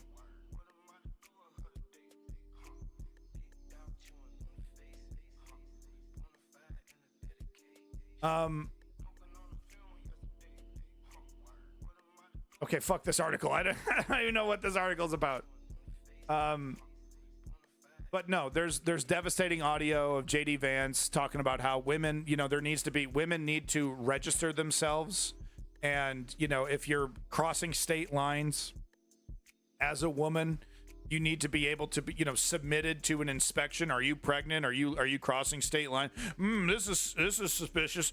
Ma'am, you're crossing state line. You don't have your husband with you?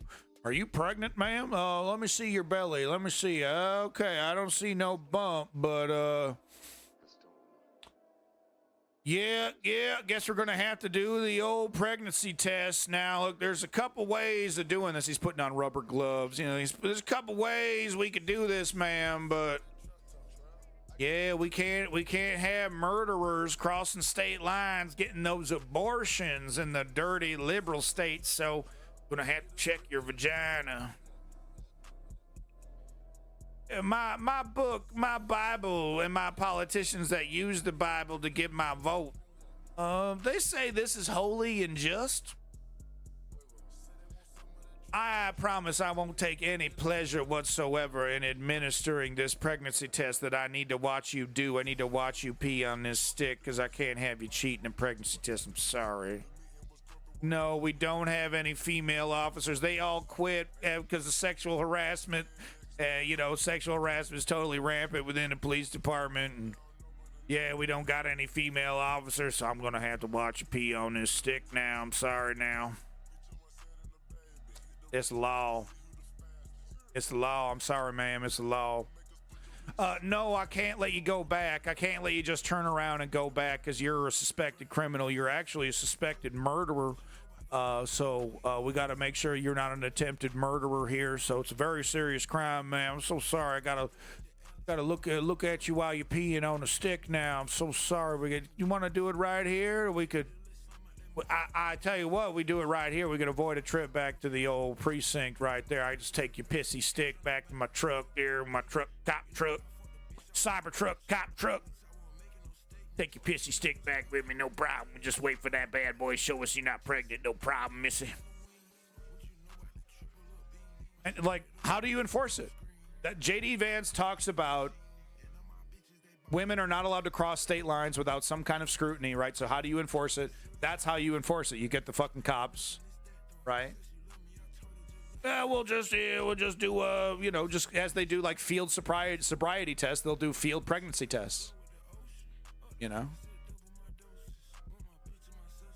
But of course, if you're raped, if JD Vance rapes your daughter, he thinks your daughter should be forced to have JD Vance's baby. 2 wrongs don't make a right, they say so glibly. Does 3 wrongs make a right? Does forcing a child to have a rapist baby, isn't that wrong? Yeah, well, it's all justified. I love it too how it's mainly men, like 95% men making these arguments. People that will literally biologically never have to deal with any of this stuff, right? Yeah. There's also from Trump's nephew making him sound more like a certain dictator. Interesting. Take a quick peek. Exactly, Tom. Those people should just die. Trump's nephew on how ex-president sees disabled Americans. Wow. Yeah. I mean, this goes in line with, the supposed comments that he made about veterans and et cetera. Like, they're losers. That's just his mentality, man.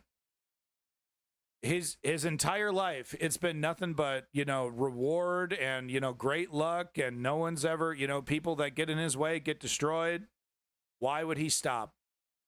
Why would he stop?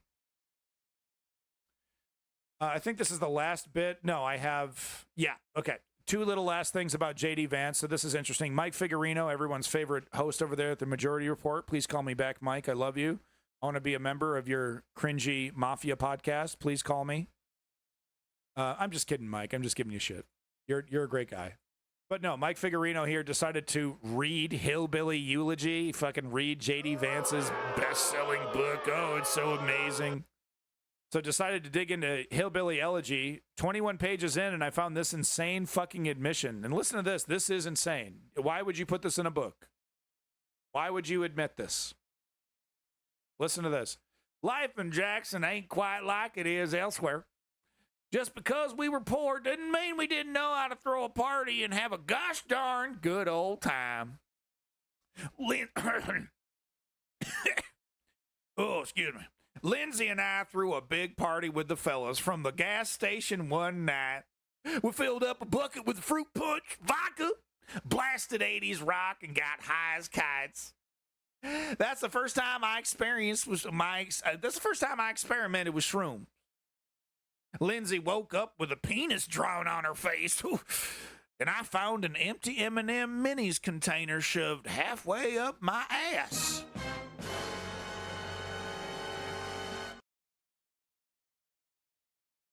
Okay, so the woman got a penis drawn on her face. He and his buddies waited until he was blackout drunk, but let's admit it, he was awake. He knew it was happening. So that if you don't know what an M&M Minis container is,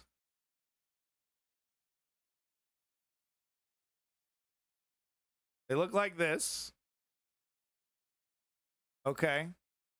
So he sat there pretending to be blackout drunk while his totally straight friends took one of these phallic containers, spread J.D. Vance's butt cheeks, and put this in his booty hole. And he didn't know about it till he woke up. He just sat there like a bad boy, like a little naughty boy with his little booty in the air and an M&M's container sticking halfway out his little booty. Whoa, he's such a bad boy. If you're a gay person, maybe confused about this behavior, trust me, straight guys, this is all that we do. This is totally common behavior amongst straight guys. You know, even if we get full-blown drunk, we don't have to get drunk. We just we start doing the butt stuff. Oh, look at that. Oh, look at this. You know, I mean, straight guys will be in the garage. We'll pick up an item and be like, oh, look at this. Oh, I got myself a little, you know, a fucking stud finder. Hey, fellow friend, fellow straight friend. Think I could stick this up my ass? Straight guys, we talk about that shit all the time. I don't know. What do you think, Phil? Huh? Phil's like, dude, stop asking me if you think things can fit up your ass. I don't know, man. You want to try? What if I got drunk? Crazy, right? What if I got drunk and you guys fucking shove this up my ass? That'd be hilarious, right? I mean, don't do it. I mean, that'd be so don't do it, but you think it fit? Phil? Phil, where are you going? Phil? Just straight guys hanging out, having a talk.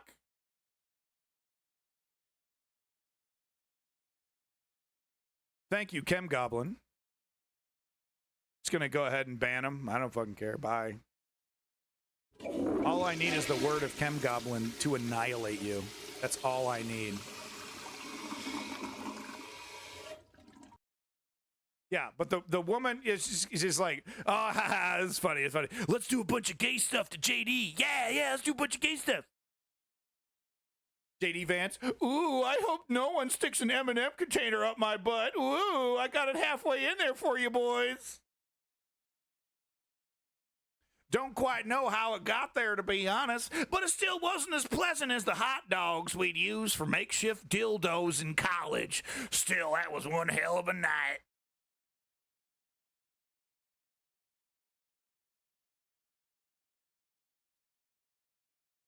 I've never experienced like having sex with a woman, you know, and then being like, oh, my penis, we need more penis. This is not enough penis. Do we have any phallic objects? Oh, I got some frozen hot dogs. I don't know. You want Yeah, no, I wanna go get stinky hot dogs and penetrate you with them like dildos. Right wingers put this shit in their books. You know, I mean, Donald Trump looking at this shit like, JD, why you put this shit out? Why, dude? I mean, honestly, he had, because like JD put this is one of the first things he did to when he shifted into his little right wing pivot was put this book out, and he was celebrated. It's 21 pages in, man. This isn't even buried. This isn't even buried. And look, I have no problem. Okay, let me make this clear. Let me make this perfectly clear. I have no problem with country boys getting all messed up and doing a bunch of gay butt stuff. Bro, go for it, right? I have no problem with that. That's not my problem. You know what my problem is that he does a bunch of gay butt stuff, and then he gets into office and he passes a law that says gay butt stuff is illegal. Right? He wants to arrest people for getting M&M containers shoved up their ass. That's not very cool. Some people like that. Some people named JD like that. But that's the problem, right? It's the hypocrisy.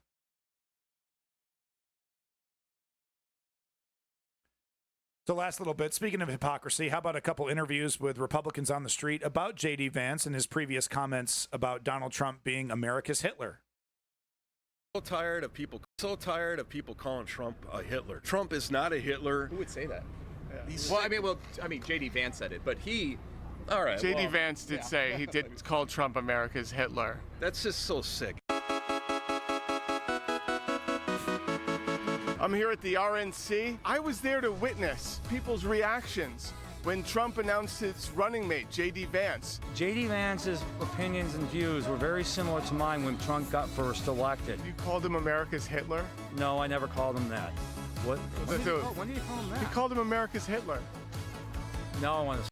Just pausing because this idiot puts licensed music on his things, and that's a guaranteed way to prevent your stuff from getting shared mass. Stop putting licensed music. I know, like, TikTok makes it easy because they license it, so you can share it amongst TikTok people. But when you share TikTok links outside of TikTok and it's got licensed music, you get a big fucking from the motherfucking DMCA idiots. So knock it off. Stop putting licensed music on your shit, please. Slap him just for that. Anybody that calls that man Hitler should be slapped. You better look at who Hitler really was. Yeah, we need to take this guy seriously, guys. I'm one to talk, right? I might as well be wearing clown makeup like this guy, but I mean, you know, you could trust him. Hitler was a vegan, vegetarian. Right. He was a vegan, therefore lefty. Lefty. He also liked animals, right? So there's our first problem. I mean, when Vance calls veganism, fascism, 1-to-1, same thing. For completely defunding Planned Parenthood. Completely, 100%. No exceptions for rape or incest. Now that you know all this about J.D. Vance, you like him more. I would say yeah. Yeah, I would say yeah. No, I love it. I love authoritarianism. I love telling a woman they're my property. Yeah, I mean, look at me. Look at me. You think I can get a? You think I can? You know?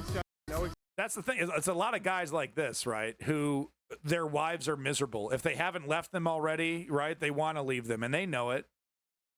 They're like, yeah, no, I want to force, I don't want to change anything. I want to get worse, more misogynistic. I want to treat my wife more like a commodity.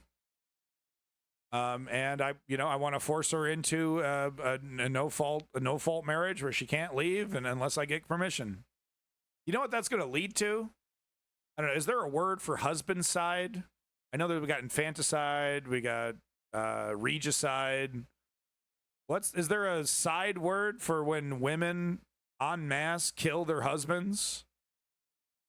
Because, if you're going to, why not, right? A life of slavery or a life in jail. What's the difference? We call that Tuesday. So we were talking earlier. I don't know if Mr. Domino left in a huff for getting called out. I've calmed down a little bit. I tell you what, Domino, if you're still here, I will officially apologize to you, but I know you're already gone. But if you want to understand why the both sides shit, husband side, sure. If you want to understand why the both sides shit is so frustrating, I don't know, maybe this Zoomer, who's more social media savvy than I am, can explain this better. Because this perfectly encapsulates the both sides question that we have right now between corporatist neoliberal Democrats, status quo Joe Biden, and Kamala Harris versus outright, unashamed, mask-off authoritarian fascism. Welcome back, Lenny. That's matricide. Is it matricide? Is it matricide? Anyway. But anyway, this Zoomer does a really good job kind of breaking it down, why this both sides argument is so ridiculous and so frustrating. Matricide, husband plus side from cadre to cut to kill. Literally means the killing of one's own husband. Refer to the act. Okay. It is matricide. Okay, nice. There we go. Mystery solved. But yeah, I mean, if you know, matricide would increase. The point that I was trying to make is that if Republicans were to successfully pass this no-fault divorce rule, matricide would increase because, you know, it really is, you know, it's enslaving women. And do we think Republican men are going to become nicer when the law says that they can hold their wives hostage? That Republican men are going to become nicer and more respectful to their wives? No, they're going to make their wives' lives a living hell. And it's like I said, you know, slavery with a disgusting, you know, right-wing slob who like watches pornography all night and wants to force you to have sex with him before he goes to bed, right? Before he rolls over every night, right? You're my sex slave. The law says it's legal. So it's either that or kill him and get life in prison. J.D. Vance would say, well, she deserves to be executed on the spot because she didn't want to be a loyal sex slave to her husband. And by the way, marriages are probably going to go way, way down.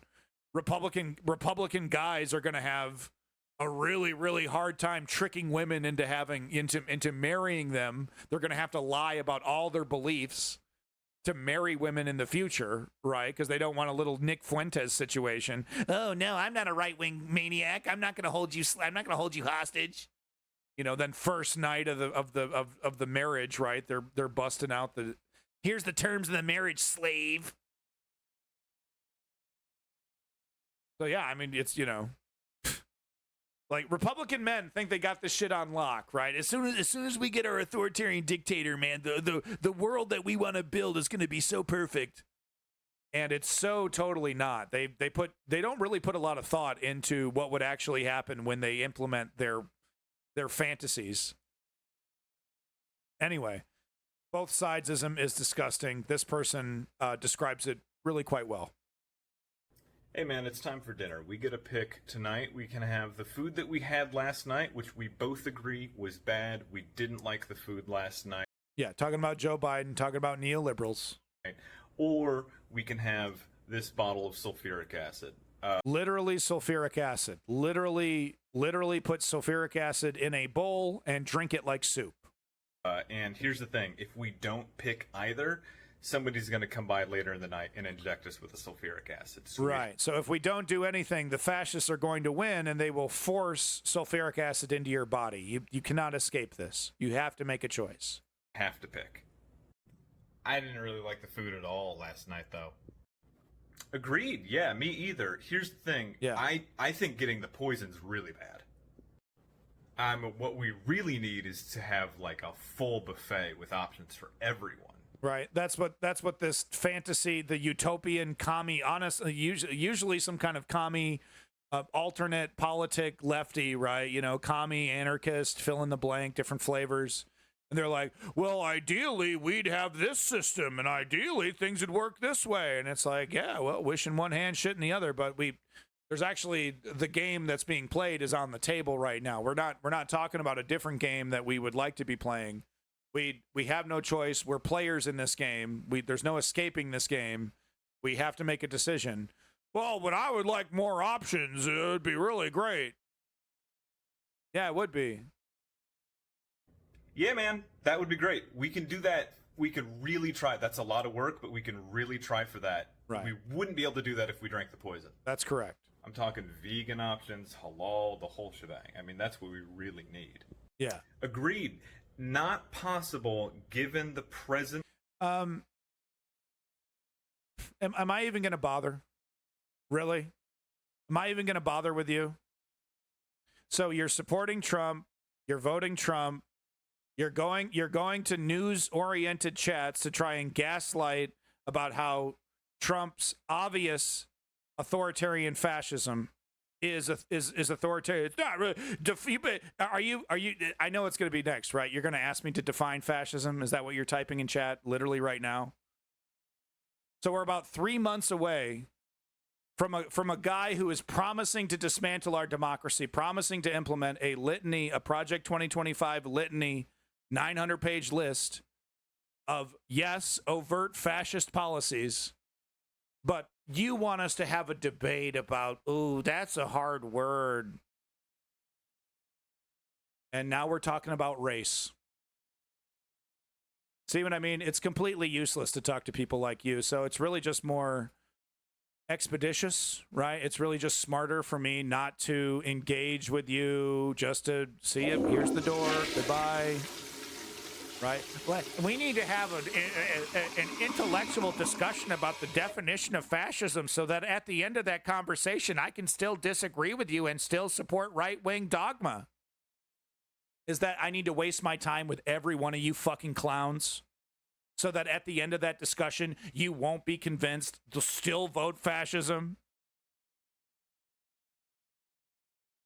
Right. It's not fair to call Trump MAGAism fascism. I mean, there's so many, there's no way you could even describe, there's no way you could compare what MAGA is to a fascist movement.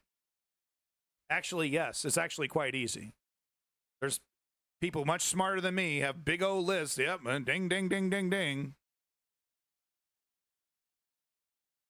Oh, you can't even define it. I'm not going to waste my time with somebody who doesn't. This is a game. It's not a real argument they want to engage in. They don't want to be convinced that fascism bad.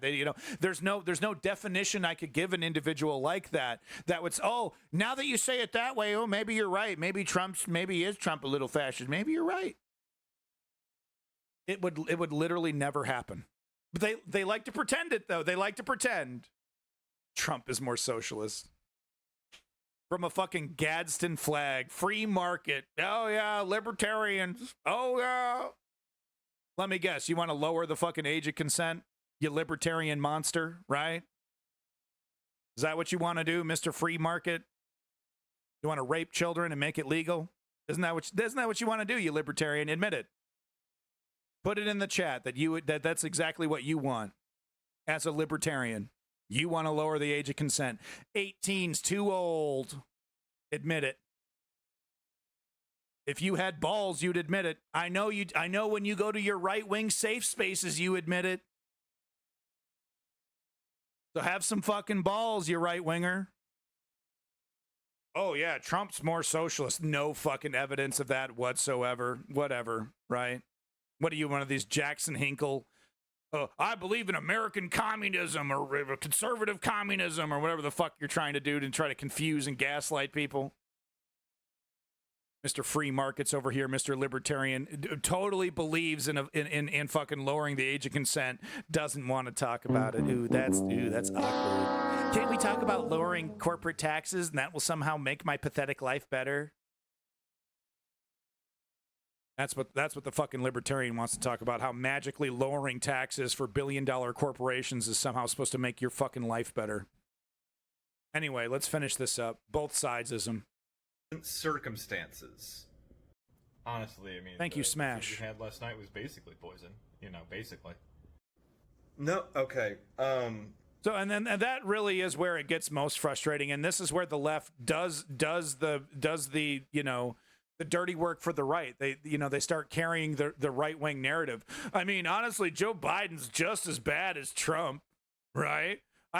I don't want to be convinced into voting. I don't want to go vote for Biden. That sucks, man. I want to just be a communist. That's my identity. I'm a social communist. I'm an anarchist. I'm this and that. Look, if you really are those things, you should understand that the only way to get those policies, to get, socialist or full-blown communist-style politics, you got to get involved in this system. The magic revolution where society collapses and like a phoenix rising from the ashes, a communist revolution emerges, and you put on your red fucking Mao cap and you get out in the streets and wave your big red flag. Not happening. It's a fucking fantasy. Just as the right wing fantasize about civil war, we see the ineffectual left fantasize about a cultural revolution. The solution is for you to, instead of making monumental logic leaps with your fucking self-delusion, is to suck it up and get involved. 3-step program, become a political activist, okay? And yeah, and once this travesty of a national election is over with, hit the bricks on the local elections. Right? Get some of these communists in there. Get some of these more socialist, democratic socialists in there. Get these candidates lined up, or you yourself run for office to compete against the neoliberals. Oh, we're going to lose. We don't have all the money. Yeah, a lot of us are going to lose, but we'll keep trying, keep trying, keep trying. It's the exact strategy that the extreme right has used to wild success, if you want to come from their perspective, and how they have assimilated the stodgy old GOP, right? These neocons that have been converted to Tea Partiers, who are then been converted into ultra MAGAs now. It was boots on the ground, electoralism. You're not right wing enough. Get the fuck out of the way, Boner. We're replacing you with a hardcore right wing guy. Get out of the way, Paul Ryan. We're replacing you. You either get on the Trump train or you get out of the way. That's how we win. That's how the communists and the anarchists and the extreme left, or if you want to call them extreme, or just, more, bigger picture lefties. If you want those politics, if you want that style of politics in the current mainstream politics, you got to get involved. Sitting around on the sidelines isn't going to do it. So free market, I call you out as a libertarian who likely wants to lower the age of consent. You wait like 3 minutes, and then you respond with a lie about Trump's economy being great. So you literally just want to sit in the chat and every so often repeat a bunch of fucking lies and not have to address any of the faults of the party that you represent, the Libertarian Party. No. How about no, Scott? Trump debt, they want to say Trump's economy was so great. Total lie. It's a total fucking lie. We've gotten into the facts. We've got, the last time I did a USA-centric stream, not last Saturday, but the Saturday before, we went into the Trump economy lie. About how, no, he raised debt. Debt went through the fucking roof. He did a big fucking tax cut for the rich. He was saying the exact opposite.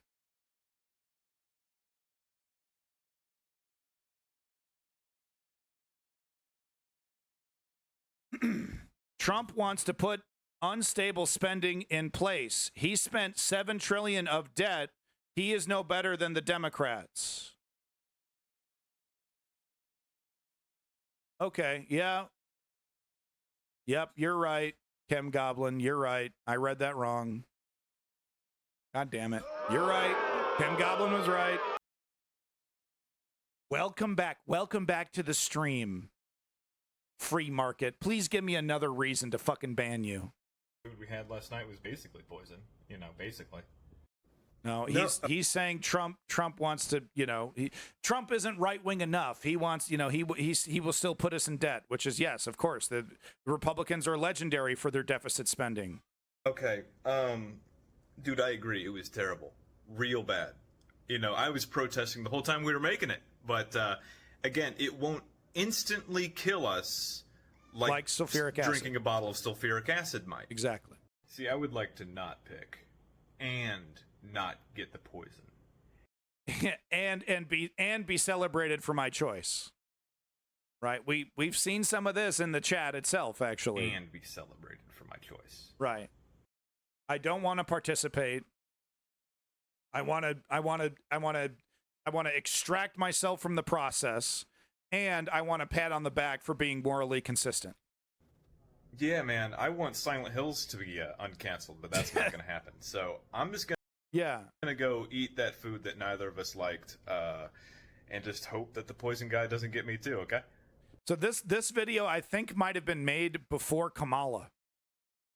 This video might have been made before Kamala. The first year or so is always a benefit or penalty for the previous president. It takes time for policy changes to show. So more Trump gaslighting. He wasn't so bad. Let's go ahead and ignore objective reality about Trump's economy. And of course, let's ignore objective reality about what he's promising. Tax cuts, tax cuts, tax cuts. Nothing but tax cuts. And don't worry, it'll pay itself. We're going to cut our federal government. Everything's going to be paid for. Yeah, we've heard that before. But no. It takes time, guys. Is that if hey, Merton Esper. Hey, Merton Esper. If Trump wins and say the economy gets better after Trump wins, are you going to credit that for Biden? Right? Because what you're saying. But Merton Esper, surely you would agree, though, right?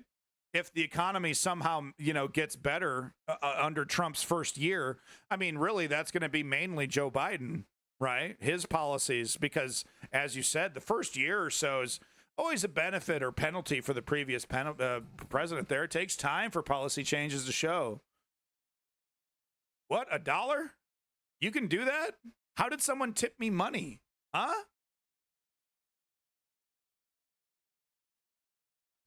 So, but Merton Esper, thank you for saying that.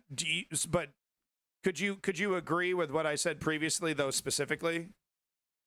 That if, hey, well, according to your logic, if the economy gets better that first year or so under Trump, I mean, that's really Biden's stuff, right?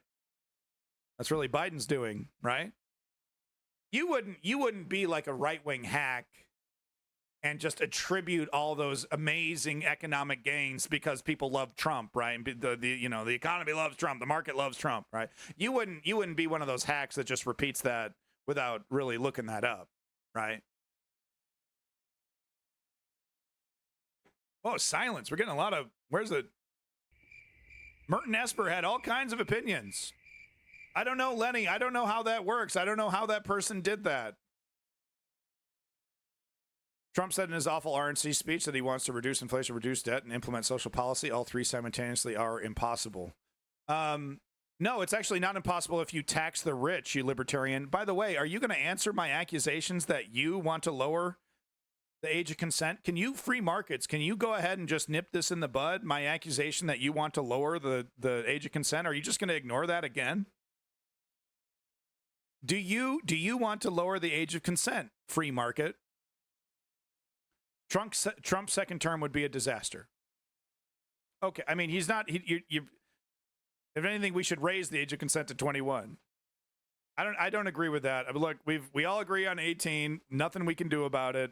Look, it's gross when a 40, 50-year-old is fucking an 18-year-old. I agree with all that. But let's just not fuck with this one, right? Let's not lower it. Let's not raise it. But free markets over here, isn't this funny? Are you a robot? I mean, is free market even a human?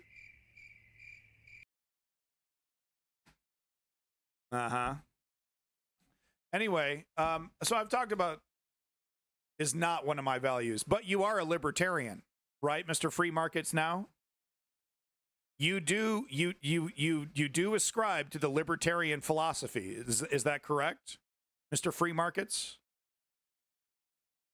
You got your Gadsden flag. You're proud. Don't tread on me. You got your Gadsden flag in the eye. Oh, yep. You're not gonna tarnish this country, right? You are a libertarian. That is why you represent yourself with the libertarian flag, the Gadsden flag. Correct?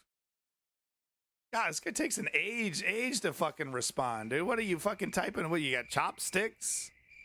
Got to put that shit through Google Translate? Okay, whatever. Do you want to see the GOP get their ass kicked? So I've showed this guy before. He's amazing. He is a journalist from the El Paso area, Colorado, El Paso County. What's his name? What's his fucking name? God. I want to get his name here. Because the last time I showed him, he was kicking Boebert's ass. It was that debate that he was moderating where he was like, you know, calling out Boebert for her Beetlejuice antics. Anyway, he's got this segment where he is covering the extreme right-wing government of Colorado. Yeah, there's an El Paso in Texas as well. So he has this whole segment where he routinely calls out the extreme right-wing government in Colorado, and it's brilliant. And you know, it's I'm sure they want to cancel him. I'm sure they want to destroy his career, but he does it. You know, he does it fearlessly. And this guy should be the Anderson Cooper, right? This guy should be the Jake Tapper. This guy should be, honestly, the face of American journalism. This is exactly how you do it. And I just wish there was more of these guys. He really is something else. This is totally entertainment. This is so good. Trust me. If you've stuck around this long, this is your reward.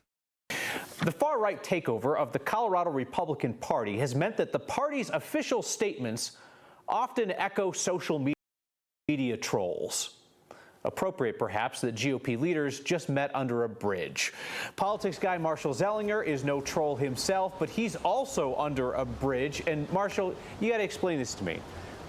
Why are Colorado Republican leaders hanging out with like the pigeons and the graffiti and the old spare tires and such?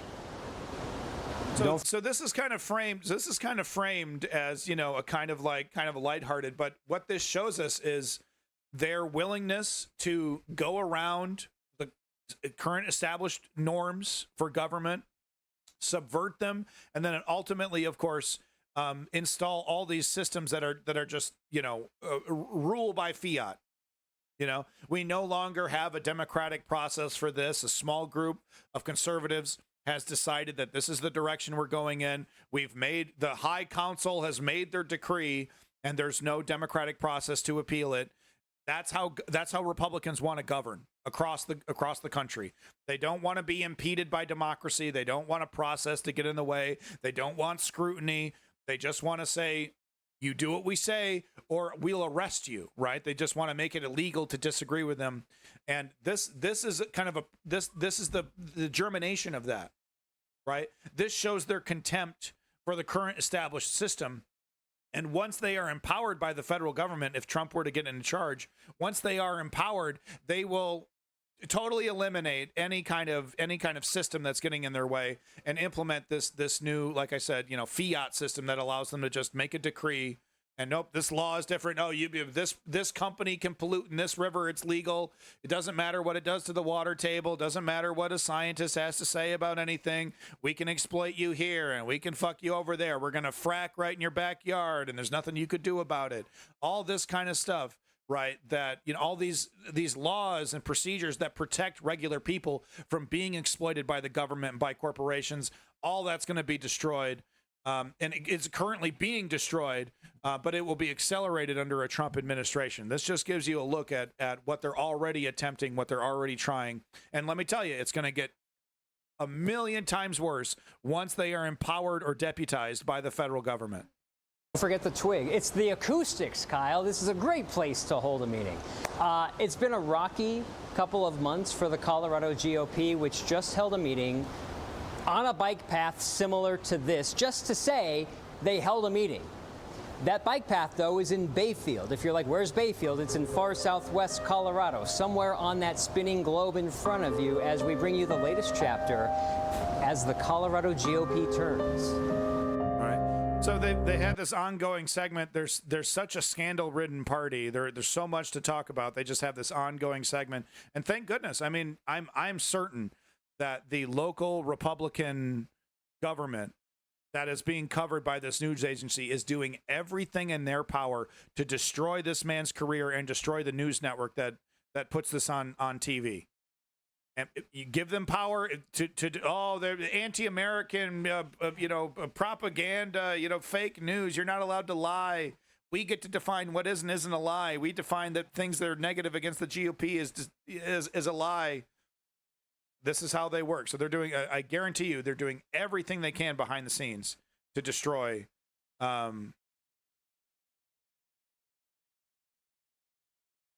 Right. They're doing everything they can behind the scenes to destroy this attempt at journalism. When we last left the Colorado GOP, there was internal fighting over a meeting that may or may not take place this Sunday to try to oust Chairman Dave Williams. Vice Chair Hope Scheppelman called that meeting illegal. Hang on, watch out. Get out of his way. Unlike the meeting she held last Friday. This special meeting fully clad in Donald Trump cult apparel of the Colorado Republican Committee is called to order. Under the bridge in Bayfield, the Colorado GOP could not get enough members for a quorum. I have 3 SSCC members out of 415 total members present.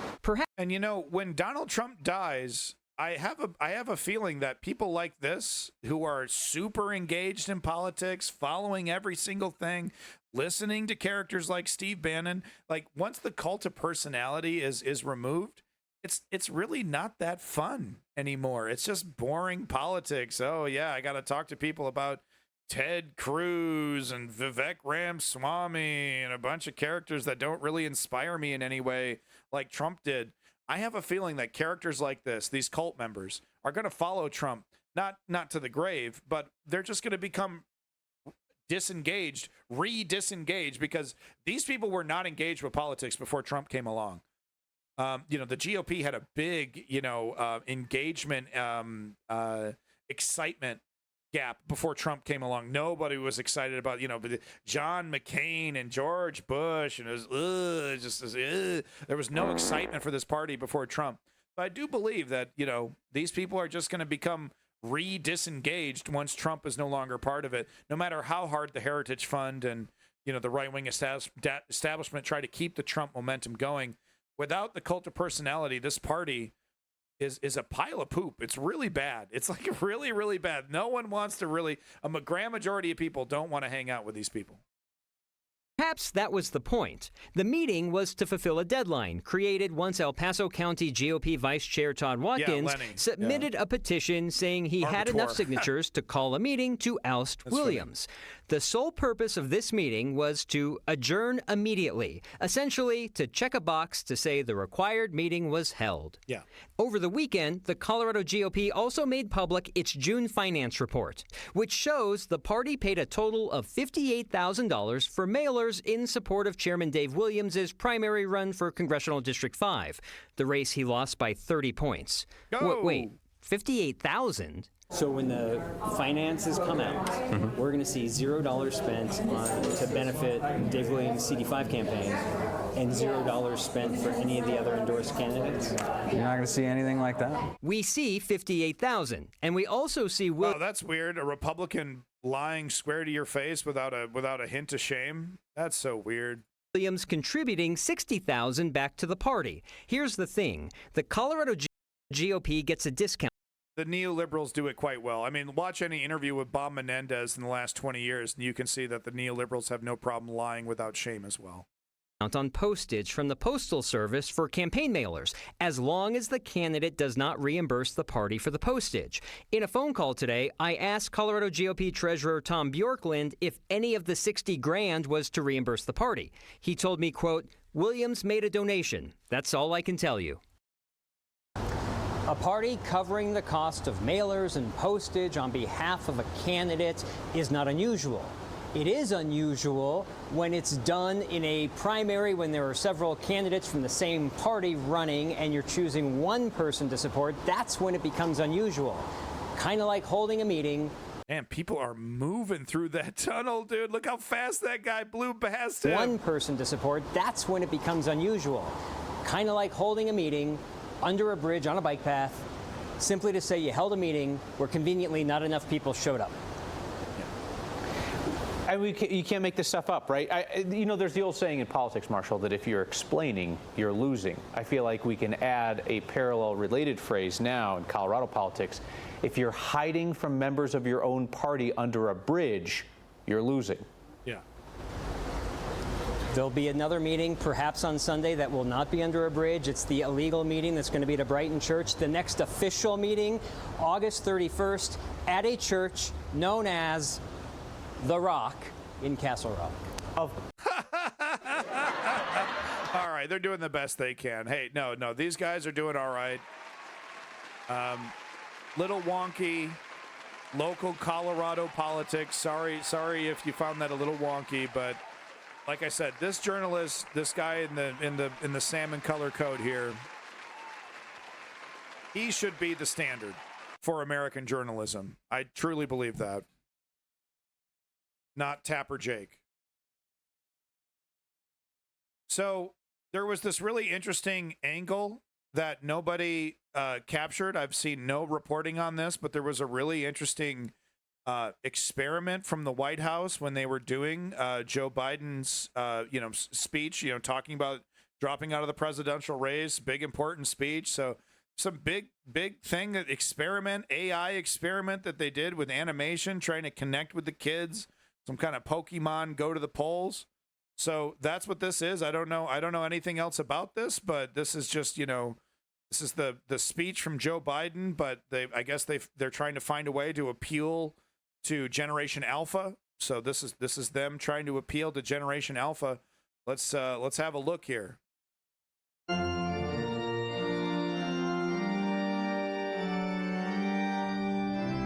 My fellow Americans, it has been my... I'm a little teapot, short and stout. Here is Why do my you keep doing handle. this? Here is my Stop spout. it. When I get all steamed up, hear me shout. Tip me over and pour me out. I don't understand the bit. Okay. All righty. Well, thank you, Joe Biden's media team, for helping Generation Alpha understand politics a little bit better. Thank you. Thank you, Joe Biden's team, for hiring Film Cow. By the way, make sure you check out Film Cow. Amazing animations. He's the guy that did Charlie the Unicorn, but he does so much more. He's so amazing. Make sure you check out Film Cow, folks. But yeah, there we go. That's that's Joe Biden's Generation Alpha outreach. What just happened? Little teapot. Joe Biden seemed a little confused about this, but you know what? This is about sometimes you gotta speak the language of the kids. You gotta get down to their level. Right, we got a skibbity toilet, Ohio, this motherfucker, all the way to the Riz factory. Okay, we got to talk about this. Look, there's been don't. Oh, we're gonna ruin your little slang terms. Oh my God, you're gonna be so sick and tired of skibbity Ohio toilet by the time the adults are done fucking with Zoomer terminology. Every energy drink, McDonald's is going to have the skibbity toilet hamburger. You're going to be like, oh my God, no. There's a skibbity toilet movie coming out. Oh yeah. Adults are going to drive that shit right into the ground. Just like they did Radical. They killed Radical. Radical was so cool. They couldn't touch cool. They'll never be able to touch cool. But Radical, man, that was so cool. And yeah, they ruined it. There's nothing sacred. Nothing sacred. Made by Z Patriot Russian. Oh, really? I didn't know that. Really? The skibbity toilet guy, the boom, something boom. He's a pro-Russian guy. Oh, that fucking sucks. So I'm not a fan of skibbity toilet, but it's like I'm not going to be like Mr. Old Fart here and judge the kids. And I'm fucking wearing a Teenage Mutant Ninja Turtles fucking t-shirt over here. So I'm going to judge the kids based off their goofy cartoons. It's not very fair. All right, let's talk about this. Joe Biden, his last dying gasp of his presidency, he's going to talk a good game about reforming the Supreme Court. Same with bitchin'. Oh, we lost bitchin'. Oh my God, bitchin', man. Bitchin' was so cool. We did. We lost bitchin', man. R.I.P., dude. R.I.P. Radical. R.I.P. bitchin'. R.I.P. Groovy. They tried to do Wizard. Wizard was never a thing. Millennials. Wizard was never a thing. Okay. Joe Biden, Supreme Court. He's talking about term limits. He's talking about an ethics board, a rule, a set of rules that they're not allowed to change, that they're not allowed to just voluntarily ignore, that it's an enforceable set of ethics rules, a code of conduct for the Supreme Court, basically talking about, if you have a conflict of interest, you have to step down, and that if you don't step down with a clear conflict of interest, there's a regulatory body, there's an enforcement body that can say, no, you do have a conflict of interest and you're not allowed to rule on this, right? So it would completely ruin the Republican stranglehold over the Supreme Court. Not completely ruin it, but it would stymie it, because they're blatantly corrupt. And this regulatory, code of ethics would hold them to account. This is all talk. This is going nowhere. Joe Biden talks about enshrining this in the Constitution as a constitutional amendment. You need 2/3 of the Congress, 2/3 of the Senate, 2/3. You need the whole thing. Not 2/3 of the presidency. You just get the whole presidency. But you need the Republicans to agree to get a constitutional amendment. This thing is literally dead in the water. It's literally Joe Biden's legacy myth building. This is so he can say, look, he tried to reform the Supreme Court before he left as a lame duck. No, the fuck he didn't. He did a speech talking about how this was necessary. And then he talks about how this is necessary, when he has the least amount of power. Where was this stuff 2-3 years ago when Joe Biden started? Last time I checked, the Supreme Court was a big problem. Major corruption in the Supreme Court was a major problem. This was a problem that needed fixing at the beginning of the Biden administration. Crickets.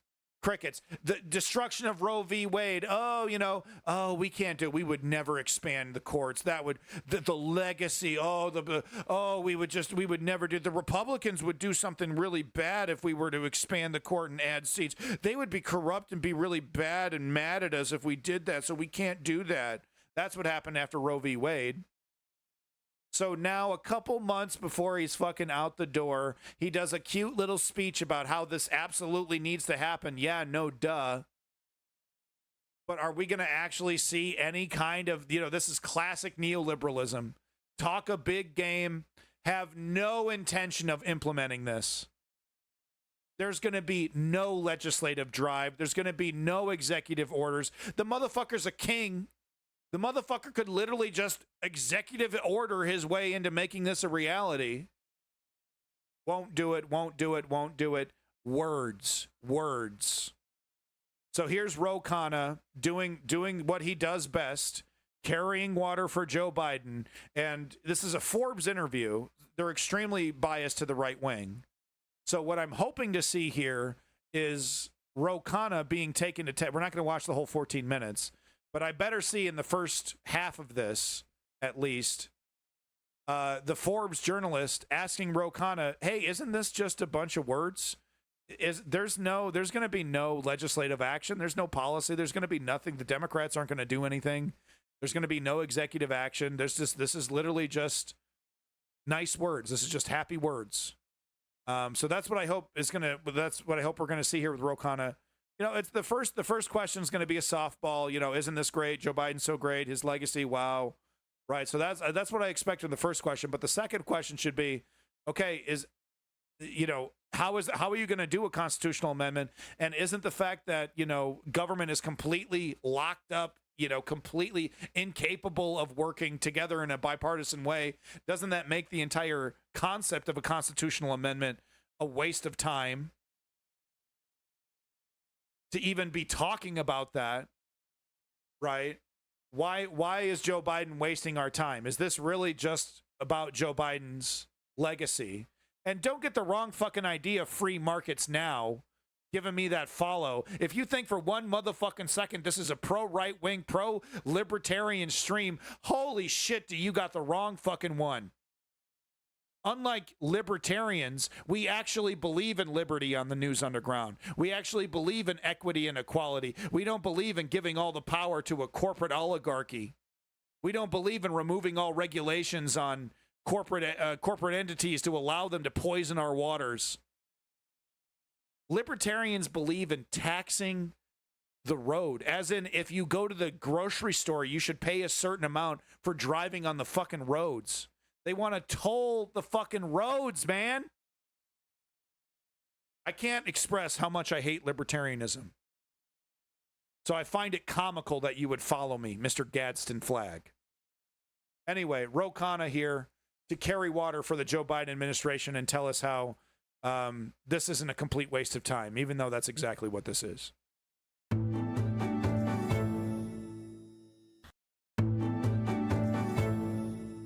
So nice, we need it twice. Hello, everyone. My name is Kat Oriel with Forbes Breaking News, and today I'm here with Representative Ro Khanna of California. Congressman, thanks so much for joining me today. Great to be back on. Happy to have you back on. So you are a member of the House Oversight Committee, which had a hearing last week following the assassination attempt against former President Donald Trump. During the hearing, you called on Secret Service Director Cheadle to resign, and in that moment, she was a bit unwilling to do so, but, you know, she did very soon after the next day resign.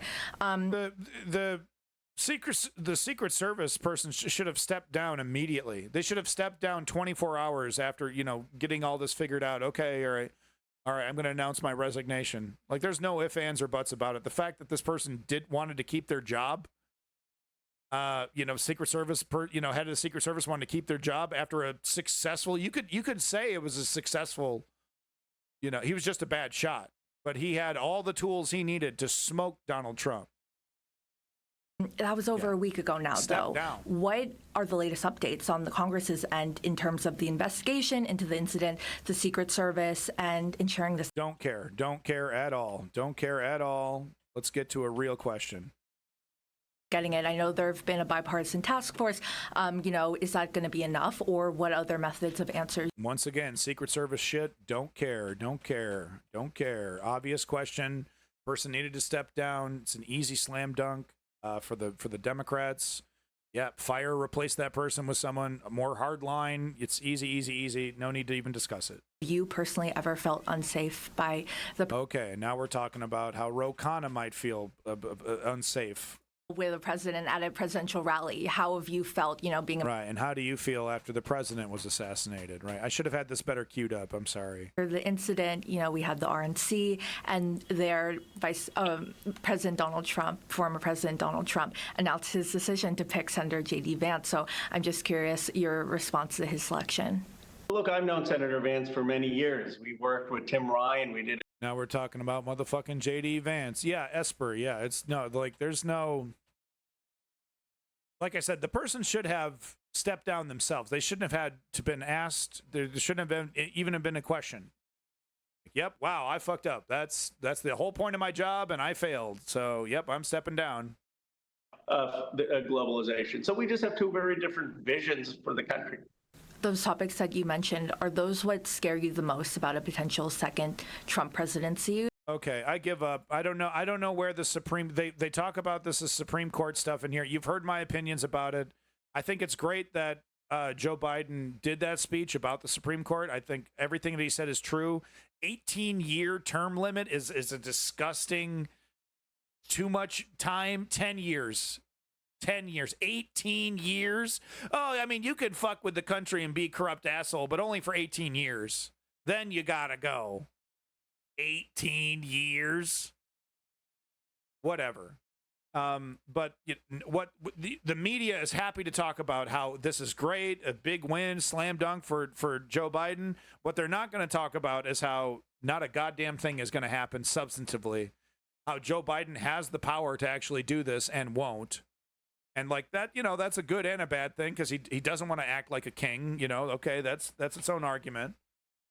But homie talking about a constitutional amendment, fucking miss me with that bullshit. Constitutional amendment.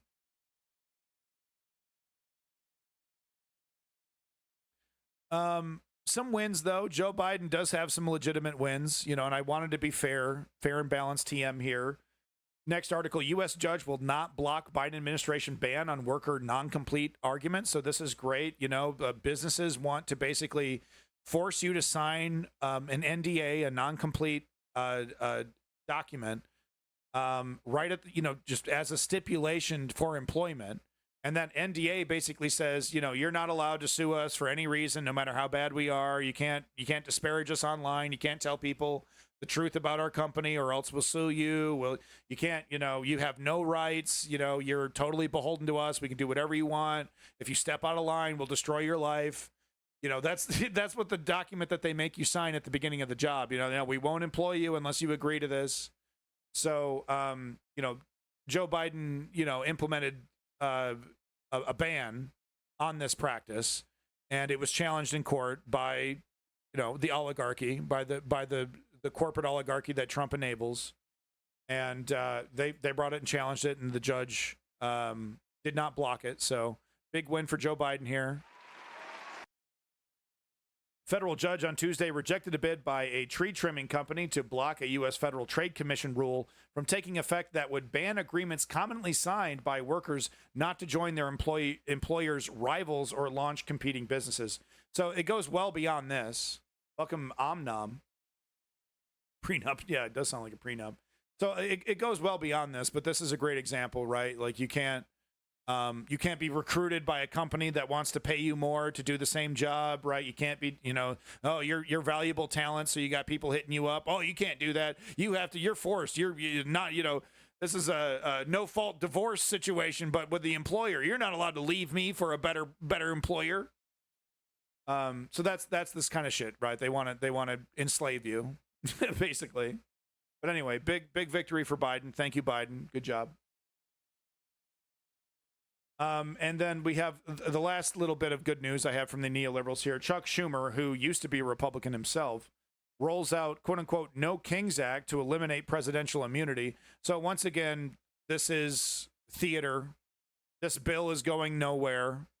It's it'll get passed in whatever house the Democrats have control over. But I think the Senate, the Republicans have control over the Senate, or is it the opposite, one way, the other way around? They don't have a supermajority. And here's the thing. Chuck Schumer would have never introduced this act if they had a supermajority.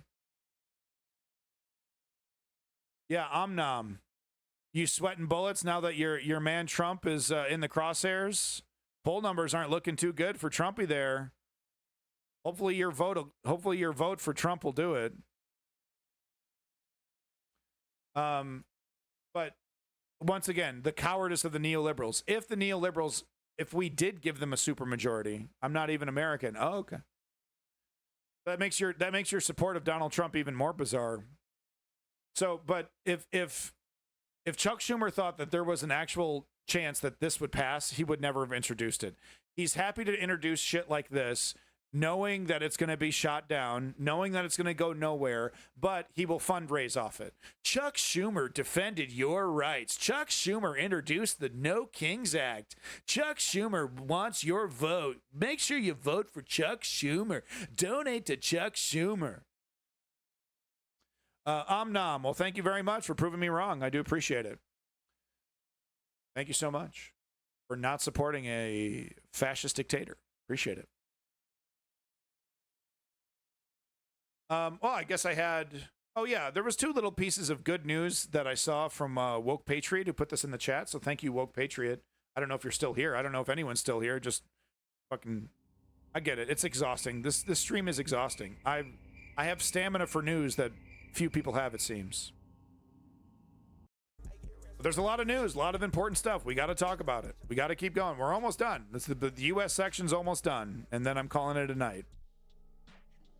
But no, we got some good news here from LA. They tried, one of those, what do they call it?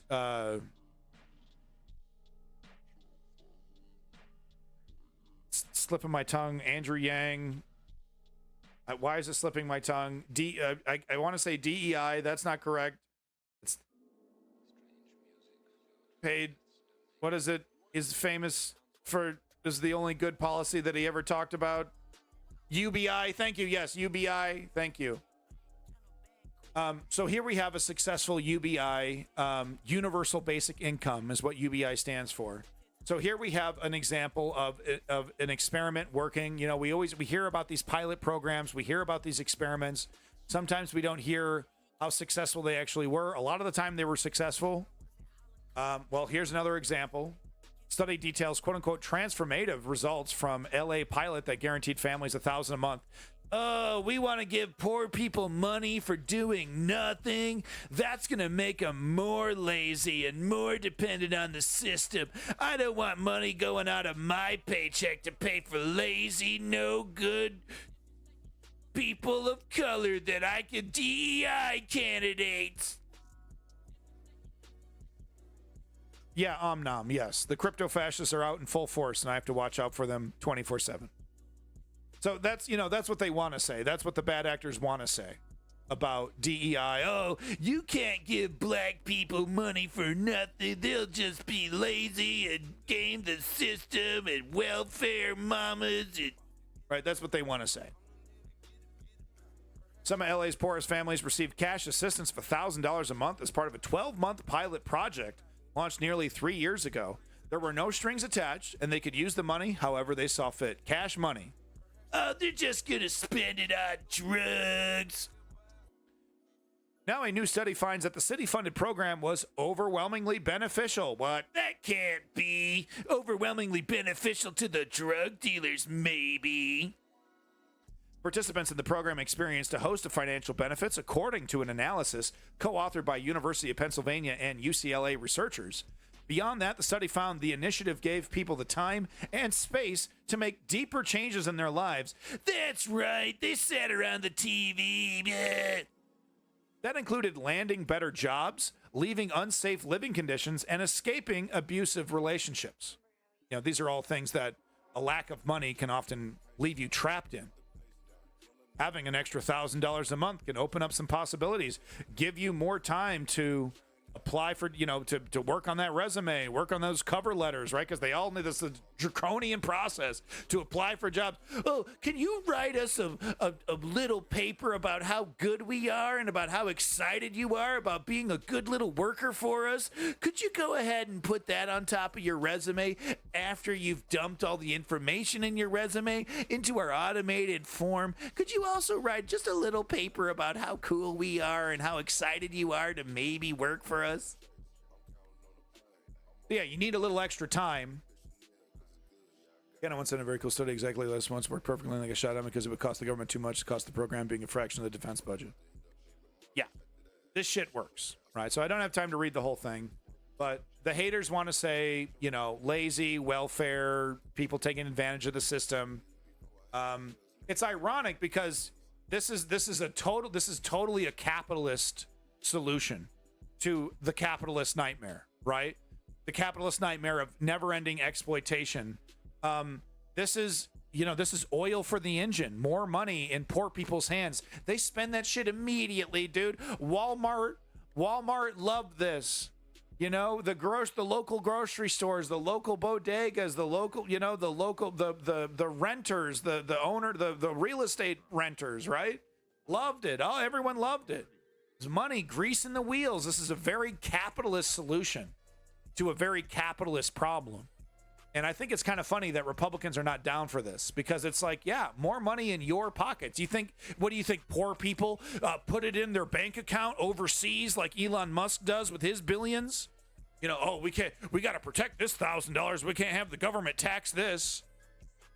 No, it's literally like a subsidy, a financial injection for the local businesses in the area. Right? Millions of dollars start pouring into this economy, right? That desperately needs it. Oh no, Prometheus. No, you'd put it away in your Cayman Islands bank account, right? Make sure you hide it in your tax shelter. That's what you would do, right, Promethean? Wow, thank you for that follow, Domino Big Boy. Thank you for coming back, Domino. Thousands of dollars a month wouldn't even affect my lifestyle. Well, you're just that big of a baller, huh? Wow, good for you, buddy. Wow, over here. Oh, sounds like a poor person problem. I'm a big fucking baller. How many cyber trucks do you own? It is actually quite a socialist solution, but American public is still not ready for the scary word. I mean, yeah, I mean, you could kind of frame it as both ways, but I mean, you could easily frame it as a pro-capitalist solution, right? Just money. Money! Everyone loves money!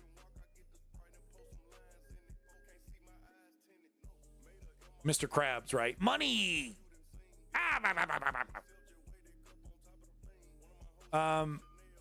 Okay, we've actually already gotten into this article.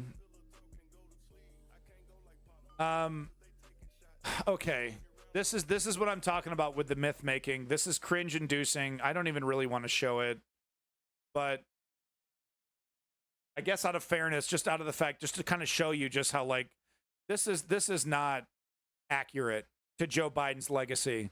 But okay, if this is what it's going to take to get this narcissist, this selfish narcissist named Joe Biden out of the way, out of the fucking way, get out of the way, Joe.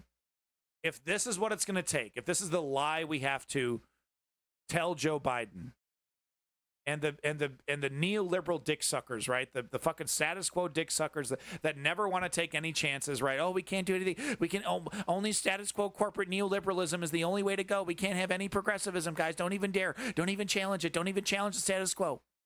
If that's the lie, if this is the lie we have to tell these fucking people to get out of the way and get someone else, anybody else, Kamala, sure, anybody, right? To get out of the way, fine. If that's what this takes.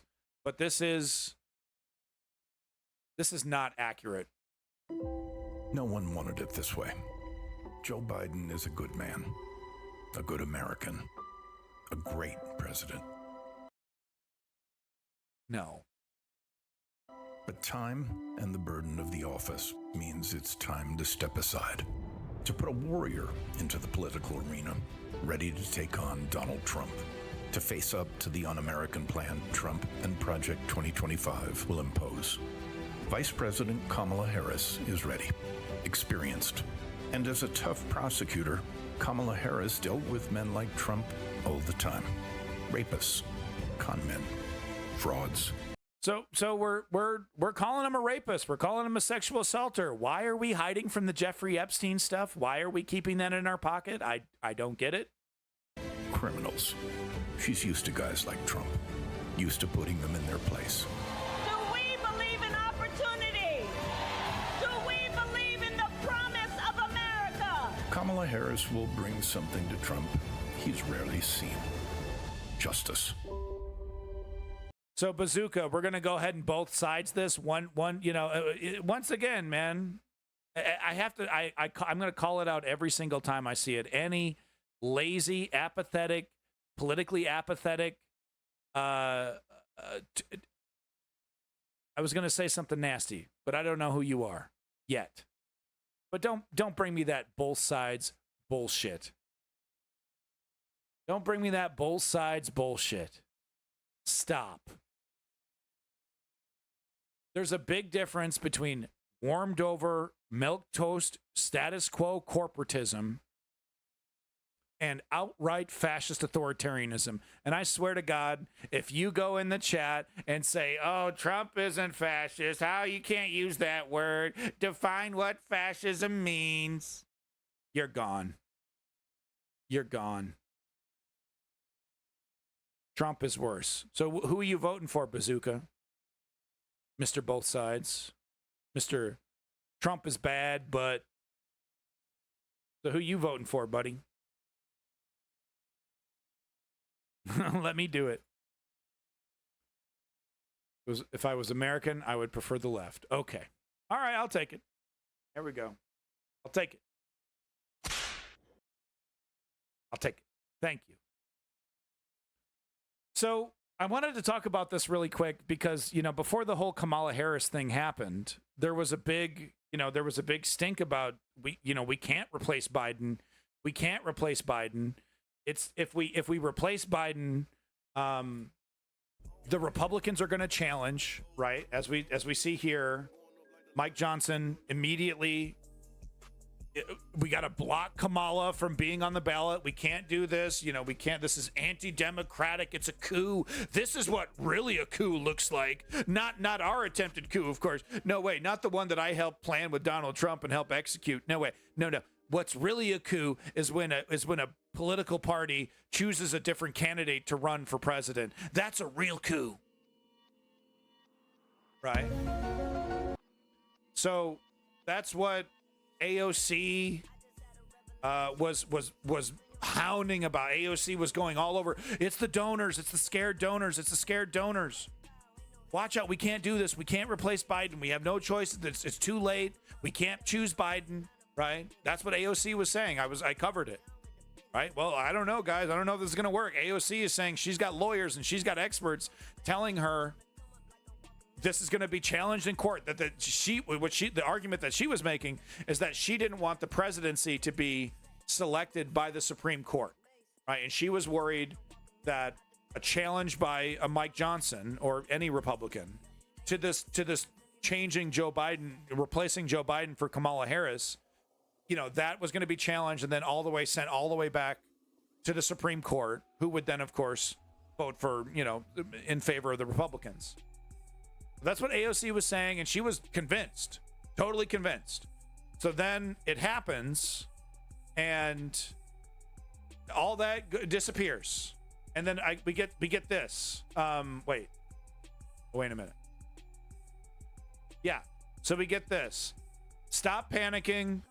Replacing Biden on the ballots isn't a problem. Fears about Democratic ballot access are ill-founded and misunderstood how the party's presidential nomination works. So the basic gist is, that we haven't even had the primary officially for the neoliberals, for the Democrats. Haven't even done it. There's no problem. There's no problem putting Kamala Harris on there instead of Joe Biden. There's extremely flimsy legal justification to not have Kamala Harris on the ballot. Of course, we're going to see Mike Johnson, attempting that absurdity. But AOC totally wrong. Even the guy. So this is the guy, on top of AOC, this asshole with his fucking 12 keys, that Lichtman here. What's his name? Alan Lichtman. Right, he's supposedly this professor that's predicted every presidential election except one with his 12 keys or whatever. He was telling us can't replace Biden. It's a big loser. Can't do it. And now he's doing a media tour telling us, oh yeah, we can. It's okay. It's a good thing. It's the right thing that the Democrats did this. That it's the right thing. Still talking about how his keys are correct. So I don't know, man. I just wanted to point this out, that it was kind of fucked up. How there were all these so-called experts, even experts who were directly next to AOC, dead wrong. It's totally cool. We can totally switch out to fear mongering. We can't do it. Oh, it's the Supreme Court. Can't do it. Maybe if we were further along, if the primary had happened, and the candidate had been selected in the process and then the ballots had been printed. He's right 100% of the time. He was right. That's a good point. I was worried at first too, but my mind was changed as soon as I saw the enthusiasm for Kamala, and I'm glad Biden dropped out. I think it gives us a better shot to beat Trump. Big time. Absolutely Promethean. I didn't like Biden, obviously.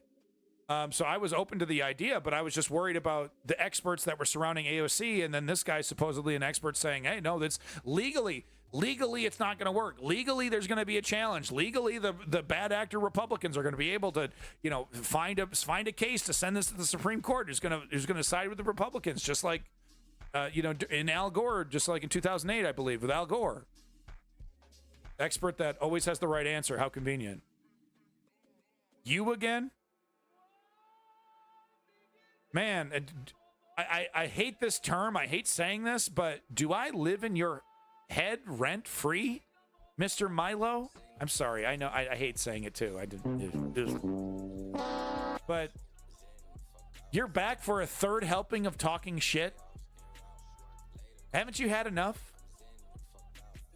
Anyway, I think AOC, of course, AOC totally agrees with this now, and we're just not even going to talk about AOC warning everybody, oh, the donors are doing this and they're not making rational decisions. And I talked to my experts, and my experts said that this is going to be a big problem. This is going to legal challenge, going to go to the Supreme Court.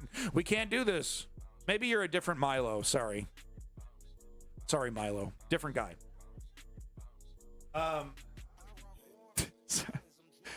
Do I know you, dude? What the fuck are you talking about? He's like looking at him like, what the fuck is wrong with him? What's this good? Sorry, Milo. So that's what I'm worried about. AOC, check your experts. Alan Lichtman, get off TV. Okay? Replacing Biden was essential. Changes everything. And you were telling us can't do it. This is going to guaranteed win for the Republicans. Can't do it. Right? And the people next to AOC and AOC herself can't do it. And now that we've done it, oh, it's no problem. But stop panicking. No biggie. It's totally legal. There's barely any legal grounds to even stand on. Even the bad actor Republicans can't do anything. So, it's like sometimes you just got to go with your gut. You know what I mean? This is the case where everyone was, not everyone, because it was kind of 50-50, right? But there was a loud voice in the room that was coming in with credentials. We got Mr. Allen over here with his keys. The experts, the lawyers that were surrounding AOC, and AOC giving us the dirt. Like, no, these guys are Nancy Pelosi's taking calls from her donors, and the donors are freaking out, right? So we have all these loud voices in the room, but the gut move was we got to get rid of Joe. It doesn't, we'll deal with that problem. I'd rather deal with that problem than have to deal with Joe Biden, right? The gut move was Joe Biden, was getting rid of Joe Biden, replacing him with anybody. Sure, Kamala, sure. When it all goes to hell, I float away. Yeah, no. You ever heard the Howard Zinn quote, "You can't be neutral on a moving train. Stop talking, Milo"? I could you think about that for a little bit after making that statement that you made? You cannot be neutral on a moving train. Politics is moving. You're on that train called politics. And if you sit and do nothing, the train still moves. I'm on a boat. All right. I'll allow it.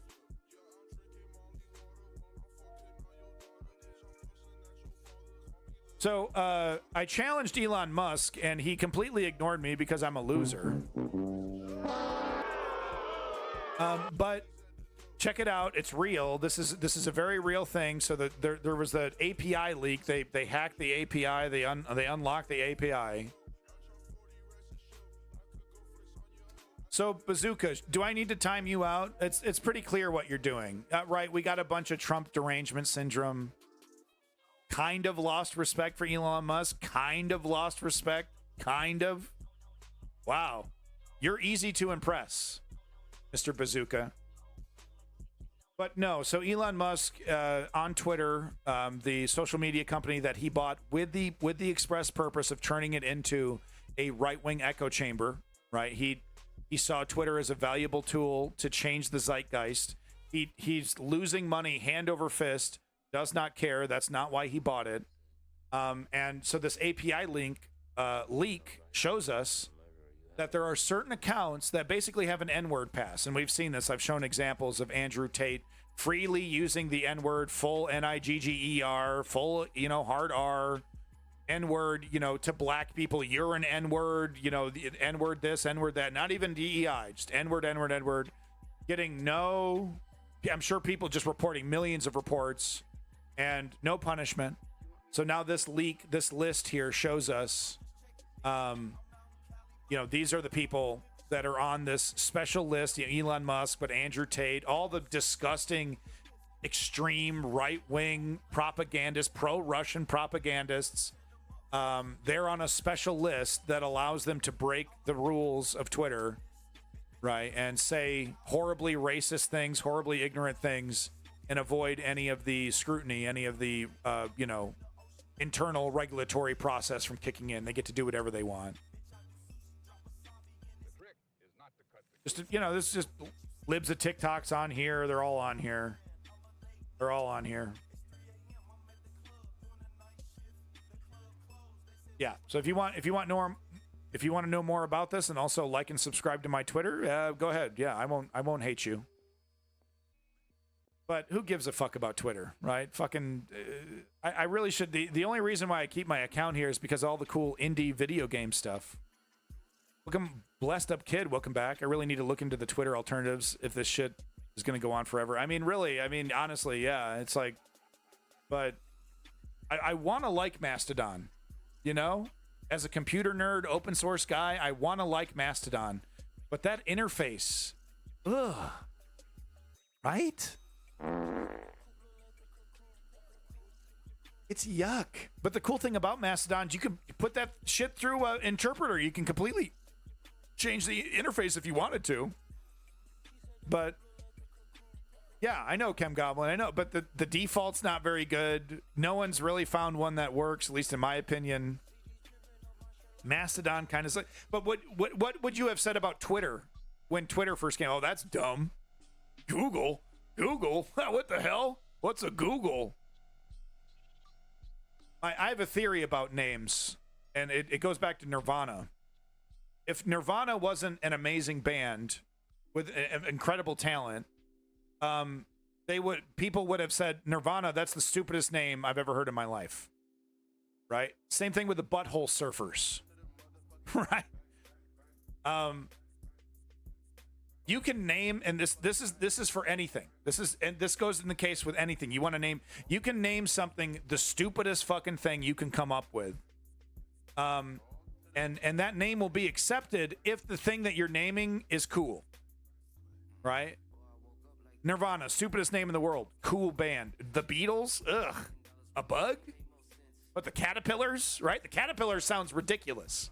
But the Beatles doesn't sound ridiculous? Why? Because of the talent of the band. So moving on to one of our final articles here. This was put in the chat by the wonderful regulators of the Discord. If you want to join the Discord, Hoobastank, great example, right? But hey, people love their music. They were a big deal in the early 2000s. Thank you, Chem Goblin. I was just about to do this, but we have a bustling, interesting Discord filled with lots of interesting discussions and links to animation and documentaries and activist resources and book recommendations, a general chat, a meme chat, politics chat. And it's popping. It's popping. We got interesting folks putting interesting links in there. So if you want to join the community, the News Underground community, we got it right there in the Discord. So thank you. I think it was Strategy Member who maybe posted this one. If not, please correct me. But thank you to the person who posted this. Woke Patriot, Chem Goblin, Davey, Tisriel, Strategy Member, and everyone else that's contributing to the Discord. Thank you so much. Frightening. This is our future. This is our frightening dystopian future. This woman is going to explain her experience. Free Palestine. Okay. I disagree with it's a shame that you have to ask that question, but you do have to ask that question because there's a lot of people that are pro-Ukrainian liberation that are somehow against Palestinians being liberated in the same manner. But no, I'm pro-Palestinian liberation. I'm not pro-Hamas. I'm not going to entertain this fallacy that Hamas is a resistance group when they're full-blown, ignorant, theocratic terrorists. So I'm not in that camp that's going to knee-jerk defend Hamas as a resistance operation while they're a fucking joke. But no, I do not support the attempted genocide on the Palestinian people, the apartheid in the West Bank, as well as the attempted ethnic cleansing, maybe ethnic cleansing in the Gaza Strip. It's hard, it's hard to define these things until after the fact. Anyway, back to our dystopian future. This is how health insurance, if this isn't happening with your health insurance yet, right now, it will be happening. Yeah, imagine Om Nom. It will be happening in the future. all major multi-billion-dollar insurance companies will be following this path moving forward, regardless of how good AI is, regardless of how effective it is, unless this really starts costing them more money than it's worth. They're not going to reverse course on this, on what we see here. And you'll see what I'm talking about. This is disgusting. This is everything that's wrong with American capitalism. And if we don't regulate it, if we don't do anything about it, it will get worse. Okay? You'll see what I mean. This is a nightmare, and this is just the beginning. I said, hey guys, why did you deny my claim? And they said, hey girl, I just got off the phone with my health insurance. And I said, hey guys, why did you deny my claim? And they said, hey girl, sorry, we're actually using AI now. So the AI said that this claim is not good. And I was like, oh, hey, can you tell me why? Because I went to a doctor I've been to in the past, at a location I've been to in the past, with an insurance I've had in the past. Should be all good, right? Should be very chill. Previously approved, previously all good, you know, same everything, nothing's changed, but the robot says no. And they said, no, we can't tell you why it got denied. Because they don't know. Nobody knows. No, even the Chat GPT guys, the Open AI guys, they've openly admitted we really don't know how it makes certain connections to certain things. We're trying to figure that out. So no, they can't.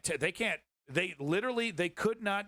Not only is it like proprietary and they couldn't unlock the source code, but even if they could, the genius level mathematicians that make up humanity's finest, most brilliant minds could not explain how it made this decision. You could have an interview with a human being that made that decision, right? And you could ask that human being, why did you do this? And they could explain their thought process. But now in this new dystopian hellscape, no, we have no idea, man. This robot said no. No, you're fucked. This is how things work now. That works professionally with AI all day. I love a good AI. This is not a good AI, though. Do you guys want to guess what I went to the doctor for? Because I know you're probably thinking, oh, it's something controversial, it's something complicated. The AI couldn't quite figure out if it was okay or not. Right. Tried to get a sex change, right? Yep. My annual physical. They said sometimes you can just wait. Annual physical. A physical. Oh, we can't cover that. We can't cover that. What an unnecessary expense. Yeah, Lenny, that's the next question, right? Because that's, of course, what the corporations are going to say. Lenny's saying, can you sue the AI? The corporations are going to be like, well, we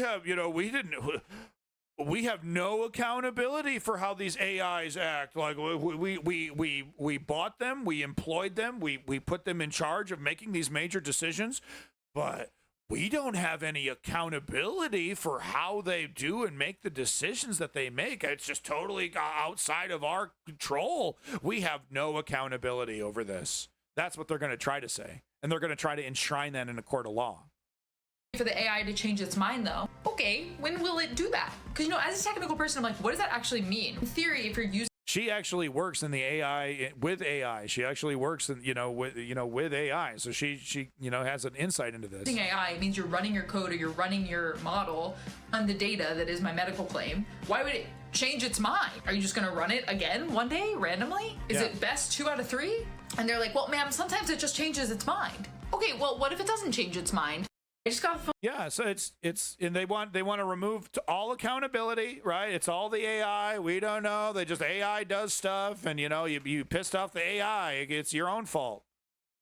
There's no regulation, and this is where status quo neoliberals are going to totally fail us, right? Because they're going to listen to let's have a private meeting with Elon Musk about how we need to regulate this. And Elon Musk is going to say, well, we just need to regulate it so that I can continue to make an unbelievable amount of money. We need to regulate away competition, but we can't actually regulate this technology. We need to let the technology control society and do whatever it wants to us. Elon Musk didn't have a problem with OpenAI until he was no longer able to make money off it. It's a big danger, Oh, be careful. But anyway, this is happening now with AI algorithms, with learning machine models that are inadequate, that are novel at best, that can do simple things but not really do big complex things. And here we have multinational billion-dollar insurance companies offloading the entire operation, thousands of human beings, fucking fired. Oh, yeah, replace everyone with a robot. Automate this whole process, baby. Hell yeah. Right? Not only automate the process of this, but automate the process of challenging this, the appeal process, right? That, she was able to talk to a human being to complain about this. That's the next step. Oh, get rid of that entire department. Yep, just talking to a robot the whole time from beginning to end.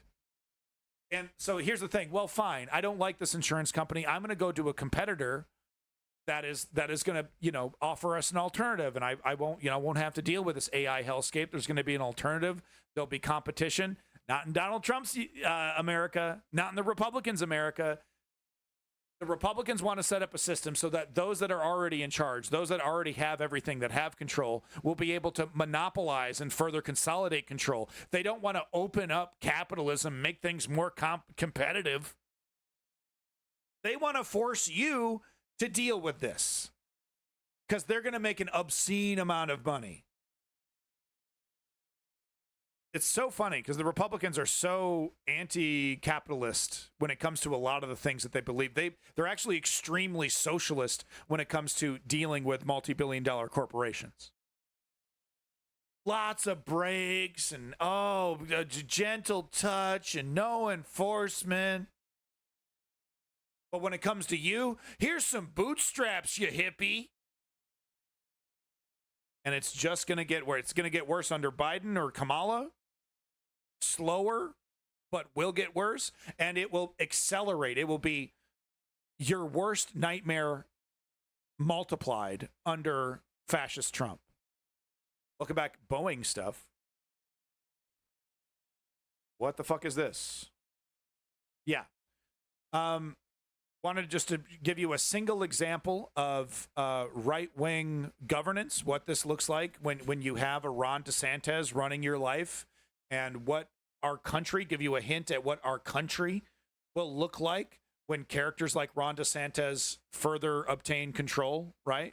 And they want to have control in a way that would make Stalin blush, that would make Xi Jinping smile, right? They want to have so complete control over your life and the businesses that are in there. You would think these guys are fucking Stalinist, these right-wing Republicans.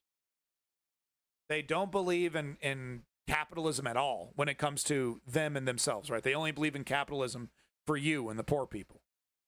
Florida housing market is facing a wave of quote-unquote nightmare scenarios, with a growing number of home deals falling through as buyers get cold feet. And they want to further unregulate this market. They want to tell BlackRock, go crazy, baby. It's okay if BlackRock owns hundreds of millions of homes across America. The Republicans want to unleash this company. And this is already what we're seeing. And if it isn't BlackRock, it's a company like BlackRock. You know what I'm talking about. In key metros like Orlando, Florida, and Tampa, around 21% of home purchase agreements were canceled in June, according to data from Redfin. Those cities have the highest pace of home purchase cancellations in the nation, handily outpacing the national average of 15% last month, the real estate listing site said.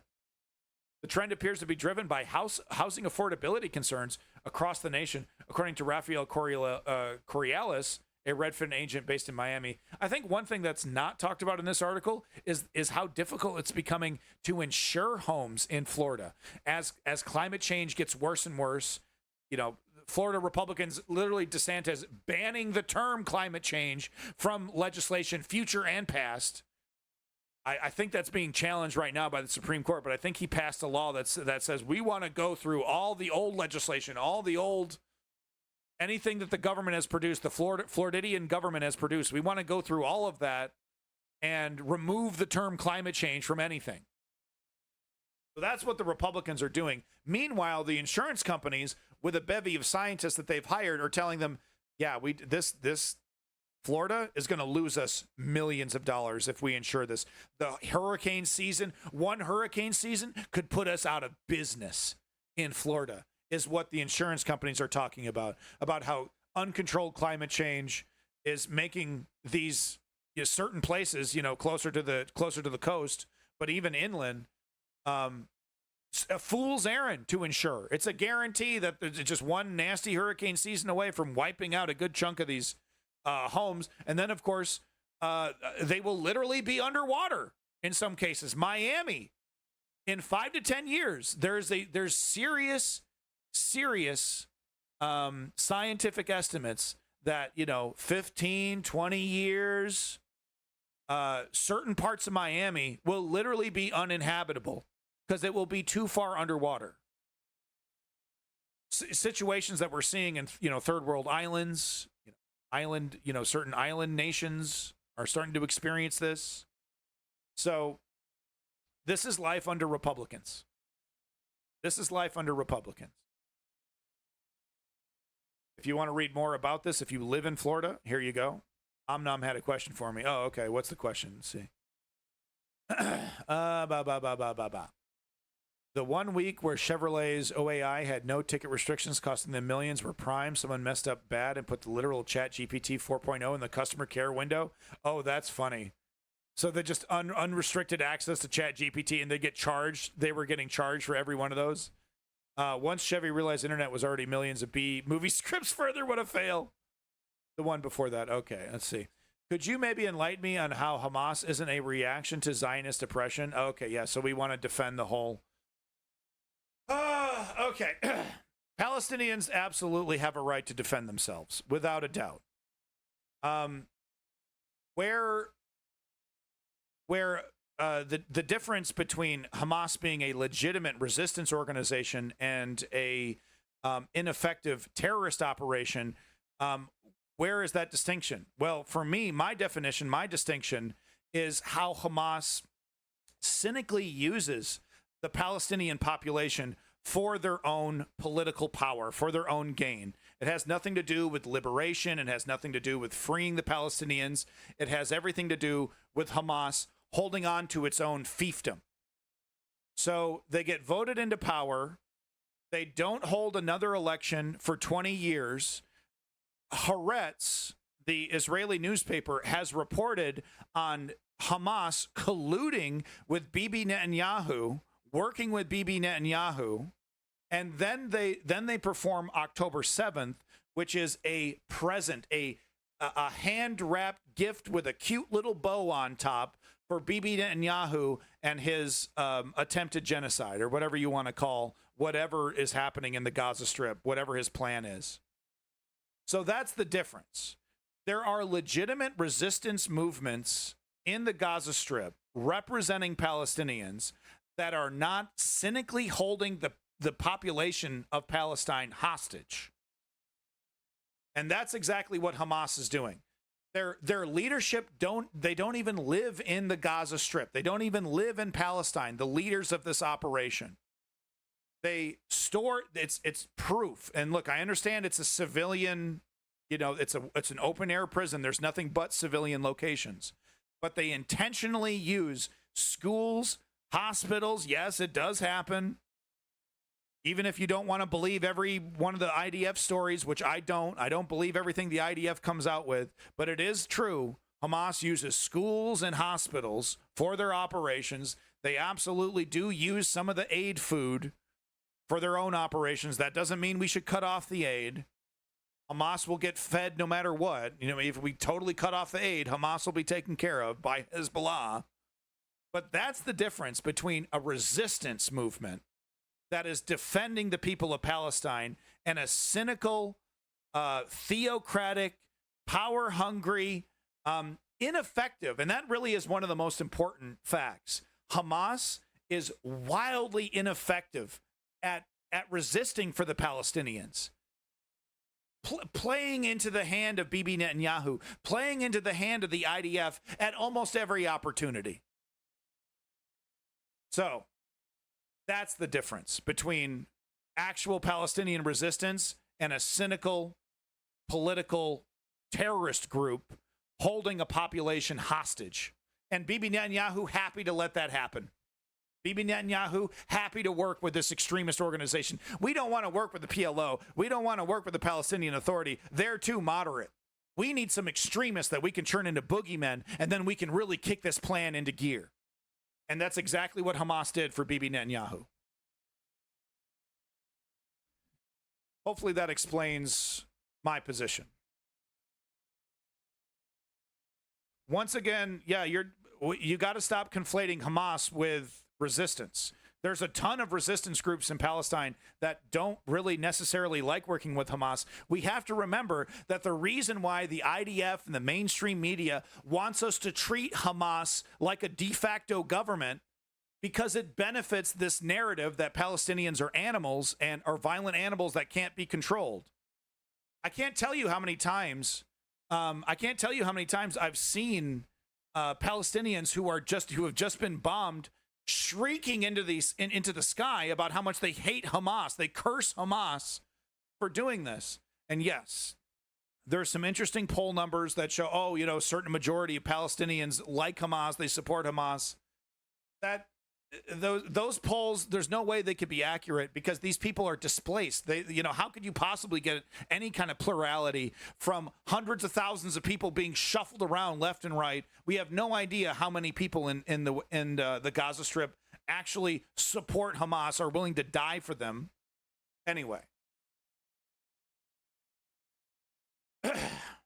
we got to talk about mass shootings. Let's not talk about, the Hamas talk is so, lame. I don't want to talk about that. Let's talk about something fun.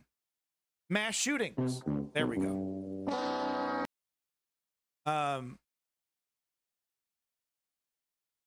Well, Kem Goblin, you would be wrong. You'd be wrong in that decision, but Israelis aren't even offering occupation.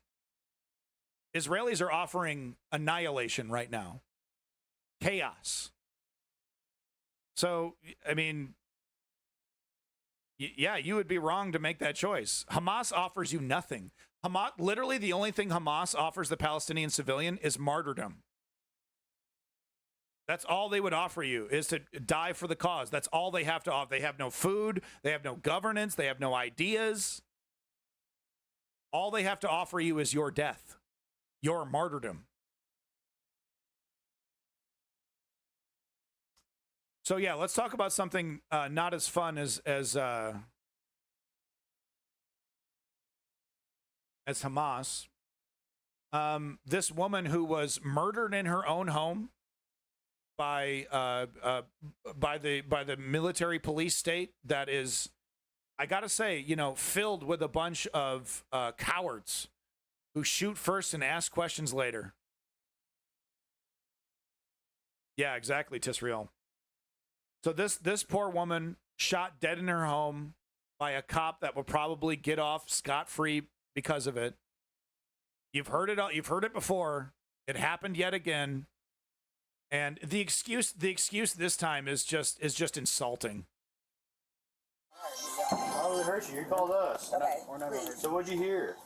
Somebody keeps outside my house. Body cam footage. So she literally called the cops. Someone's outside my house. Someone's doing some crime. I'm trying to be a good citizen. I trust the police. I trust the police to protect me. That's why I'm calling you. I need your help. I need your help. So she called the cops asking for help. Footage released by the Sangamon County State Attorney's Office shows the final moments of Sonia Massey's life, the Springfield area woman who was fatally shot by one of the responding deputies to a 911 call she made.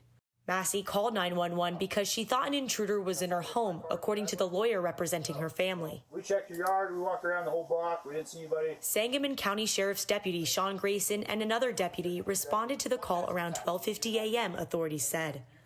The deputies searched the property and found no intruder. The deputies then asked Massey to check on a pot of boiling water on the stove. Check on her. So she's in her home. Big mistake letting the officers in her home. But she thought she was safe. She thought, these guys are here to help me. Cops are like, oh, hey, you got a boiling pot. You don't want that to run over. Totally normal stuff. Okay, not a problem. We don't need a fire while we're here. Right. Okay. Let me see. Okay. Where you going? Where you going? Away from your hot steaming water. Away from my hot steaming water? Yeah. Oh, I rebuke you in the name of Jesus. So I don't know. I rebuke you in the name of Jesus. They're joking. Oh, hey, you gotta be careful with that hot pot water, or the hot pot of water that you're obviously pouring into the sink. I just want to make sure, I watch a lot of action movies, and, I saw this Hong Kong movie one time where this guy flung hot water at the cop and he beat him. That's how he defeated the cops. You got to be careful. So I just want to make sure you're not a kung fu action movie star who's going to throw that hot pot of water at me. I mean, that's a viable scenario that I'm playing in my head. That's something that's really going to happen. I'm on top of things. I'm on top of things. I'm a good cop. I'm a good cop. I'll shoot you in the name of... You better not. I swear to God, I'll you traitor. So she's like, what? So they're joking around. I mean, literally, they're joking around. Oh, yeah, you got a pot of water there on the fucking thing. They got a pot of water. You better take care of that. Oh, yeah, I guess I better take care of it. It might be too hot. Where are you going?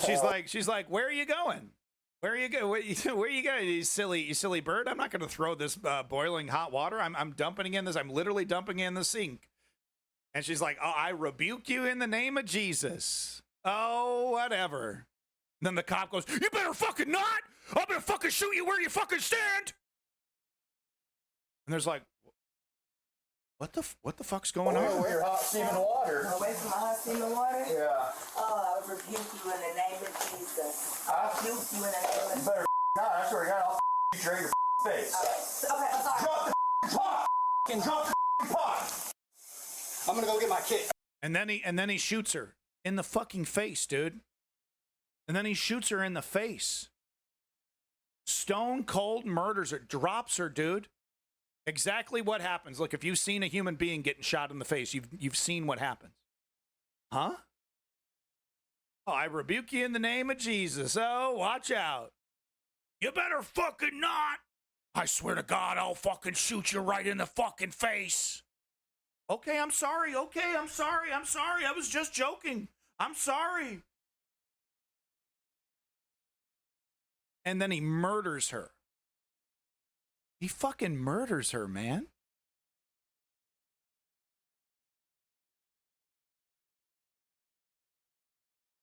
I'm sorry. Shoots her in the face, dude. And this cuts away at that moment and then picks up right afterwards when he's stammering and making excuses to his fellow officers as to why he just escalated this into a full-blown fucking murder. They're there to check for a prowler. So that's where the edit kicks in. Drop the pot. Murders her right there. I'm gonna go get my kit. No, your headshot, dude. She's done. It's laughing. It's a fucking headshot, bro. She's done. Done. You can go get it, but that's a headshot. You just fucking killed her. God damn it. God. Dude, I'm not taking boiling water to the head. Hey, look. I'm not taking a boiling water to the fucking head. Hey, this was justified. My life was in danger, bro. I'm not taking this. I saw a movie one time with Chow Yun-Fat, and he threw a boiling water at a cop guy, and then he lost. That sucks. I'm not gonna be Chow Yun-Fatted. Came right to our feet, too. Came right to our feet. She was about to strike. You could see her, man. You could see the eye of the tiger, man. My life was in danger. Grayson has been indicted on 3 counts of first-degree murder and a count each of aggravated... And the police union spending all of their resources, pulling every fucking punch, every goddamn media defender that they could scrounge up to say this is justified. Oh, let me guess. She had mental issues. Oh, did she smoke a little wacky tobacco? Did you find some weed in the house? Oh, search the house. Maybe we can find some hard drugs and destroy her reputation to justify this fucking murder by this coward. Look at the tattoos, man. The state deputized him. The state gave him a gun, said, you're in danger. This is a war between you and the civilians. And if you want to come home safe, you better learn how to use that gun, soldier. That's what the police department does. Look into it. Look into the militarization of our fucking police. It's not a joke. Well, I didn't want to get a hot pot of water thrown at me, bro. Battery with a firearm and official misconduct. The sheriff's department has fired Grayson. Yeah. At his arraignment, Grayson entered a not guilty plea and was denied pretrial release, according to court records. CNN reached out Saturday to Grayson's attorney, who declined to comment. So not guilty, but he's not allowed to walk free, which is kind of a good sign. Some of the egregious cops do get arrested. Some of the egregious cops do get arrested. Right? So they're, he's not allowed to leave jail, lost his job, but I've seen plenty of this where the police department will wash their hands of the guy, but in the back, quietly, the police unions will pay for his lawyer bills. Like I said, have representatives in front of the media, gaslighting people about, oh, she was a danger, and oh, the officer he thought she was about to throw this pan of hot boiling water, right? I've seen no evidence that there's sometimes, very rarely, if the evidence is 100% clear, like if the cop is shouting N-word while dumping a clip, maybe the police union won't actually have the cops back. But almost 95% of the time, the police unions have these monsters backs. And I wouldn't be surprised if that was the case here. This unstable murderer. But maybe that's not the case. Yeah, there's a whole police union that represents the police interest. They're that body that is constantly challenging body cam laws, constantly challenging transparency laws on the police, accountability laws on the police. They're constantly pushing back and saying police, their argument is that for police to do their job properly, they need to operate without any accountability and have the ability to defend themselves at any moment, literally kill anybody on sight without any accountability. That is the stance of the police unions. If you don't fucking believe me, look it up.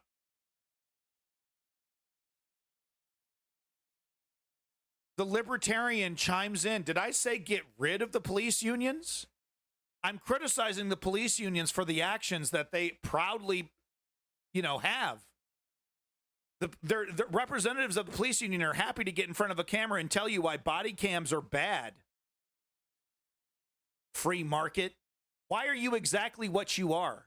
By the way, I asked you a direct question about your little Libertarian party and how your party wants to lower the age of consent. I don't morally believe in lowering the age of consent, you said, as you support a party that actively uses its resources, time, and effort to lower the age of consent so that your party and people in your party can rape children legally.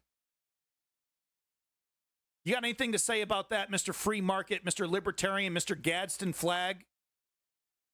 By the way, you want to see the world that libertarians want, right? Because libertarians believe in gun anarchy, right? Libertarians want a world where any psychopath can get their hands on a gun. Well, folks, welcome to America's #1 news segment. It's the mass shooting update.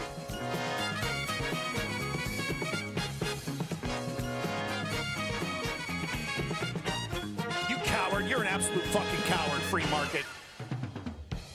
You're an absolute fucking coward because you won't admit that you defend a party that wants to lower the age of consent. And you don't want to admit that you defend a party that wants to make this more legal, that wants to unchain this. Right? Libertarians, gun anarchy, they go hand in hand like fucking peanut butter and jelly, right? Well, here you go, Libertarian. Here's a little sample of the world that you want to create, you fucking monster. 373 U.S. mass shootings in 2024.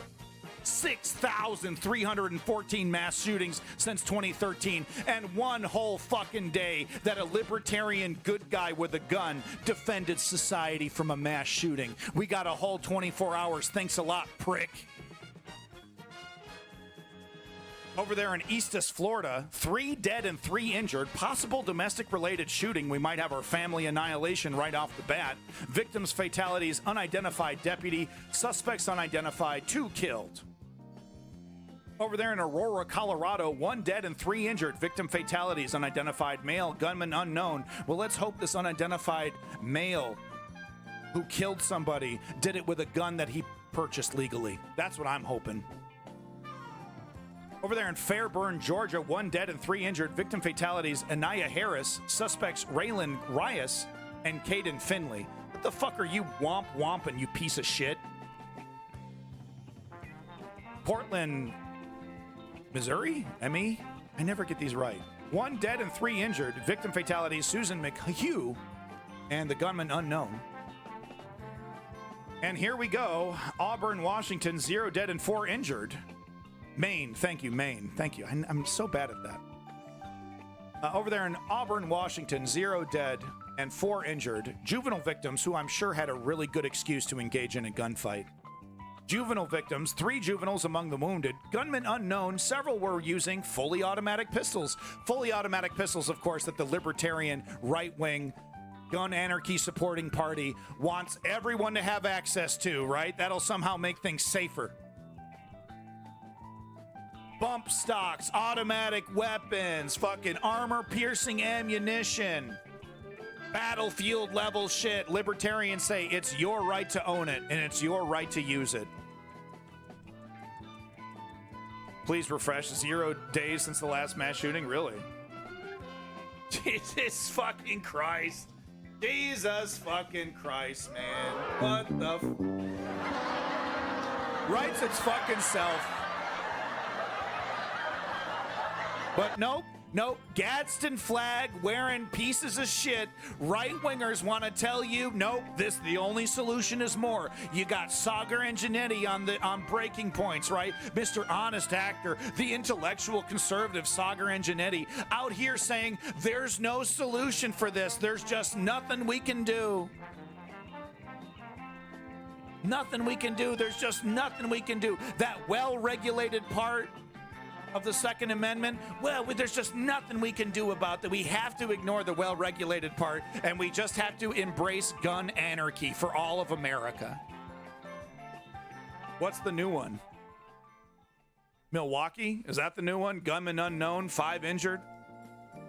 Well, thanks so much, free market, for your embrace of gun anarchy and your support of a party that is proud to make this problem much, much worse. Only 5 injured, no dead. Today was a good day. And he's not even being facetious. 5 people injured, no deaths. Oh, that's a great day. That's a great day.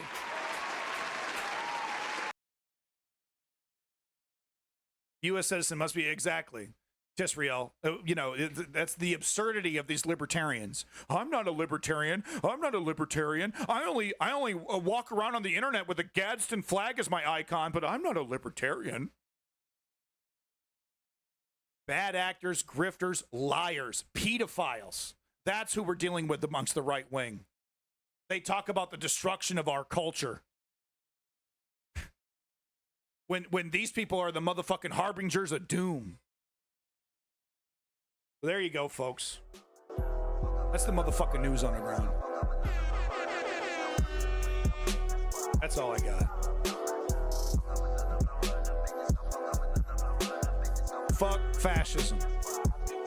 You want one thing to take away from this stream? Fuck fascism. Folks, let's not forget that the secret solution to all of these problems is political activism.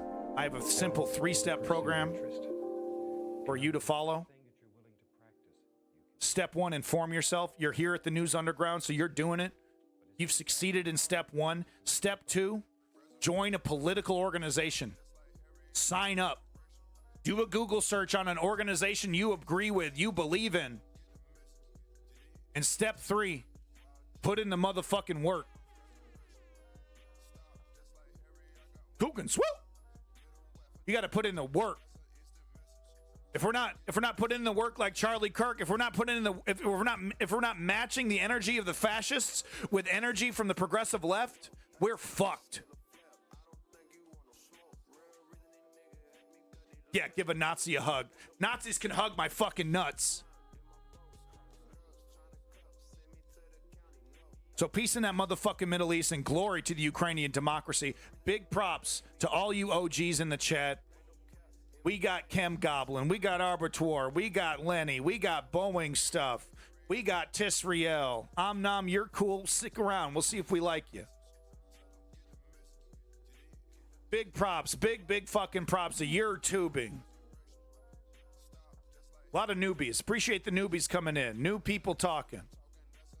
Love it. The Dream, welcome in. It's good to see you. You're tubing. A lot of newbies. But no, Davey, Woke Patriot, Tisriel, strategy member, Clutch Cargo, Blessed Up Kid, Ribbons.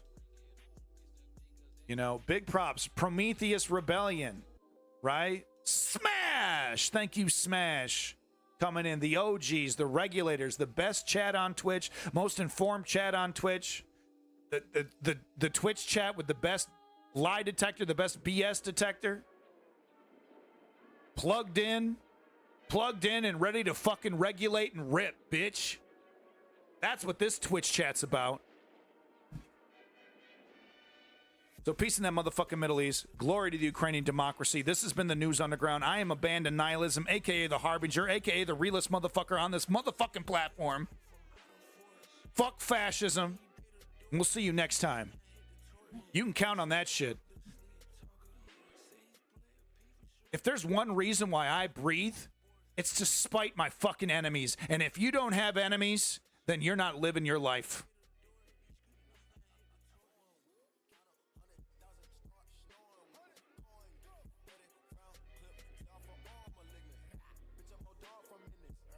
Mean that shit.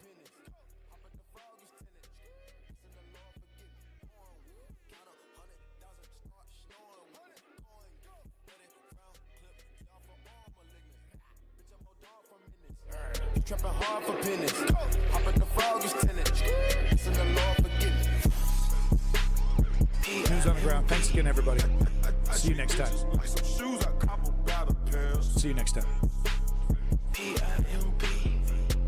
She like when I grab her neck and pull up by her hair. I never saw anything like it before. P.I.M.P. In my city, I'm more important than the fucking mayor. This mind became a black people. P.I.M.P. 10 years straight, I set the prices on the kush, I swear. Thanks again, folks.